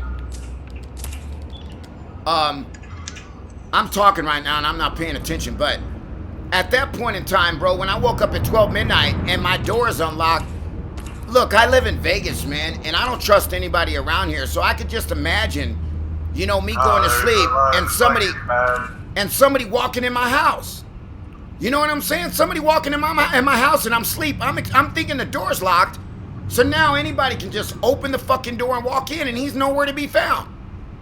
So we got into a big argument the other day, and I had said to him the other day, what the fuck? We got into a big argument the other day, and I had said to him the other day, that, hey, bro, you know, you need to start fucking, this is what happened, Sean. I had said to him about a couple of weeks ago, I said, hey, man, my son, you know, my son's in the room, our son's in the room, you can't hotbox the kitchen. So he hotboxed the kitchen, no problem, I don't say nothing to him, and then all of a sudden, I walk in the room the other day, in the kitchen, and the fucking kitchen is smoky as fuck. So this is what I said. Instead of Sean Chesbro, instead of going to him, I've been going to his mom, saying, hey, could you do me a favor and let him know, turn the lights off, close the cabinets, keep clean. He's a guest in this house. His opinion is to be invisible around here. Don't make it to where people acknowledge the fact that you're here, okay? You're a guest. So, I hear you. So he basically was here the other day and they hotboxed the kitchen. So I walk out my motherfucking room, right? And I straight out told him, I say, you know what?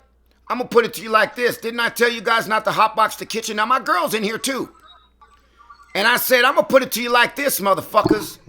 You guys hotbox this motherfucking kitchen one more time and I'm going to break every piece of paraphernalia you got, partner. You hear what I said?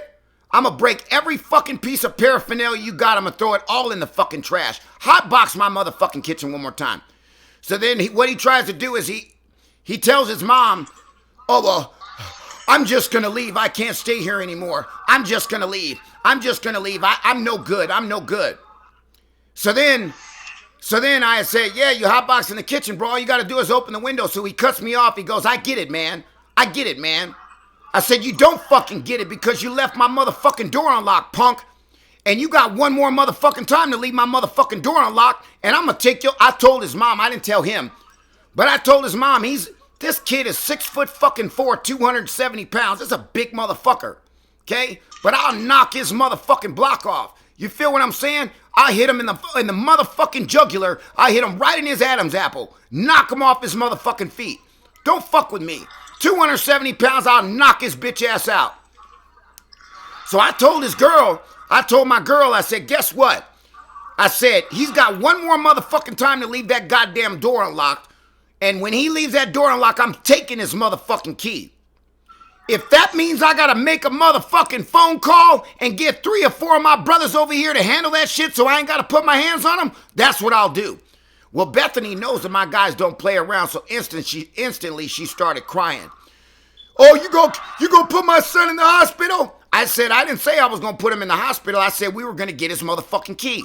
So if he wants to fight me for the fucking key, I'm not gonna fight him. I'm just gonna make a fucking phone call and get 3 or 4 motherfuckers in here and tell him if you don't give me the motherfucking key, we gonna mollywop your motherfucking ass. And I ain't gotta touch him. You understand? Who did it? I don't know who did it. I have no clue who did it.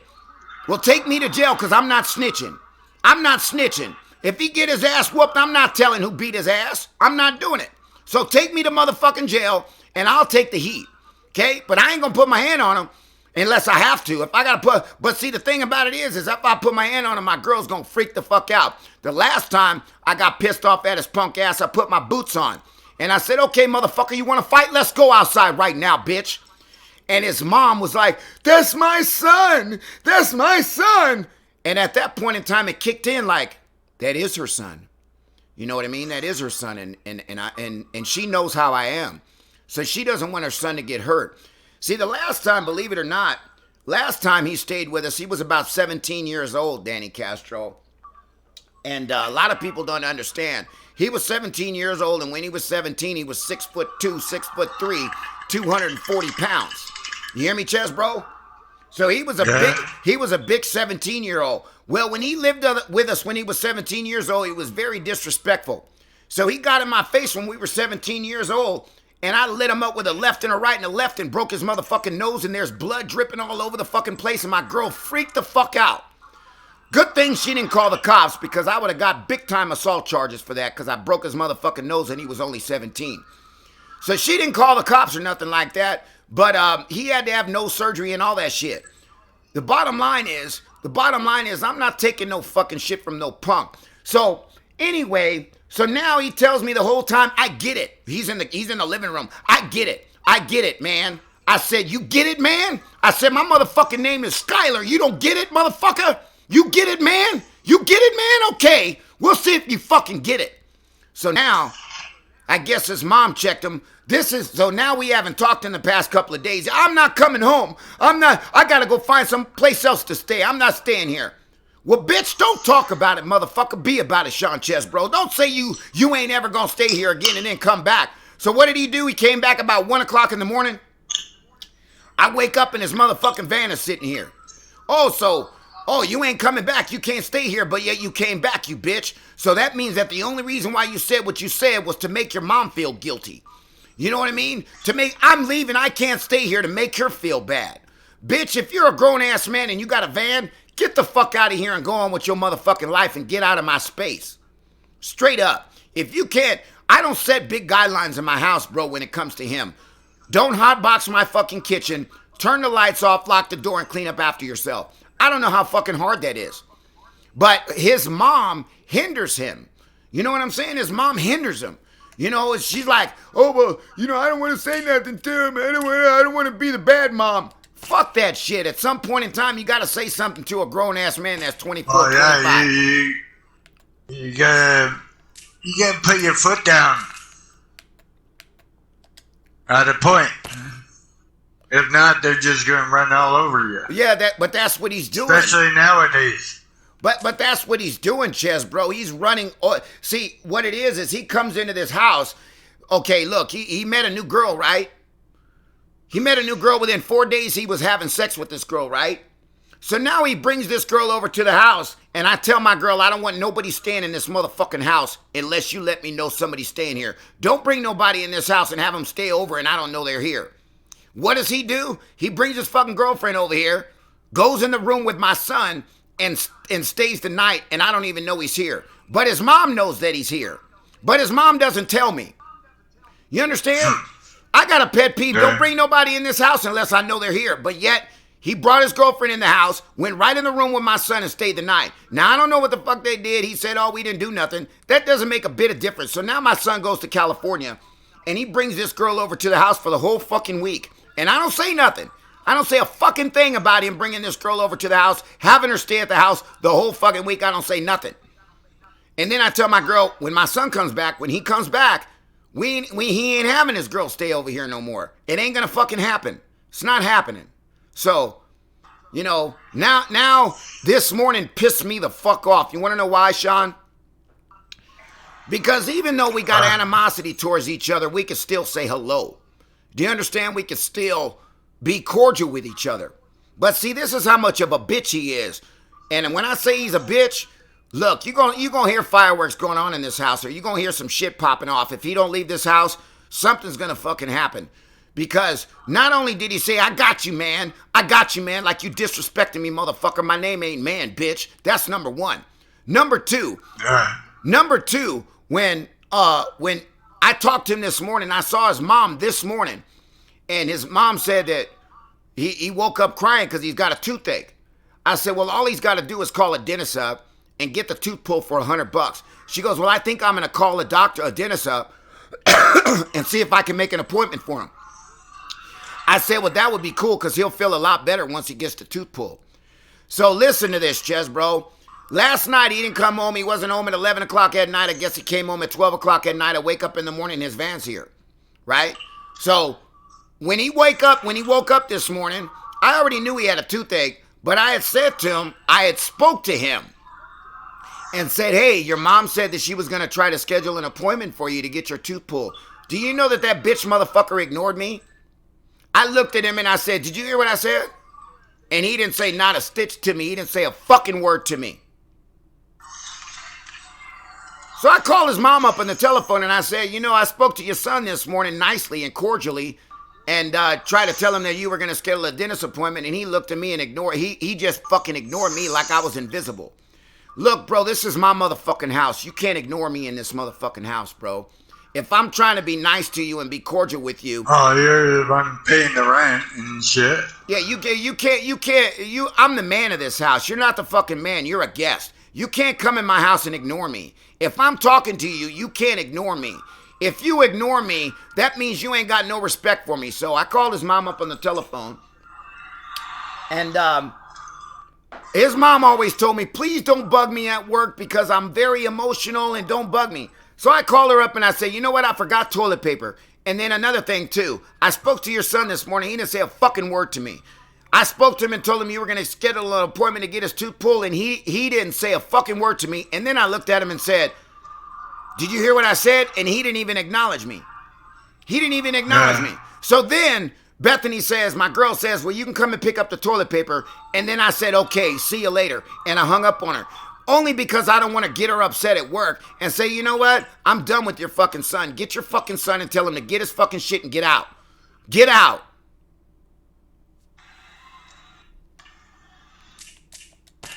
Well, you gotta do what you gotta do there, Mike, because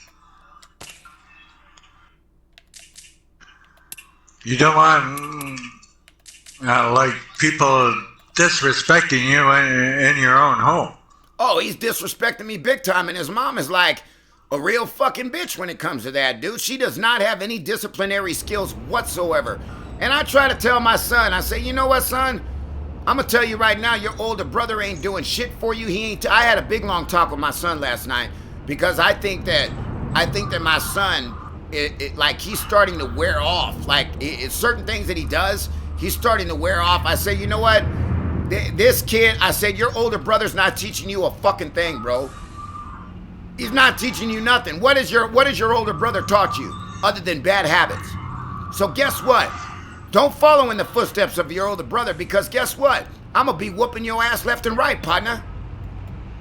Or it's going to lead him down to a bad path. And he's going to end up either in jail or dead. Yeah, I'm like... Sorry to say, Mike. No, I mean... I'm not trying to... Go ahead.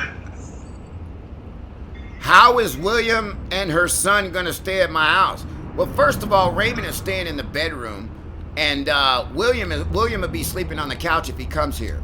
So, you know, the funny thing is, whether my girl's watching on the stream or not, because she might be turning the stream on, is I talked to my girl and I said to her, William's going to be coming in town, and he's going to be staying at the house probably. So, you know, instantly she gets a fucking attitude, and I said, you know what I said to her? I said, guess what? When your son came and stayed at the house, you didn't even ask me if it was okay. You pretty much said, hey, Raymond needs a place to stay, so he's going to stay with us for a little bit. You didn't even ask me. So guess what? I'm not asking you, I'm telling you that right now, he's coming and he's going to stay here, bottom line. And she can't say shit. Give a fuck. She ain't saying a goddamn thing.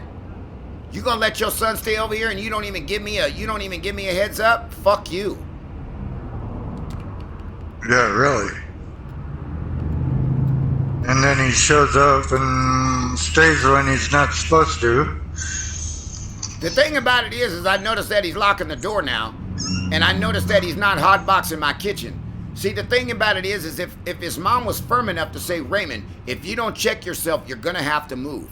If you don't fucking check yourself, you're gonna have to move, because he's not gonna deal with that. But his mom is not saying that, so I gave his mom respect, Sean Chesbro, in the very beginning to say, hey, he could stay here, and I'm gonna come to you if I have a problem from here on in. You know what I mean? If I got a problem, I'm gonna come to you. You know, so I was going to her the whole time. But see, after a while, it was like she's not being firm enough, if you know what I'm saying. She's not being firm enough there when she tells him something, Sean. That's the reason why he continues to do the same shit. Yeah. We're down.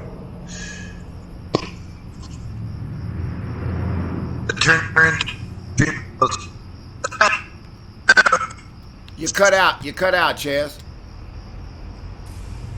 It's because I'm outside having a cigarette. Okay. Sorry. But this is just life bullshit, man. Life bullshit. Oh yeah. We all gotta go through that.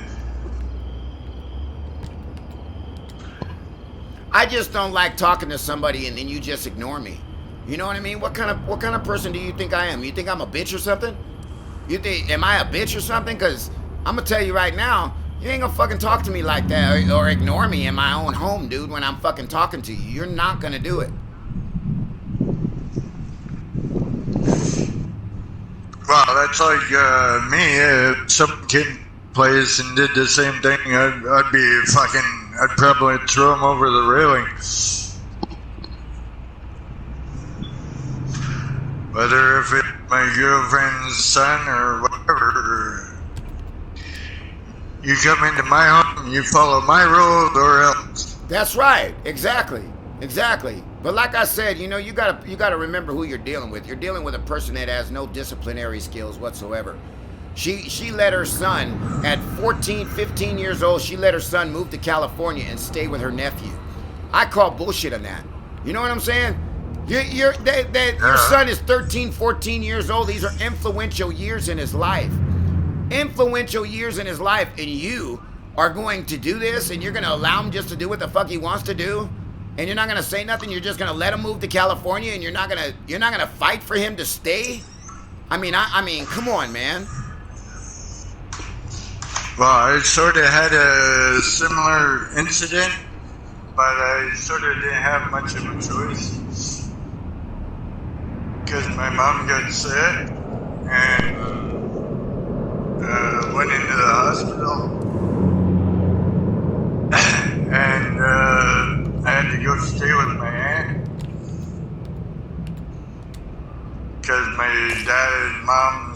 was divorced and that. Right. So I didn't have a choice though. And I was 13. Wow. She disciplined me some when it got out of hand, but not a hell of a lot. Right. But I still turned out as a nice person, I guess. I think you turned out to be a great person, in my opinion, from what I've encountered and experienced with your personality, Ches. I mean, you're one of my favorite people on the stream there, Ches, bro, believe it or not. I'm not going to say Trish is one of my favorites because I don't get to encounter her as much, but I will definitely say for sure that you're definitely one of my favorites.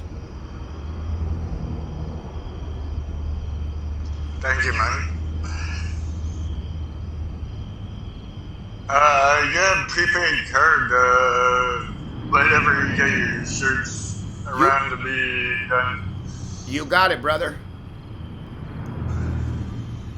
And we'll deal with the mailing address. Right. I got you. I'll handle it, Chaz. Well, as soon as I get this ink, I should get this ink shortly, brother. And as soon as I get this ink, we'll be on and cracking. I think you should have a Donald Dump shirt made up. And on the back, put what you put on Donald Dump's back. Are you serious? You want a Donald Dump shirt? Are you serious? No, I'm just suggesting for a shirt. Oh, okay, I got you. No, we want Chucky and Chucky's Bride. I'm a big horror fan, so. Right. And you made an excellent Chucky and Chucky's Bride. They're my best two of your characters out of all. They're all nice, Mike, but like I said, I'm a horror fan, so I gotta go with Chucky and Chucky's Bride. I got you.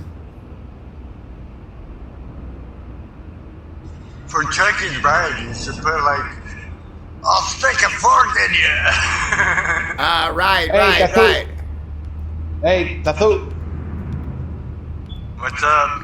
You want to fight? I'm in quick fight right now. I mean, ultimate team. Okay. No fighting then. Well, send me the invite. Okay.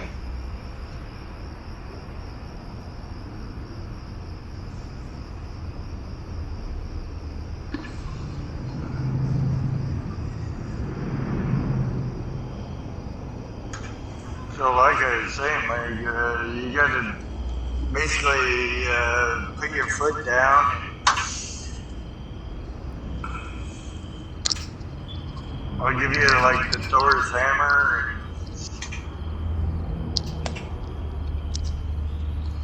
Still there, Mike? Oh yeah. Basically, you get like, he's trying to control your house, so you basically gotta control it back. You're absolutely right about that one, brother. You look the invitation, bro? Hold on, I'm in the water. You know, it's really hard for me to judge somebody when I drink and smoke every day. You know what I mean? When I drink and smoke every day, it's really hard for me to say, hey, why does she drink so much? I can't really explain that, brother. The only thing that I can say is, maybe in my opinion, and maybe the reason why she drinks so much is because she's an alcoholic, and alcoholics can't help themselves. The thing about it is, man, she drinks a lot of vodka, dude. But like I said, when you personally smoke and drink, it's really hard to look in the mirror at somebody else and say, oh man,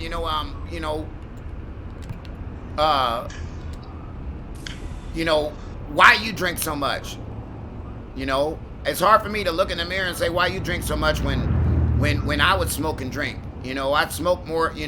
I would smoke the equivalency of what she would drink, kind of. You know what I mean? If she drank a lot, if she drank a lot, I would smoke a lot. Me, la boca. I didn't get it, Notorious. You enter? I'm Tazoo 72,000. I didn't get the invite. I invite you. There's nothing in my notifications. Right now? Nothing's popped up. Invite me you. I invite you, you know look. I'm looking at it now and nothing's popped up. You invite me.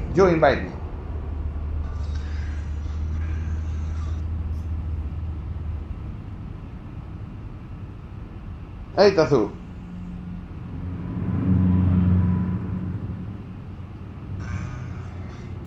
I don't even see your name.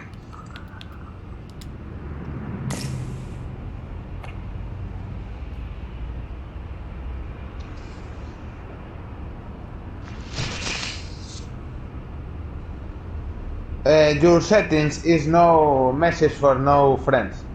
For this reason, no look the notification the invite you. You invite me.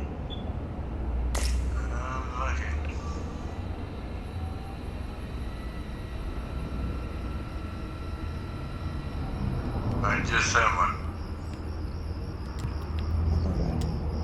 What weight class? Bantamweight.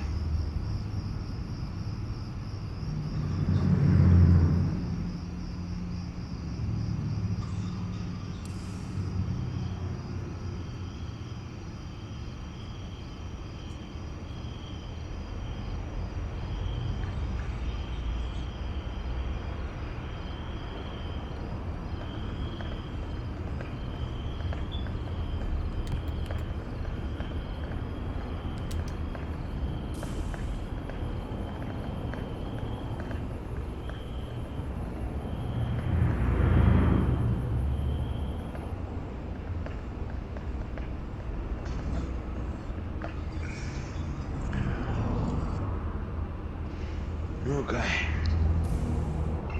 How's the clubhouse doing, Mike? I haven't been to my clubhouse in a minute because I haven't just really been feeling good, number one, and I haven't been feeling it, number two. You know what I mean? So, the clubhouse is cool.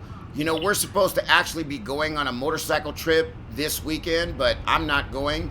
Obviously, William Hermann's coming in to fight, and I'm not going. So. I respect that.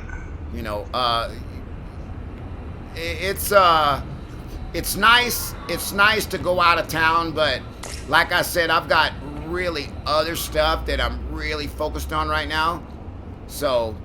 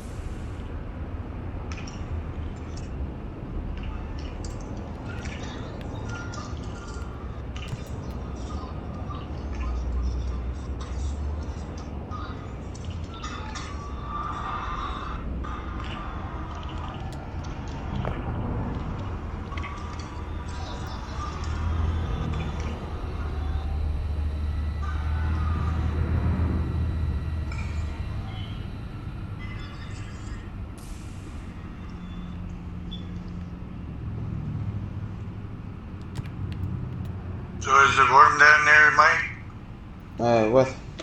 What'd you say? Is it repeat, what? please. Is it warm down there today, Mike? Nah, not really. I mean, I don't know. What do you consider warm? 70 degrees, 65 degrees? I guess that's warm for the winter time. Better than here. Right. That's what I was saying. You know, I mean, it's probably a hell of a lot warmer than it is over by your house.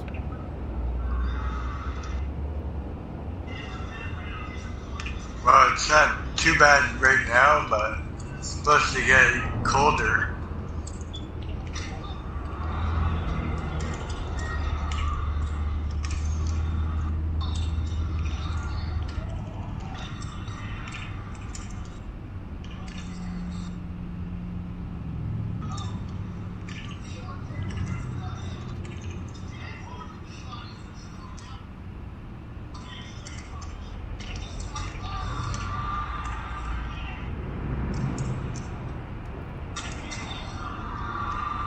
Kicking my ass, notorious.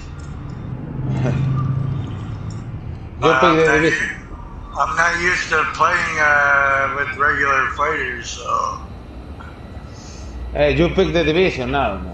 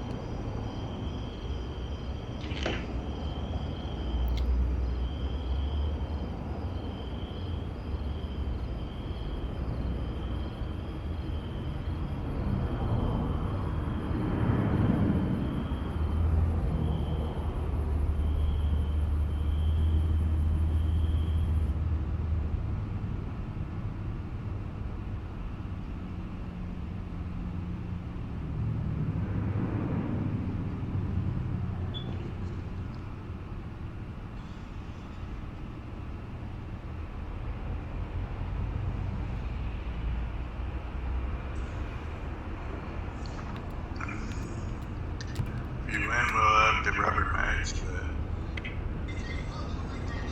if you win, last match.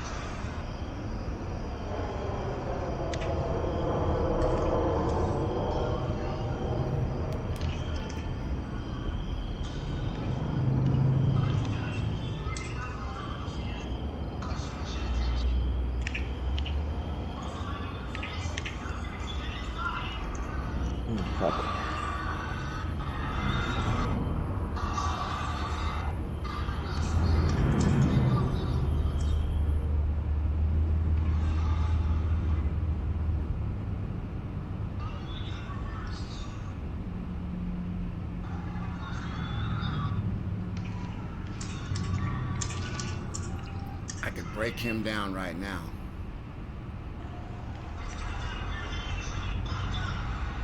I could break him down right now. The question is, do I want to break him down? Because I'm going to lose a horse.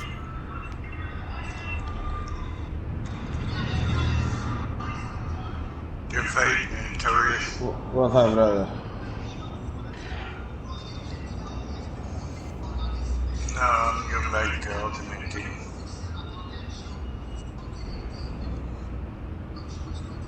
Let's break this motherfucker down. If I'm gonna lose a motherfucking horse, let's go.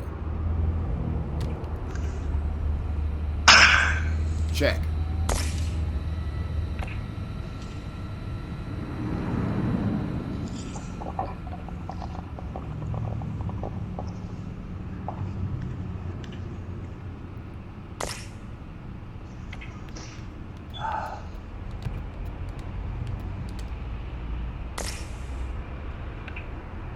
Now you gonna lose a motherfucking horse, pimp. You gonna lose a motherfucking horse now, pimp. Let's go. You gonna lose a motherfucking horse now, pimp. Let's go. Where you going? I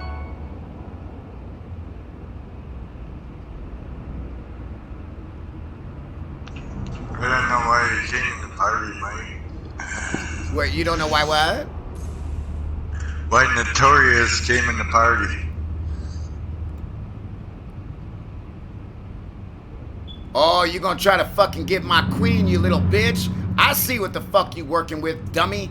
I see what the fuck you working with. Guess what? We gonna go queen for queen now, punk. Let's go. Queen for queen. Motherfucker, let's go. Hey, did I tell you you're a level 15, I think it's Joe Rogan. Really? Oh, yeah, level 15 Joe Rogan and level 10 Ronda Rousey.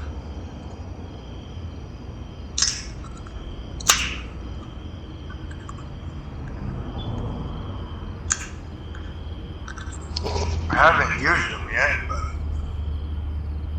because most of the dailies are all the fighters I got, so. Right.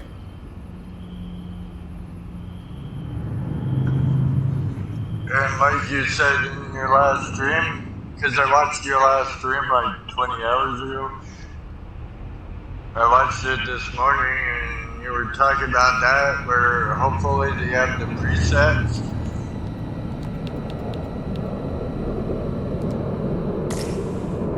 Because I hate having to switch over the fighters and then have, or one daily and then switch them back over. Right.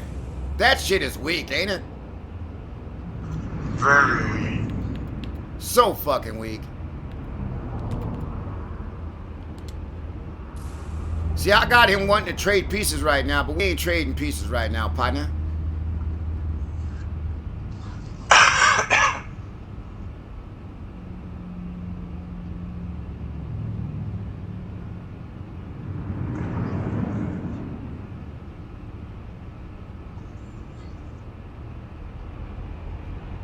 William, what up, baby? That's what I'm talking about. William's on weight. Yeah. William is on weight, Big Daddy. That's what I'm talking about.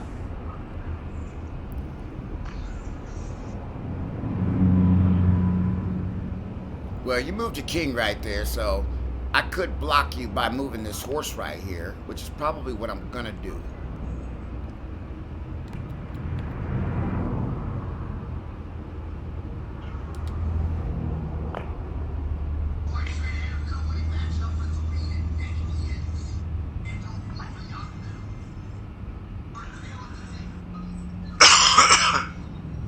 I really hope William wins. Fights on Friday? Yeah. I hope he does good. You what? I'm sorry, Sean. You what? I hope William does good. This guy is about to lose every pawn on the fucking table, bro. You're about to lose everything, homie.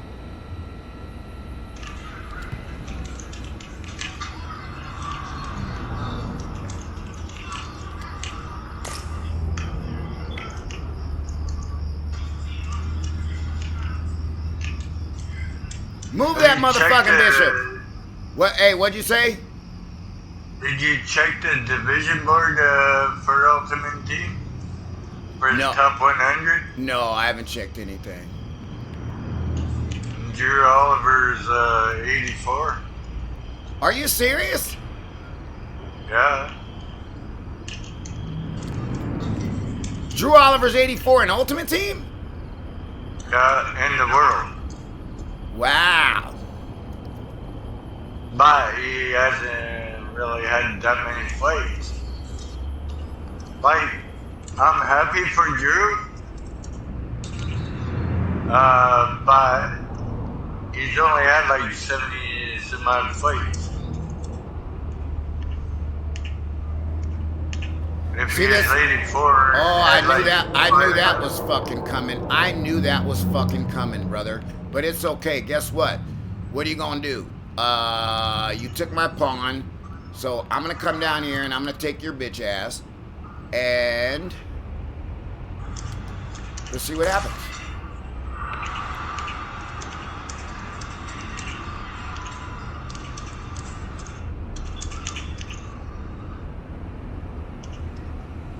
Like, I'm happy for Drew that he's 84 in the world, but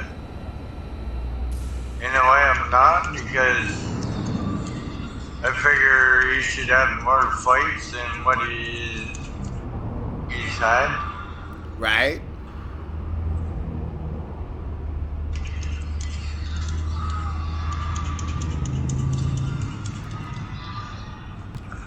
Like with Lou, he's got like 300 fights, and he's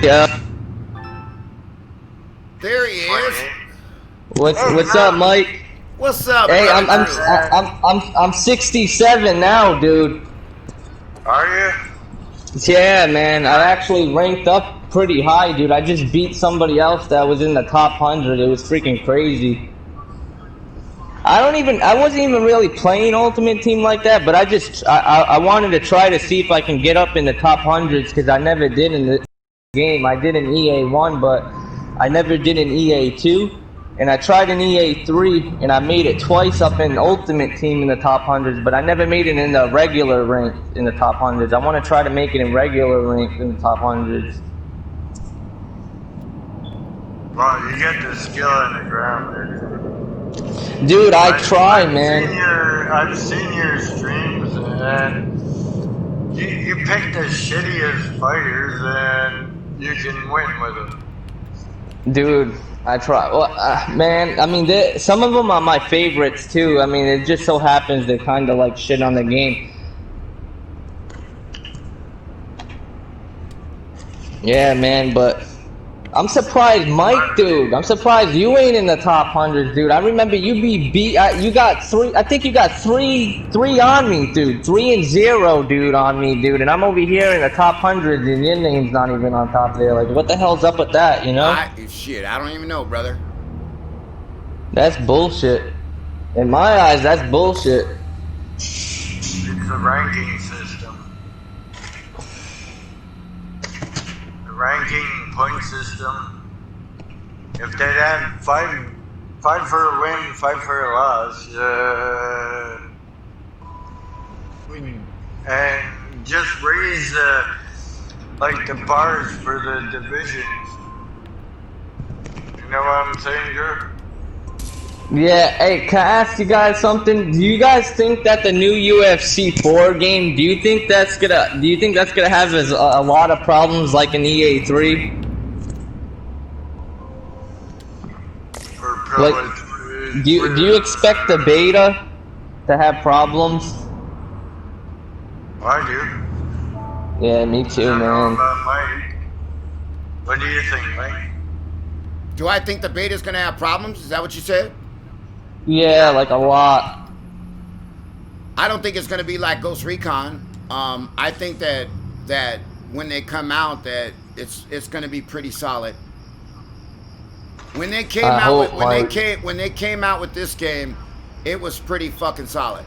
You know what I'm saying? When they came out with this game, so you know. And then fucking patching. Well, I do remember that a lot of times if you would throw an uppercut, everybody would be getting rocked just on one uppercut. If you caught with an uppercut, it was crazy. Oh, or other shit like the You remember that, Sean? Yeah, and the ground game was like pretty screwed up. Yeah, it was. Like you could deny everything back then. Oh, the submissions were horrible too, man. You could pretty much tap anybody out in a submission. If anybody got you in a submission, you would tap out. It was that hard to get out. Ooh, we lost 10 points. Give me that plus 10. I'll take that plus 10.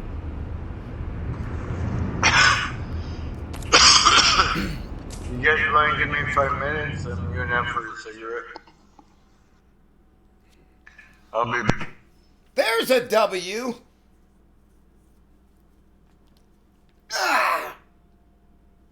I don't know how come I can't get in the fucking top 10, bro. I have no clue.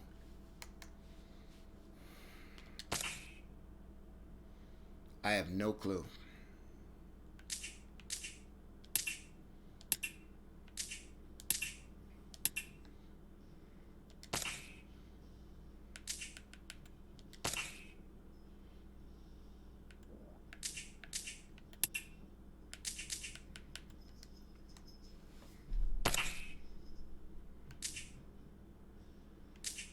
Oh, we going again?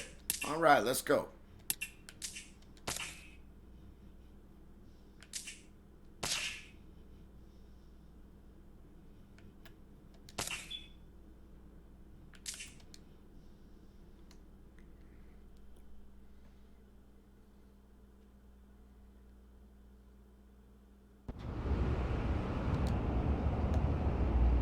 How come this motherfucker keeps getting white?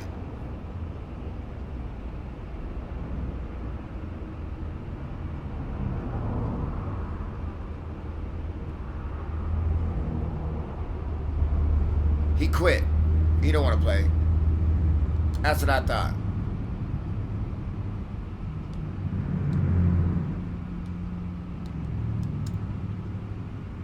We right around the same ranking and you don't want to fucking play? Come on.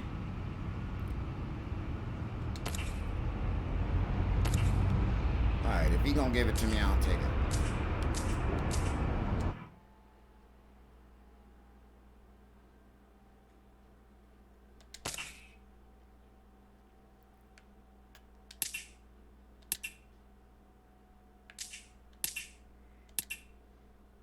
He just gonna quit on every game. I ain't even gonna play him.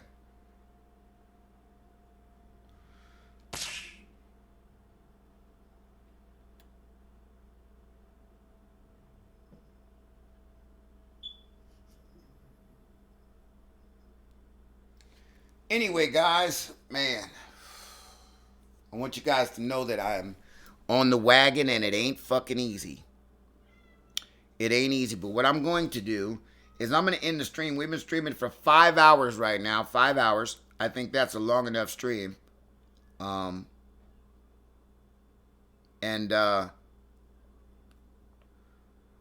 going to relax for a little bit and then log back on and play a little UFC later on, guys. So anybody that's watching the stream, man, we're going to get together. I know Sean Chesbro, you're in here, but I'm going to end the stream and probably relax a little bit. Like I said, it's a little tough for me when I don't have no drink and I don't have no smoke. So, you know, I've been streaming for 5 hours hanging in there, you know. So I'm going to get out of here, guys, and take a little break. And hopefully we'll get back on in a couple of hours. We're off today, so we might get back on in a couple of hours and stream some UFC towards the latter part of the evening. So, damn, I knew fools quit on UFC, but chess, though? Yeah, chess too, Jay Arellano. You know what I'm saying? On chess too. They quit on every game, bro. But anyway, I appreciate you there, Jay Arellano. You guys do me a favor, hit that subscribe button, hit that like button, hit that notifications, and I will get with you guys later. Until then, stay up and stay blessed, and I'll see you guys later on today.